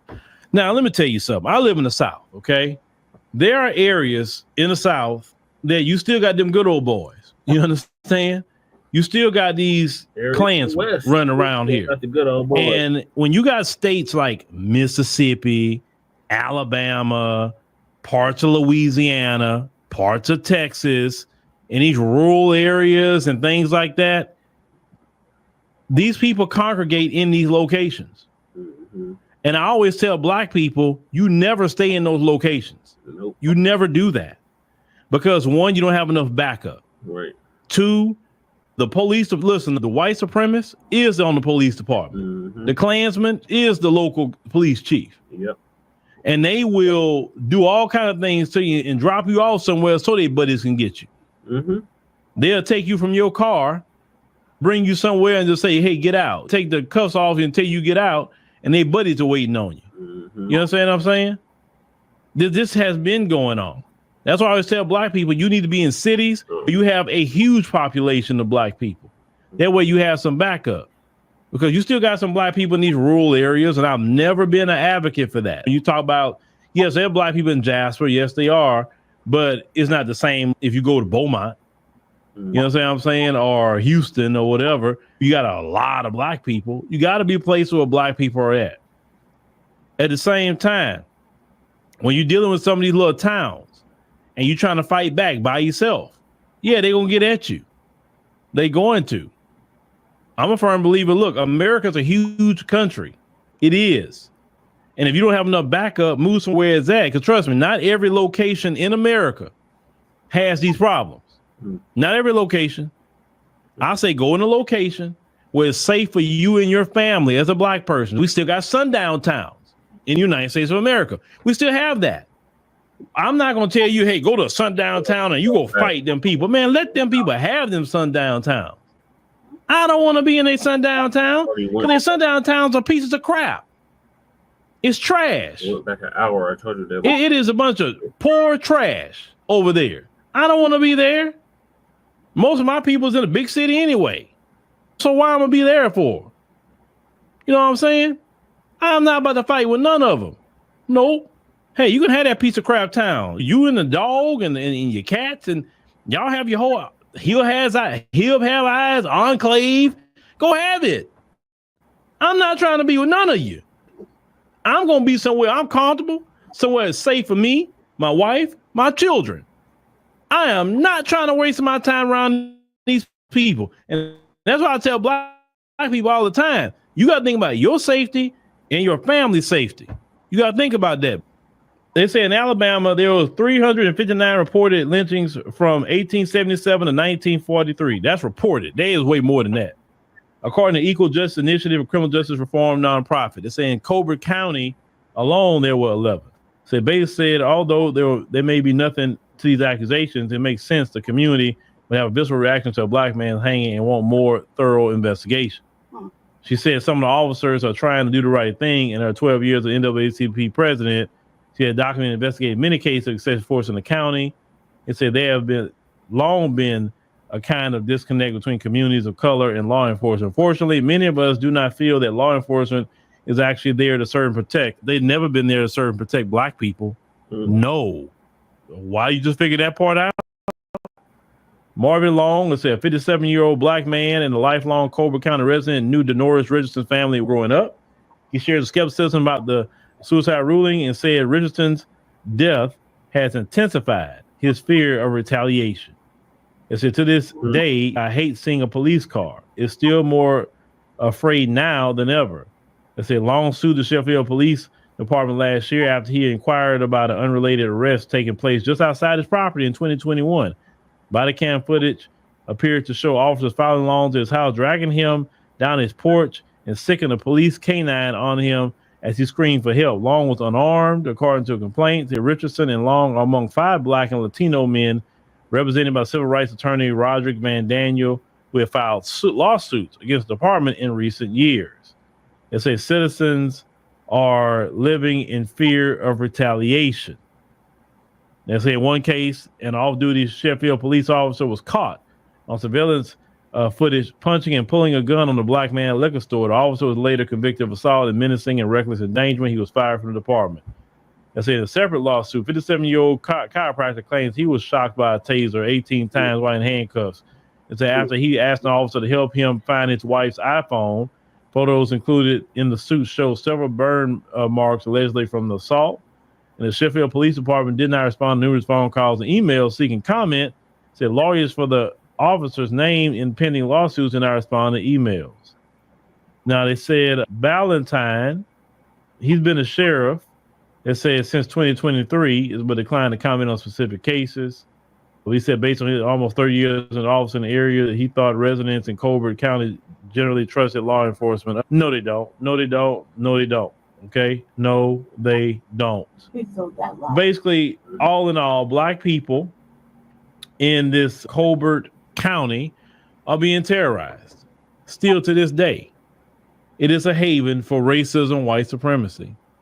Just how I feel about it. Listen, let me tell y'all. So years ago, I did an interview with the mother of Danye Jones. And that brother was found in his backyard with his hands tied behind his back. Yeah, we covered this. And his pants pulled down. And they did a Navy knot, and put that brother up in the tree in his own backyard. Oh my God. Okay. Prior to that, he was being threatened. Yeah.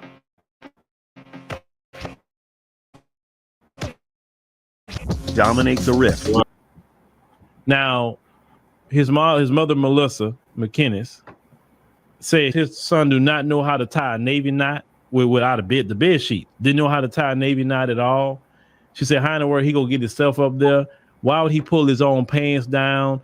You can see he had knuckle maul. He was fighting, trying to fight these people.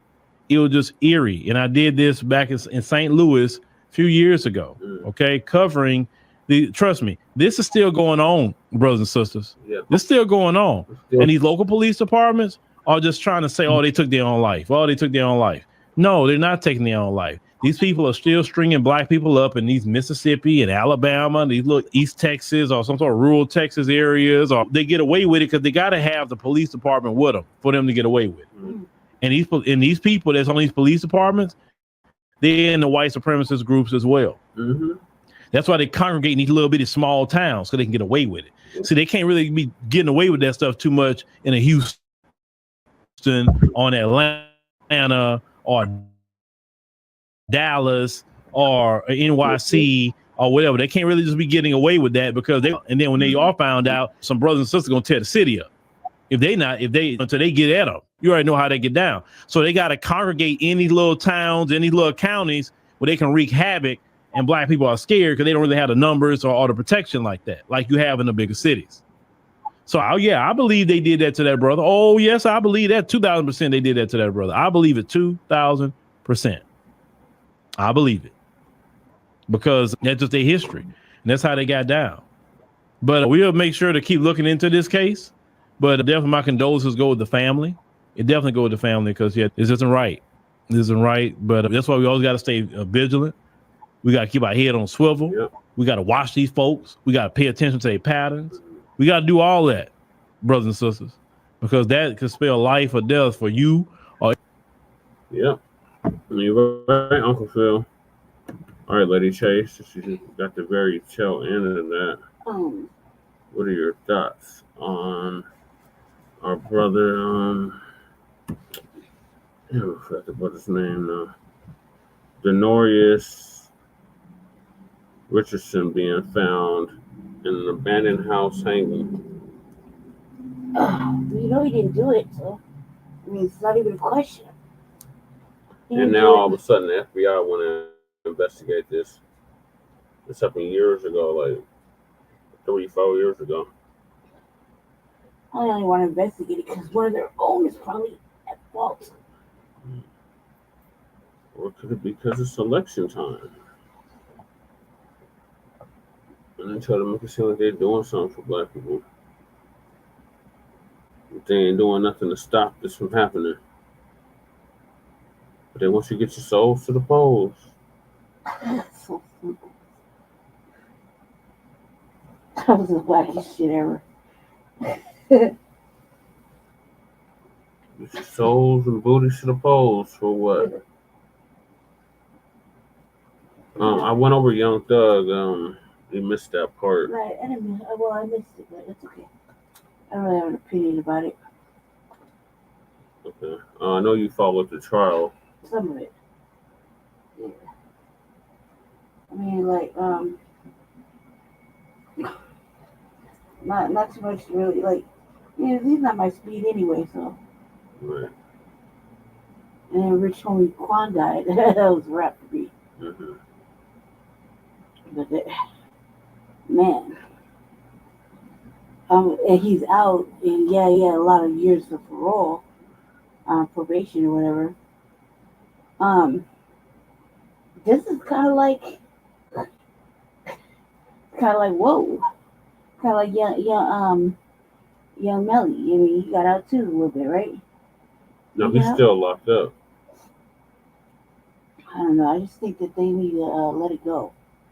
Not everybody's a fucking racketeering motherfucking. No, he got serious stipulations. Yeah, I don't know. I was just saying, not everybody. He got to move out of Atlanta. He can't be involved with any gang members. And one slip up, and he's going to prison for at least 20 years. Look, man, at this rate, everything is a slip up. He's gonna have to really change his life. Yeah. Like Twin said, he got to change his music to Will Smith type music. He ain't gonna make no money. Either way, he'd have to be doing like major screening and vetting. I don't see it happening. Because they're going to be on his ass because, you know what I mean? Because they lost one. They're going to be on his ass. Okay, go ahead. All right. So our next topic, definitely RIP to Dennoriss Richardson. Hopefully his family finally gets the much needed justice they deserve. Mm-hmm. And shame on you, DOJ. You waited 4 years damn near before you started investigating this case. They don't even got a good excuse, really. They really don't. All this backed up backlogs and all that shit is just more fucking stall out tactics. Another reason why we need the anti-black hate crime. And where the hell are the damn people that killed him? They need to be thrown under the freaking jail like the McMichaels. So we'll keep y'all updated on this case. They had a 4-year head start. Yeah. So moving along, we got another case that has been needing justice for at least 4 years, and that is the case of Breonna Taylor. Her sister was killed while in her home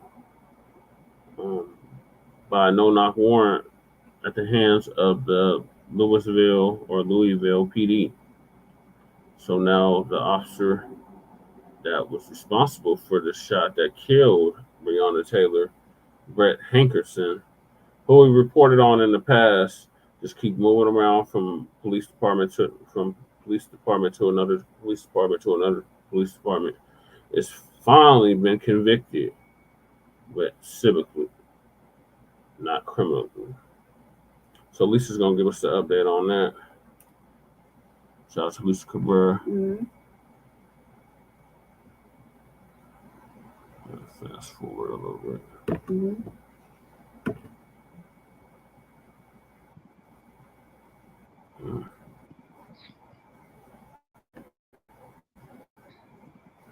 This it. Talk about Breonna Taylor. How you doing, True Royal? I'm doing fine. Okay. So we're going to talk about Breonna Taylor. Some of y'all might have heard the former officer, Brett Hankinson, has been convicted for violating her civil rights. Mm-hmm. Now, I got the story last night, I would say like around 9 o'clock. And then True Royal also emailed me the story. And, you know, I am,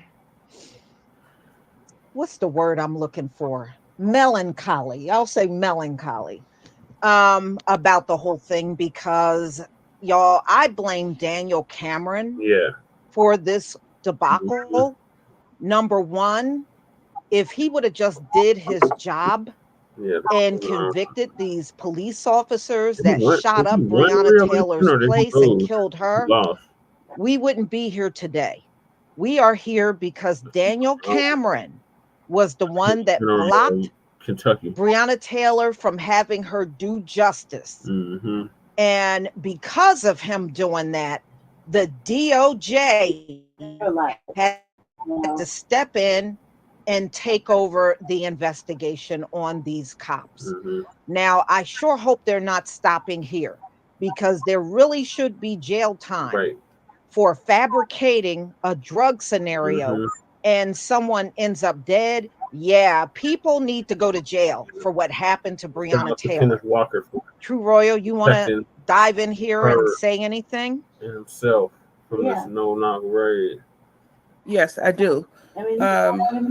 Let's keep in mind that there was a female cop, and she's the one that took a plea deal and told on them. And I don't think if she did that, it probably wouldn't have even got this far. I don't even think that matters. If she would have just went along with the program. She violated the and everything. I wanted to put that out there because I had forgot about her in the mix because they kept putting those white guys up for so long and everything. And Then the only other thing I wanted to add was I was really disgusted with Daniel Cameron. Yeah. When he, you know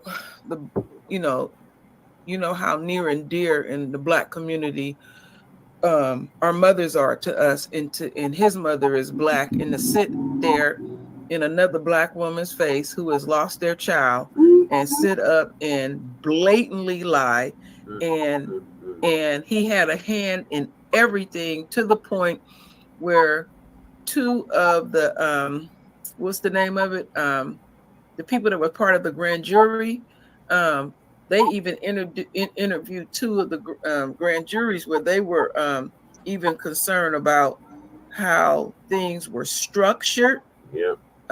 And they just knew something wasn't quite right. So there was a lot of manipulation going on, and it was all him at the end of the day. Absolutely. And if you remember, when it all came out that the grand jury didn't get anything on Breonna Taylor, Daniel Cameron tried to turn around and blame them. He said they could have asked for it. They're not legal experts. They don't know what they can and cannot do. They are trying to deal with whatever you presented to them, and you did not present Breonna Taylor to them. You know, he was deceitful, just very deceitful. And what gets me about him in particular, then he runs for governor, and then he needs the Black vote. It's like, really? Yeah. Really? Now you need something from us. Mm-hmm. And and to screw over our folks. The one thing that I often say about people like him, they have demonstrated to the enemy that they have no problem cutting us at the throat or doing whatever it takes, because she ain't the first one he have messed over. They have no problem with it at all. I'm gonna go to mute for just a second, Lisa. Yeah, one of my subscribers, I can't remember who it was, said, I think either she or one of her cousins went to high school with Daniel Cameron, and they said he was a raccoon even then. So it's not surprising, it's not surprising, but he is really the one responsible for the DOJ investigating these cops. And the one cop that True Royal was talking about, she was about to be indicted, and she decided to turn as a witness to the feds. And she was saying they had a secret meeting, and in this secret meeting they were getting their story together about drugs possibly being at Breonna Taylor's house. Y'all, at the end of the day, none of it was true. And even they admitted they made up the whole drug scenario. It was all fiction. None of it was real. So Breonna Taylor virtually lost her life for nothing, for absolutely nothing. And Daniel Cameron, he shielded these cops from any legal accountability. He just went on like it was nothing.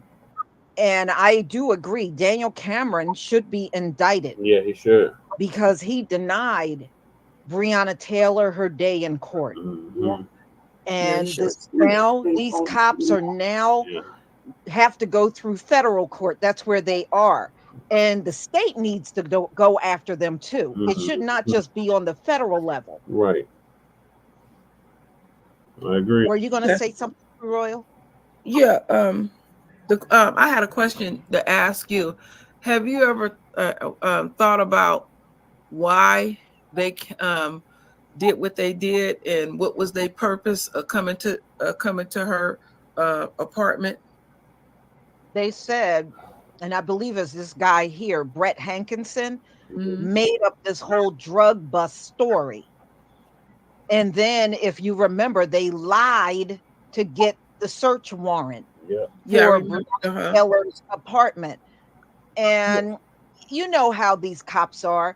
The more arrests they make, the bigger the promotion they get. I always felt like, Lisa, that they was there to steal drugs and money. I just had that feeling. But she didn't have nothing at her apartment. And her boyfriend, her ex-boyfriend, who they claim was this big time drug dealer, when they went and raided his place, there was nothing there. Yeah, and then remember they're gonna try to get him to speak bad about her. He wouldn't do it. Yeah, he wouldn't do it. And he was in jail, from what I understand, at the time when they raided Breonna Taylor. So whoever came up with this, Brett Hankinson, he didn't think this through clearly at all. Just some old stupid cop. Well, he had a lot of complaints filed against him where he was sexually harassing women. Yeah. And and in fact, a couple of those cops had things filed against them. Yeah, they always do. The more shady you are, the more they think you'll be a great cop in America. That's how it is. And it's not unusual. They can do stuff like this, and they'll get a promotion. One thing that happened that I was happy that happened was that I had been saying for years on my channel that because I get into the spiritual aspects of things, that when they do these type of things, that it affects them. Yeah, there's and so that's right there. I forget what cop it was. He was up like around 3 a.m. on the internet complaining, and his wife was in another room and she was complaining, and they was losing sleep. And one of them was saying that Breonna Taylor's ghost was coming to him, and he was having nightmares and all of that. Yeah, remember that? And I said, I told y'all that kind of stuff happened. They got their man-made laws, and we know how that system is made to get them out of anything. Because always remember, when they investigate themselves, they're going to investigate it in such a way where they're investigating a way out, and then they're going to try to dirty us up much as possible. They'll go so damn far, they'll dig into your records when you was a damn newborn to see if you stole some penny candy or anything. Especially when they get. That's the way they get down. But you know what? You see me, I don't think they investigate nothing. When they say they're going to investigate anything within, and especially if it's an internal investigation, I don't think they do nothing. I think they push all that mess aside, wait 2-3 weeks, get back in front of the camera and just say they didn't find no wrongdoing. I really think that's all they do. Yeah, I believe so too. They just put that out there because they make a point, because they let you know that they work hand in hand with the media, where they're putting things out to make us look as bad as possible, because on their end they don't look good at all. I mean, it's so obvious. The things that are going on, they don't know any other way to do what they do, and so you're predictable at the end of the day. They're absolutely predictable. And you're right, Derek. They have. He said, I agree, Lisa. They have became lazy. It's even beyond lazy. They know that system that they have created, that they gonna be backed anyway. So it's they just going through the motions. And see, the thing is, our folks keep coming at them and stuff, and it's pissing them off that we making demands. Now, a black man gets shot in the neck. Y'all didn't heard about the case that just happened just recently, and this white neighbor had been harassing him for I don't know how long, and the way that the police chief was speaking, he was literally screaming. He was angry. And he talking about he didn't came from another state and he changing things. No, he was angry because demands was made of him. And then the mayor backed him up on it. And then these Black political activists, they tried to have a secret meeting and they came after they behind again. They do not like to be made to do anything. This is the thing. This is the thing that I like about having the internet. It exposes everything. Everybody's on the world stage. Everybody's on the world stage. And they want things to look a certain way because even though they got them body cams, ain't a damn thing ain't changed at all when it comes to their behavior. The white one. Yep.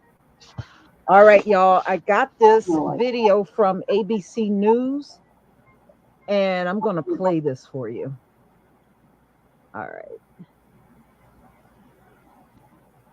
All right, and as we move on tonight, we do have some new information in the trial of a police officer involved in the night Breonna Taylor was shot and killed. The jury has given a partial verdict now of not guilty on count 2 of the federal charges against former detective Brett Hankinson, accused of violating the civil rights of Breonna Taylor's 3 neighbors living adjacent to Taylor's Louisville apartment, which was raided in 2020. The jury is still deadlocked on count 1. That deals with Breonna Taylor's civil rights. ABC News legal contributor Brian Buckmeyer, a perfect person to have with us tonight to let's sort through this. The verdict we have, we'll start with that. Why do you think the jury came to the conclusion of not guilty on that count? So, Phil, I think it comes down to there being 2 different issues here, and I think you highlighted it very well.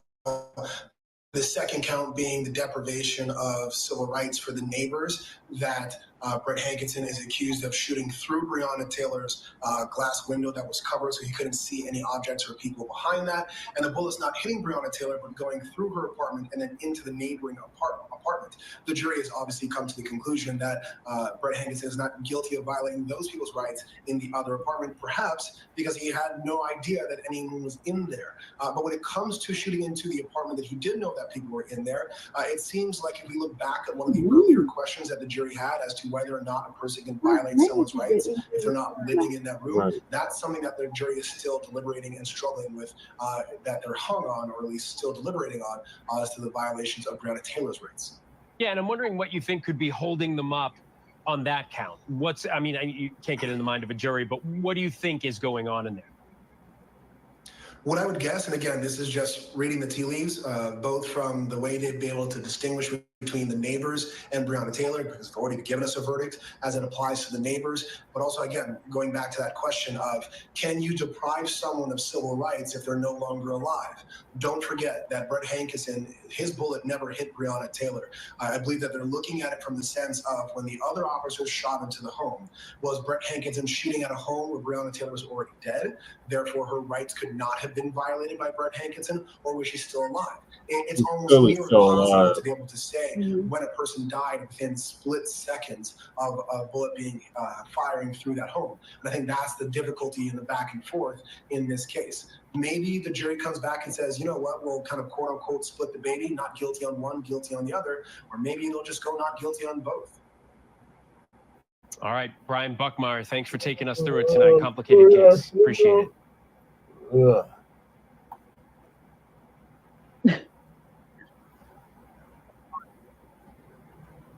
All right. Well, you heard what they said. You know, I think if you fired off shots that night and, you know, Breonna Taylor died and they're claiming his bullet was not the one that took her out, but he still participated in that raid. I still think there should be some jail time. Mm-hmm. Yeah, I mean, that's reckless to just arbitrarily take a gun and just shoot it any and everywhere. What if one of them bullets would have landed and, let's say, killed a child? Was they gonna let him off for murder? They let him off. All of them off for murder of Breonna Taylor. And then the other thing is, you are a unquote professional. So they should be held to a higher standard when they're doing the things that they do. That's something that I noticed. They like to switch up the narrative, and then all of a sudden we supposed to know the law through and through, and then they want to act like they just a lay person. No, you've been trained in everything, and then they'll even pull that crap, talking about, well, they need more training. No, that's some BS. I mean, that stuff that they do, nothing is working anymore.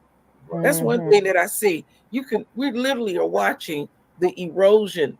They are eroding, or let's say imploding within the very system that they have put up, because the foundation of what they put together, that they just was going to be work 100% proof for them, is eroding. And how it erode, the white girl broke down, and she was shit. She don't want to spend a day in jail. She sing like a canary. That's right there. That's part of the erosion right there. Yeah. And, in a lot of things they say, they have wore out. Oh, every shooting. Oh, the cop need more training. And unfortunately, we got our own people walking around saying the same thing. Yeah. One of us will die. The family member will get in front of the camera. Yeah, I hate what happened and blah, blah, blah. What the cop need more training. No, they don't. Yeah, and another thing that I don't like what our folks be saying. So one of these cops then shot your family member, either wounded them or injured them severely or killed them, and our folks will say this: well, they didn't have to shoot him there. They could have shot him there. No, you don't shoot at my family member at all. So that's another way of letting them know that it's okay. You didn't shoot him. Don't shoot him in the head. Just shoot him in the foot. No, you're still giving them a go ahead that it's okay to shoot at us. No, you don't shoot at us at all. They shouldn't be shooting at us at all, because in many cases, the person they're shooting at ain't even armed. You know what, so Lisa? Why are you using deadly force on an unarmed person? And we should be holding their feet to the fire. You know what, Lisa? I got to go back to this black man being shot in the neck. That chief of police, first he fixed his mouth and said he was not going to arrest that white boy. And it took them 5 damn days. And he said, well, it ain't like we gonna be coming in there guns a-blazing. He got guns and explosives, and we had to get the mental health community to come, and professionals come and talk to them and everything. I'm thinking, who the hell you think you talking to? You don't do that with us. You come kick the damn door in and just start shooting, and I fear for my life. Look what they did with the sister with a pot of water across the damn room. Yes. They start to shooting up. But then this damn cop gonna take 5 damn days and give this man all the rope in the world. Well, it's almost coming to that. Well, we might have to get SWAT and kick down the door. They come in kicking down the door with us. That's why we told them we wanted them to do something about qualified immunity. Yeah. And you heard what Donald Trump said. Donald Trump said he wants to give even more immunity to the police. I don't know how you do that when they already got too much damn immunity. Yeah, they got full range to do whatever the hell they want to do. I mean, he said that. You know what the funny part, True Royal? Right after he said that, that's when Sonia Massey got killed, and people confronted him. So you're saying that cop should get more immunity? Donald Trump he backed away from that question. He avoided it. When Sonia Massey got killed, not long after Donald Trump said the cops need more immunity, they confronted Donald Trump and said, "Okay, Donald remember Trump, that this cop killed a black woman. You feel that cop should have more immunity?" Donald Trump literally walked away. He wouldn't even answer the question. No, he couldn't. The only thing he said was, "I didn't like what I seen." And that was it. He couldn't handle that question at all. And this dude sitting up here talking about the bitch is crazy.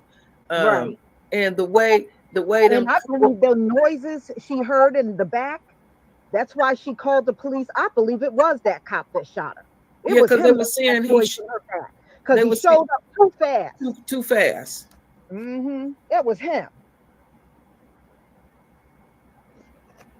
But I'm glad there's a conviction, but I'm not happy because this is long overdue, and it should be more charges than just infringing on her civil rights. Yeah, it should be. See, their attitude is once they took our taxpayer dollars and give the Black family, gave her family a few million, their attitude is, well, okay, y'all got some money, move on. That's their attitude. I hadn't heard them say it. And then they want to sit up and be surprised that, oh, you're still coming after us. And I because the video that I had sent you, Lisa, her mother spoke. And they're not totally satisfied with the verdict. I wouldn't either. I wouldn't either. It's a small victory. That's all it is. Yeah. But where's the other cops that were involved? Why don't we hear any more court dates for them? They be dragging their feet. And they just keep putting in delay after delay after delay. Jackie Johnson. Yeah. And they just hope we'll forget. That's why somebody made a comment years ago and said, what's the big deal of having us bloggers out here? All we doing is just reading articles and rehashing stuff. Y'all wouldn't believe some of the places we dig up stuff from. If we don't keep these stories alive, this shit will die. Our voices are very important. Even the people who send us the emails, we don't be knowing where y'all get some of this stuff at. It helps to keep it alive. It's very important what we're doing. And we do have an impact. Don't think we're not having an impact. They be out here watching our channels, all the time. That's why this election is going the way that it's going right now, because of our voices. And from the biggest channel to the smallest channel, all of it has an impact. It does. It really does. And even your voices and everything. And the beauty of what I'm liking about the election, about what we're talking about right now, that we not fooled by y'all mess. The ones that are listening right now, your system has died, not is dying, has died before your eyes. And the reason why I'm speaking the way that I'm speaking, we got to realize part of our punishment, we didn't lose all our power. So we got to be very specific in the way that we speak into the universe, because on a spiritual level, we could be holding things up, so be very intentional how you speak.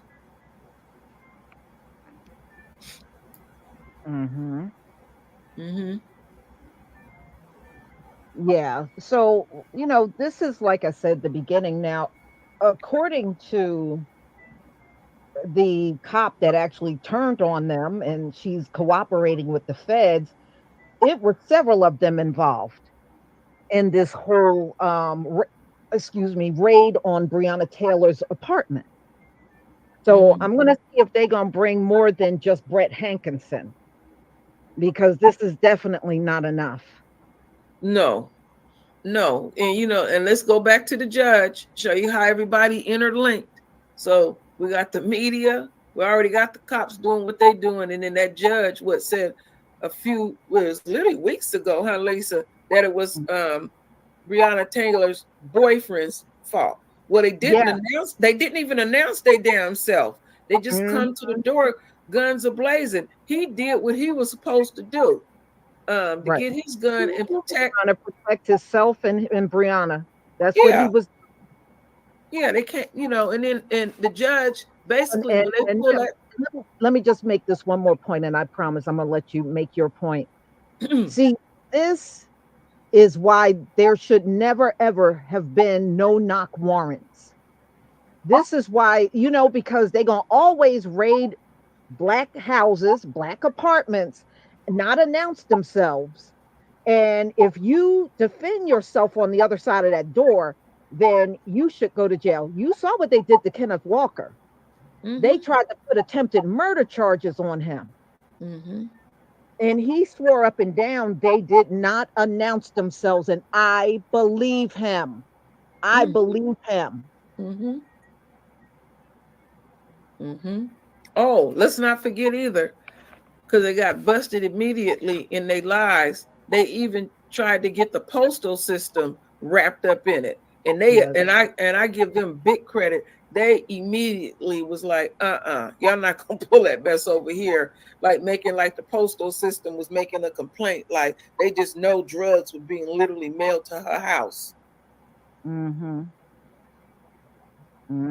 it amazing?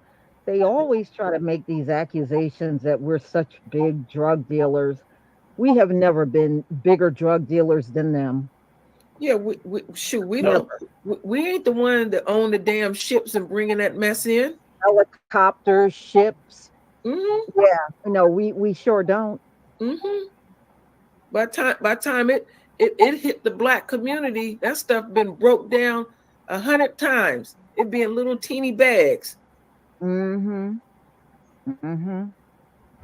mean, it's just unbelievable, isn't it? It sure is. We don't have no planes and all that stuff that they use to bring that crap in here. We don't have none of it. And if y'all remember, during the lockdown, the Border Patrol said they started using drones. They were attaching the drugs to drones and flying them across the border. Damn. Yeah, drones. They're using drones. Wow. So you know what that tells you. They're using drones, the government involved in it too. Oh, y'all, I gotta tell y'all something. One of my subscribers bought one of my everything packages, every single product I have, they bought. I packed up the box, took it up to the post office. Do you know she got an empty box? Oh, Lisa. Listen to me, y'all. They stole the products. I could not.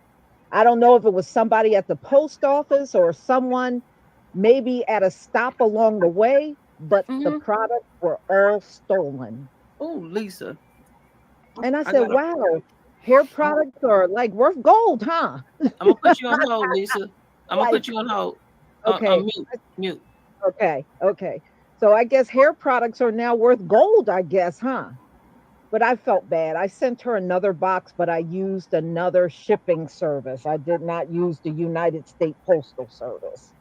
But yeah, they stole everything I packed in that box. Boy, you can't trust no one. You hear me? You can't trust anybody. I don't know, but I guess because they do scan those boxes. I guess they scanned it, saw what was in there, and I guess it was enough for them to steal it. But I said, it must, I couldn't do that. If I worked for the Postal Service and there was something in there for other people, I couldn't take it. But I guess some of the other ones could. But yeah, it's terrible. It is. It's frustrating dealing with them because number one, they don't update the tracking. So when you look at the tracking in many cases, it looks like I haven't even sent your package, but I did.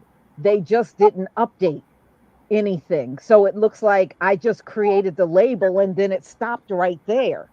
But actually it didn't. The package is on its way. They just didn't update the tracking. So it's frustrating. It really, truly is. post office have been known for stealing payroll checks. Yeah, well, now they're known for stealing my damn hair products. They're known for that too. So I'm looking at a couple of different services, and I might be signing up for FedEx. I'm talking back and forth with them. And if I sign up with them, then I'll just switch over from the U.S. Postal Service to FedEx.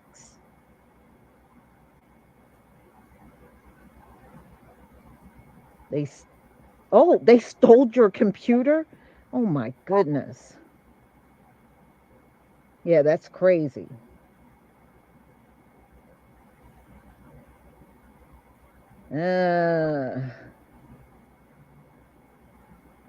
Yeah, well, things are so bad out here. I guess they see an opportunity to steal. Oh, I know. You know, UPS has lost several of my packages. I have sent things through UPS and it not make it to me, or I would order something and it would come UPS and I would never get my order. That has happened to me several times with UPS. And I know FedEx is no better. Really, you're not really getting a good deal with none of them. And unfortunately, I'm not wealthy enough to do something like Amazon where I can hire my own drivers and, you know, and stuff, and they can bring it to you. I don't have that kind of wealth.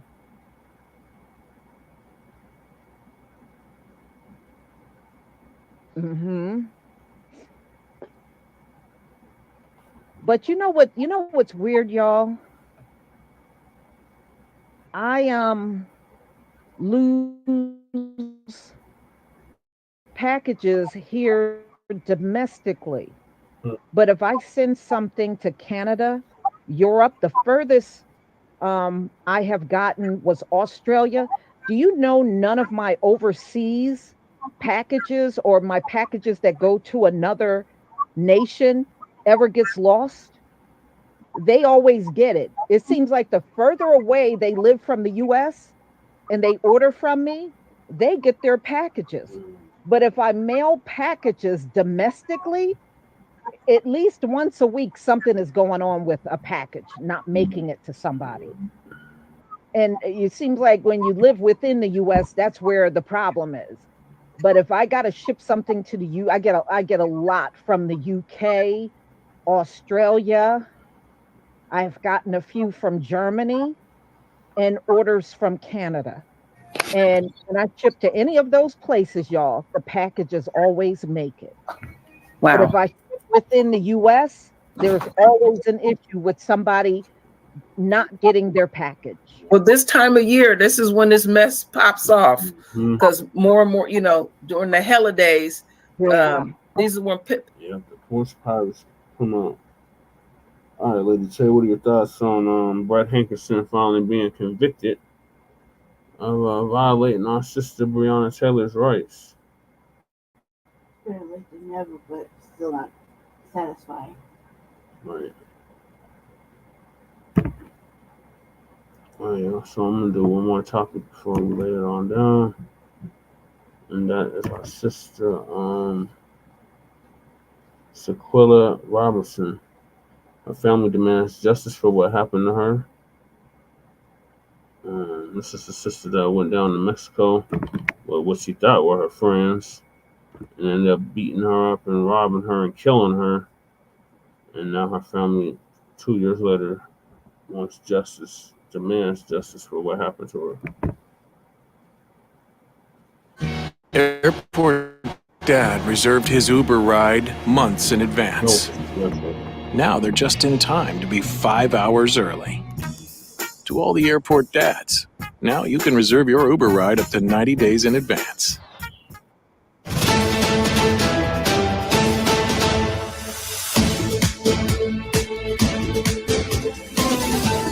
Two years ago, a 22-year-old Black woman by the name of Shanquella Robinson went on vacation with several of her friends in Cabo San Lucas, Mexico, where they said she died of alcohol poisoning. Now, when the Mexican authorities did the autopsy, they was like, well, she had a broken neck, back, and a whole bunch of bruises that were in direct opposition to alcohol poisoning. Okay, so then her friends went back to the States and basically are accused of covering up murdering her. Now, a video surfaced from their time there in Cabo San Lucas of them beating her up, not just, pushing her or tapping her, but like really brutalizing her. And one of the women that are accused of doing this saw on the videotape, slamming her around like a rag doll. It sounds like Mexico was trying to bring her back to answer for those things, but the U.S., they're not forcing extradition, although Mexico and the United States says, well, we're still investigating it. Now, remind you, it was 2 years ago, and those people in question are still free as a bird, roam around the country and do whatever they want to do after they allegedly took the life of Shanquella Robinson, right? Now, of course, her family is like, yo, we need some justice. Y'all saw the videotape. Clearly, she did not die of alcohol poisoning because the Mexican authorities said that's not what they found. We also, again, saw the tape of her being brutalized and treated like a rag doll by so-called friends. Now, of course, it came out that some of those friends were jealous of her for whatever reason. It sounds like she was a successful business owner, did hair and things like that. And so that's the speculation that they were secretly hating on her and, in fact, set that trip up amongst friends to lure her there. Now, did they intend on her dying? Probably not. But that's what happened to her, right? Again, she was brutalized and they have not been brought to justice. Now, I, like her family and everybody else, want to know what's taking so long. Why are those individuals, and of course, they look like us. I should say that, right? Because had it been somebody else, we would be demanding justice, as we should. So we should be just as loud about demanding justice about people that look like us, that do things to us, right? But again, we want to know what's taking so long and when y'all gonna pick them up to be held accountable for taking, allegedly, we're gonna say, the life of somebody who thought she was amongst friends. 2 years is too long to still be investigating something that we all saw with our own eyes. Now, of course, we will not show you that video because it is very graphic, but by now you've already seen it to be able to draw a pretty good conclusion as to who is responsible, allegedly, for taking her life. So anyway, y'all tell me what you think of that. And for more insightful commentary, please subscribe to this channel and my channel, The Demetri K Show, here on YouTube. Peace. I see. I'm gonna get another story.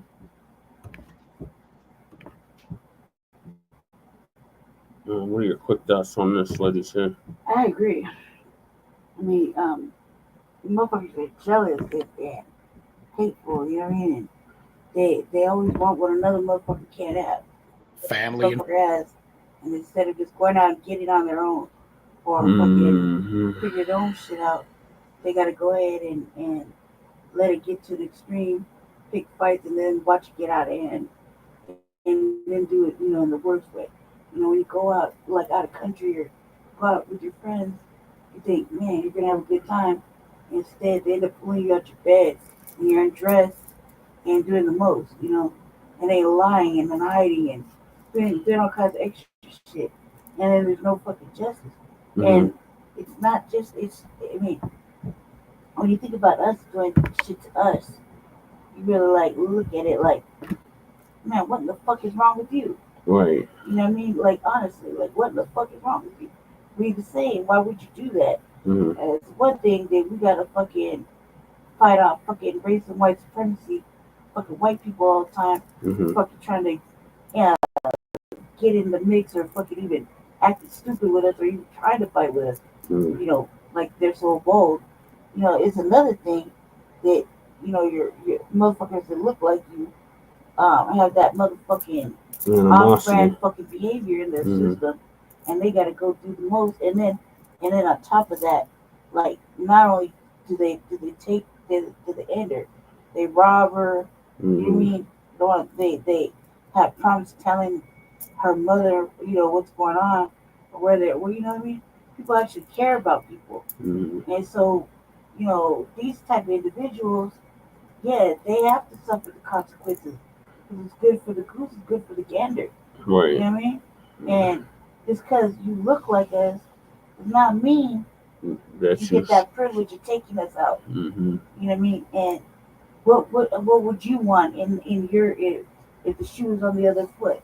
Wouldn't you want motherfucking justice? Right. Wouldn't you want them people to be held accountable, Yes. regardless if they look like you or not? Yeah. You know what I mean? Especially if they look like you or not. Then it's a level of like a level of extra fucking shit that has to happen. Because not only they're doing that for whatever stupid fucking reason you have to do it for, but you're doing it. That's an act of terrorism. Mm-hmm. You know what I mean? Still, you know what I mean. And you shouldn't get away with it.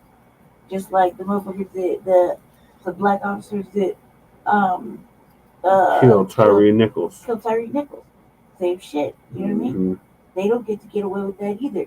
They did that. That's foul. Like Yeah. Like if you look at it like this from this perspective, look like us. You should know better. You should Right. know what the fuck we have to face every motherfucking day, Mhm. and not what the fuck we face in life and history altogether. Mhm. You know, it's not anything new. We're still being hunted, we're still being persecuted, still being mistreated, still being neglected, still being ignored, still being fucked with on a day-to-day fucking level. And over, I mean, it's not changed. Nothing has changed. So, knowing all that, and you still do some fuck shit to your sister, you gotta suffer the consequences for that. Right. There's no amount of covering up. You can't cry away. This is something like, that's fucked up. Yeah. Makes anybody not want to take a trip with their friends anywhere because they can't trust that this motherfucker got hate in their heart and they want whatever the fuck she got or she didn't have. You know what I mean? Because you're jealous, you don't know how to fucking get that grind about yourself and go fucking get it. Mm-hmm. Instead, you let this woman pay for your trip, Yeah. pay for your way, show you a good motherfucking time, and you couldn't at least respect her enough to fucking leave her the fuck alone. Right. You dig? So yeah, they got Why is it taking so motherfucking long? Why aren't they being held accountable? Why did isn't they get the away U.S. letting with them it? expedite their ass back to Mexico? And even if that, because they're what? So they're. I need to know more about where they're at right now, but I just think that even if the crime was committed in Mexico, they are products of the United States, so they should suffer here too.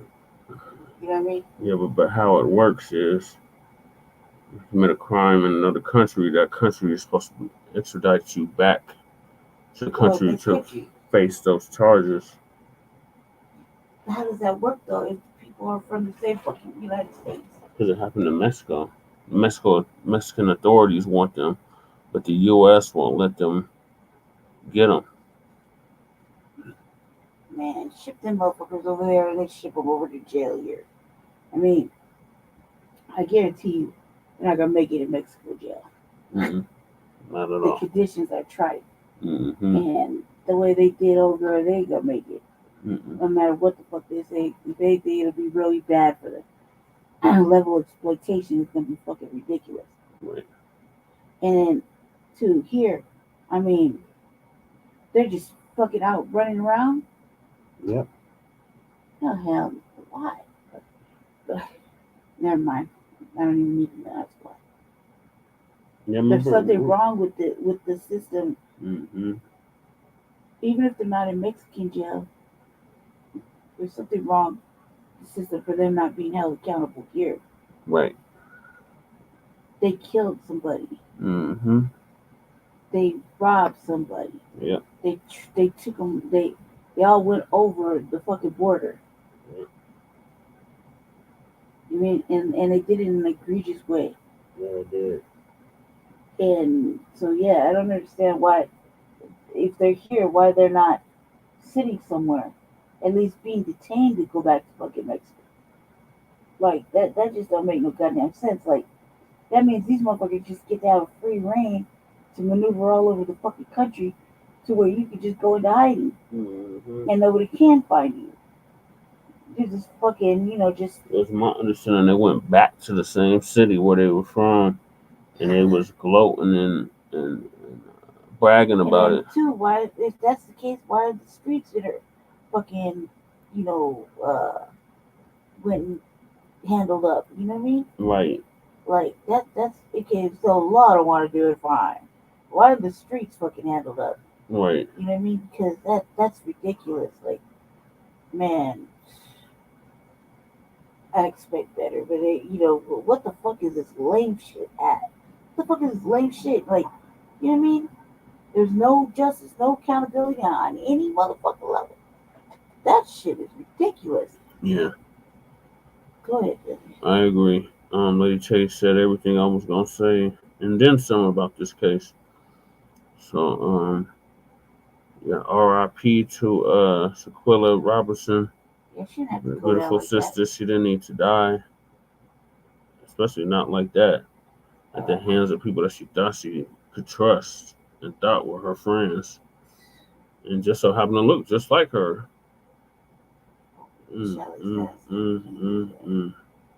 That shit is ridiculous. And she fought back too. Yeah, she did. So yeah, we'll keep y'all updated on what happens with this case. Hopefully her murderers get extradited back to Mexico where they can face prosecution for the death of Shanquella Robinson. So moving along to the last topic of the night, because I am out of it. Minnesota police refused to arrest racist shooter. So Professor Blacc Truth is going to give us the update on that. Family and fellow soldiers, I'm the Professor, and this is the moment of truth. And now the Friday Crime Report. Minneapolis, Minnesota, Wednesday, October 23rd, 2024. It took 5 hours. Don Project, you are under arrest. SWAT teams, drones, and a crane. Take it through the rear door now and follow the commands of officers. For police to take 54-year-old John Herbert Sawchak into custody after he ultimately surrendered outside his Minneapolis home early this morning. Sawchak was wanted for the attempted murder of his neighbor, Davis Mattori, who he allegedly shot in the neck while Mattori was trimming a tree between their two houses. According to court documents, Mattori had called police on Sawchak 19 times in the last year, alleging his neighbor had threatened to kill him and his wife, brandished a knife at them, and hurled racial slurs. Stay away from me. You don't know what you're doing. Stay away. Try it again then, tough guy. Stay away. You can't throw a punch, can you? Police say they began surveilling Sawchuk after reports of harassment, but even after the shooting, they did not move to arrest Sawchuk for several days, citing his mental illness, possession of a firearm, and knowledge of explosives. We are not going to bust the door down, guns blazing, and get into a deadly force situation, but we will ensure the community will be safe. As pressure to act ramped up, police say they contacted Sawchuk's family to gather information about his mental health issues. Antonia Hilton joins us in studio. So, Antonia, what happened to that neighbor that is now in custody? Well, Tom, details about the man are sparse, but prosecutors say in court filings that he's violated restraining orders with neighbors in the past. But right now, it's not clear how he plans to plead or if he's even retained a lawyer. The man accused of shooting his neighbor in Minneapolis makes his first court appearance today. 54-year-old John Sawchak faces attempted murder and other charges for shooting his neighbor in the neck. In court today, while arguing bail, Hennepin County prosecutor brought up that Sawchak had a civil commitment in 2016 that expired in 2017, and that 10 people had filed restraining orders against Sawchak in the last 15 years. The public defender saying he denies the current allegations against him and that he has no felony convictions. The victim in this case had filed 19 reports with Minneapolis police regarding Sawchak, Mattori even documenting some of the issues on video. Those reports included vandalism, theft, and threats of violence. Sawchak Sawchuk had been doing everything that he could to antagonize his neighbors, from putting feces in their mailbox to sounding off horns at night. The police were the first ones to say that this guy had mental problems, and the white media, of course, echoes what the thugs in blue say, but this guy's behavior goes way beyond mere mental problems. As for the tree that had become a bone of contention between them, Mr. Maturi felt that the tree was on his side of the property line, and hence he was within his rights to cut it down. That was when the thug, John Sawchuk, ambushed him and shot him, trying to kill him. Maturi's wife had him rushed to the hospital. Mr. Maturi was hospitalized for injuries that included a fractured spine, 2 broken ribs, and a concussion. Miraculously, he survived this race attack. But this was where the real crime began, not by the criminal John Sawchuk, but by his accomplices, the Minneapolis Police Department. You see, the MPD decided they weren't going to do anything about this until public outcry built up over the course of nearly a week.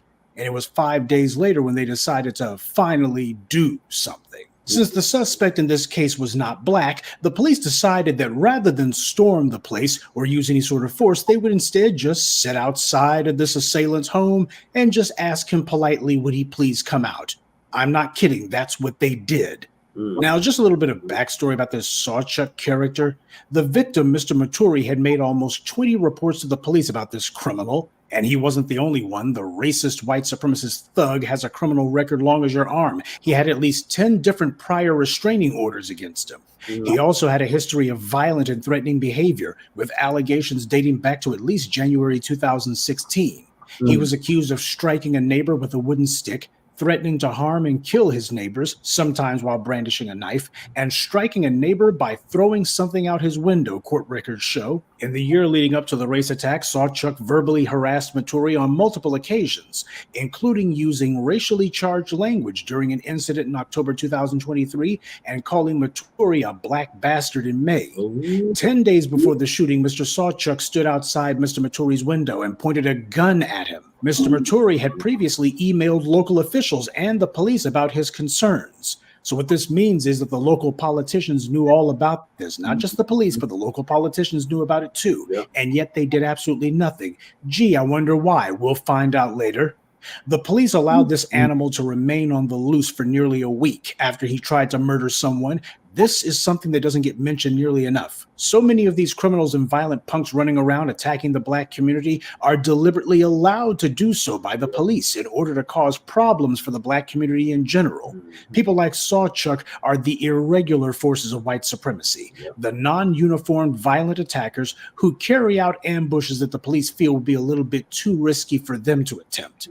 Now, this inbred police chief that they got in Minneapolis, he went out of his way to blame the victim and say that this was all Mr. Maturi's fault, blaming him for being shot and almost killed by a violent criminal who the police allowed to remain on the loose. For over a year, they were supposed to get this guy. They didn't do anything. This is not some isolated act. No. This is the police chief acting as the mouthpiece for the violent white racist criminals who run that city. The fact that he allowed this violent racist to remain on the loose for days on end, that's reason enough for him to be fired and his law enforcement credentials to be stripped and for him to be prosecuted civilly, if not criminally. The law-abiding citizen, Mr. Maturi, is being blamed for almost being murdered by a racist white criminal who the police allowed to remain on the loose, and the cops made it a point that they were going to blame him. And the court's giving this animal the opportunity to get bail. Now, this is a racist, violent criminal who has tried to murder at least one citizen that we know of and who has terrorized his neighbors for years on end. And the police are saying, well, he allegedly has mental problems, so we got to go easy on him. And the courts are treating this violent, racist career criminal as if he was charged with just arson or something. He should be held without bail. And it's a no-brainer that this animal should also be facing hate crimes charges. But as of this recording, he's not. As we all know, the judicial system doesn't work based on law, it works based on skin color. Now that brings us to the local authorities. We'll start with the mayor, this Fry character. This is the same moron who was the mayor when George Floyd was murdered. And he's boasting that he's going to stand by the police chief. He said he's not removing the police chief. Of course, this Fry character is going to stand by the cops. He said, you can't simultaneously insist that police officers be de-escalating tense situations and then simultaneously say, right now, you got to bust through those doors with the SWAT team and drag somebody out. You can't have it both ways. Well, first of all, clearly this Fry character is mocking the public. When someone is shooting at citizens and you take 5 days to respond, that's not de-escalation. That's simply refusing to do anything about it. And if this is Mayor Fry's stance on police de-escalation, then I'm sure the next time the Minneapolis police encounter a black citizen who is unarmed, or better yet armed, and accused of shooting at someone, including the police, then I'm sure the mayor is going to agree that there must now be a 5-day period before police will even attempt to arrest this black citizen. And even then, the police are going to wait outside the suspect's home for several hours. Because that's the mayor's standard for de-escalation now, right? This is a racist little pustule calling itself the mayor, saying that since this is a white man, they're exercising a hands-off policy, and unless it's a black person, then the police are not going to use force at all. This is them giving the middle finger to the public. They know exactly what's supposed to be done, and what they're saying is there's a two-tier legal system, and they are the ones who are going to make sure it stays that way. We can be disgusted by the police and the mayor's actions, but we can't be surprised. Mayor Fry was the mayor when George Floyd was murdered. He was publicly humiliated on live TV in front of the whole world and literally forced out of the town square by thousands of people. This was an unprecedented public humiliation for a politician. One that the mayor clearly has never forgotten. He was obviously scarred by it, as he should have been, but that little lesson clearly didn't make the mayor change his ways. Instead, as we see, he has predictably doubled down on protecting the thugs in blue and insulating violent white supremacists from any sort of punishment. The people of Minneapolis failed to remove that mayor after the murder of George Floyd, and this is the inevitable result. White supremacy is lawlessness. That being the case, white supremacy is the greatest threat to public safety. Instead, this mayor is fighting to keep Minneapolis a safe haven for violent white supremacists. As I've always told you, when you fail to punish white supremacists, you only embolden them. You simply cannot show weakness in the face of evil. You have to get in evil's face to punish it. We'll continue with the moment of truth in just a moment, but first, a word from the official sponsor of Black Empowerment, Power Tools. There's no telling when something's going to come up, so make sure you carry your power tools at all times. You never know when you're going to need to bring the hammer down, or when you'll have some trash that needs to be blown away, or some obstacle that requires cutting down. Don't get caught empty-handed. Keep your hammer close by. Keep that leaf blower at the ready, and always carry your steel. Power Tools. Because no matter what your day job or side hustle may be, there's no excuse for not being ready to put in some work. The thugs in blue love to brag about how they have military-grade equipment and have to make decisions with split-second timing, and yet they didn't bring out their military gear this time. They did nothing at all. And to act like they were waiting for the right time to arrive, that's a lie. They did what they always do whenever there's a suspected armed white assailant in a home. They stand outside, get on their megaphones, and ask pretty please with cherry on top, will you please come out? Now, if this had been Mr. Maturi, who had people calling the police about him, do you think it would have taken them years and years to do something about him? Do you think they would have said, well, we went to his house and we knocked and he didn't come out, so we said we come back some other time? If that was Mr. Maturi who had shot someone, would it have taken them 5 days to respond or 5 seconds? If this violent racist thug Sawchuck doesn't have a lawyer, I'm sure that the racist pukes in the Police Benevolent Association will lend him one of their union pimps to represent him. But this is why the city of Minneapolis burned. The police are fully in league with the racist, along with that mayor, and they allowed these criminals to run around committing these crimes. Ever since the uprisings of 2020 in Minneapolis, where the police were literally under siege and they forced the cowards to hide in their own precinct buildings, which, by the way, was yet another humiliation for these scumbags. Now what they're feeling like is they got to use other means to try to attack the public, like making sure that these violent white supremacists like Sawchuck remain on the loose. Since the police are unable to attack the public as much as they would like to, they're resorting to using these scumbags like Sawchuck to carry out their ambushes for them. But keep in mind, this is happening not in spite of the local authorities, but because of them. The police chief was openly blaming the victim, and he was doing so boldly. He was more concerned with saying that the victim here was at fault than he was to say anything about the violent white supremacists who tried to murder this man. That's how you know this guy was working for the police. But the police chief backtracked on that one real quick, mainly because he knows that the statements that he gave, victim blaming, that's the kind of stuff that can bolster a civil suit against the city, because it goes to bias. Heck, if you find the right lawyer, you might be able to strip the police chief of his qualified immunity for the remarks that he was making. Now, Keith Ellison is still the Attorney General of Minnesota.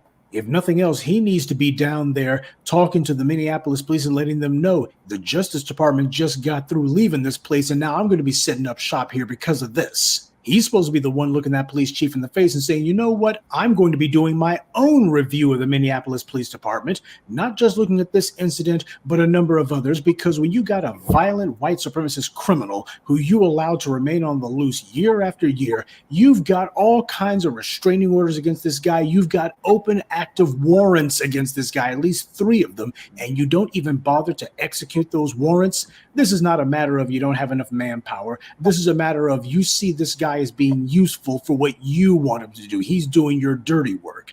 There need to be cases all around. Keith Ellison's supposed to be doing his job, but he's not. And the reason why is he's playing the game. As far as he's concerned, well, 2020, that was a storm that he had to weather. But now that's behind them, and he ain't doing anything. This is the kind of incident that's supposed to bring yet another Justice Department investigation of the Minneapolis police. But then again, we'll have Kamala Harris and others saying, well, if Donald Trump was president, it would be even worse. What? Would he sit there and allow the police to have violent white supremacist thugs on the loose for years on end and not do anything about it? The same way Biden's not doing anything about it? We got to be smarter than that, family. This is the reason why we have to take personal safety seriously. Instead of people sitting here thinking that the thugs in blue are going to actually be enforcing the law, you need to recognize these criminals for who and what they are. Black people have a right to be safe, not merely in public, but even in their own homes. And you don't need to be asking permission or raising your hand to protect yourself. When you know you've got a violent white supremacist thug who is threatening your safety and threatening those you care about, then you have every right to protect yourself and to be ready to protect those that you care about.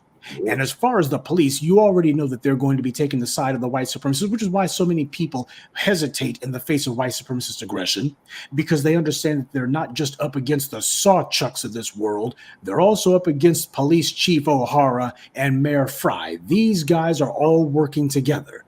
Everybody understands that. These violent white supremacists are not just operating on their own. They are operating as basically the irregular forces of white supremacy. They're carrying out the violent attacks that the Chief O'Haras and the Mayor Frys can't do themselves. Well, when you're up against an organized offense, you require an organized defense. This is where people getting on code comes in, and you got to be rock solid about that. When a citizen has to defend themselves against the John Sawchucks of the world and the police show up, all of a sudden they've got the SWAT equipment and it didn't take them 5 days to show up, the community needs to circle the wagon around these individuals protecting themselves from white supremacist violence. That is what has to happen. That's got to be the new normal. That's the highest form of getting on code. When the people are making it very clear, we are going to be a law unto ourselves, stopping these violent white supremacists with or without uniforms from carrying out these race attacks. That is how you uphold the law. There is simply no substitute for being ready and able to defend yourself. And when you have these criminals, the thugs in blue, are making it clear that as far as they're concerned, the law is free fire zone against black people, then black people, not just in Minneapolis, but also nationwide, have to make it crystal clear to the racist police chiefs like O'Hara and their scumbag enablers and accomplices like Mayor Fry that if you're going to be protecting these violent anti-black white supremacists, then we are going to be protecting ourselves. And that's this week's Friday Crime Report. Keep your eyes open and stay on alert, because there's a lot worse criminals out there than the ones the white corporate media chooses to show you. Good day, and be one. I'd like to take a moment to mention some of our contributors: Karen Dorsey, Ronald Waits, Jacques Hargett, Antithesis, and Turk McKenzie. Salute to them, and thank you to everyone for listening, liking, and sharing this message. Black empowerment only exists because of you. That's right. All right, y'all. And on that note, I'm going to end the show. Appreciate y'all tapping in. We will be back tomorrow or later on today with some more very provocative topics. I wanted to get to Cornel West's interview with Tim Blacc, but we're going to have to save that for tomorrow. Thank y'all for staying up late with us through this daylight savings time ending. Mm-hmm. In these crazy election times, we are literally 2 days away from 2024 presidential election and my election. Yeah. So peace, love, light, reparation, separation. Thank y'all for tuning in to season 4, episode 32, or Trey Deuce, part 1 of the Frontline Black News. We'll be back tomorrow or later on today, since it's today now, with part 2 of season 4, episode 32, or Trey Deuce of the Frontline Black News. In the meantime, make sure you like and subscribe to all of our platforms, Frontline Black News on YouTube and Facebook, The Revolutionary Agenda on YouTube and Facebook, and of course, Shabaka's Black Experience Enhanced on Facebook and Twitter, now X.com. And join us this Monday for a special edition of Shabaka's Black Experience Enhanced at 6 p.m. Pacific, 7 p.m. Mountain, 8 p.m. Central, and 9 p.m. in the East. And the call-in number is 516-418-5996. So once again, peace, love, light, reparations and separations, and Black empowerment. Shane Krumah, Jesse LaShawn Paris, Colorado State House of Representative candidate on the ballot for House District 8, signing out from the Mile High Income City. Make sure y'all vote. And if you vote, get something tangible for your vote. Peace.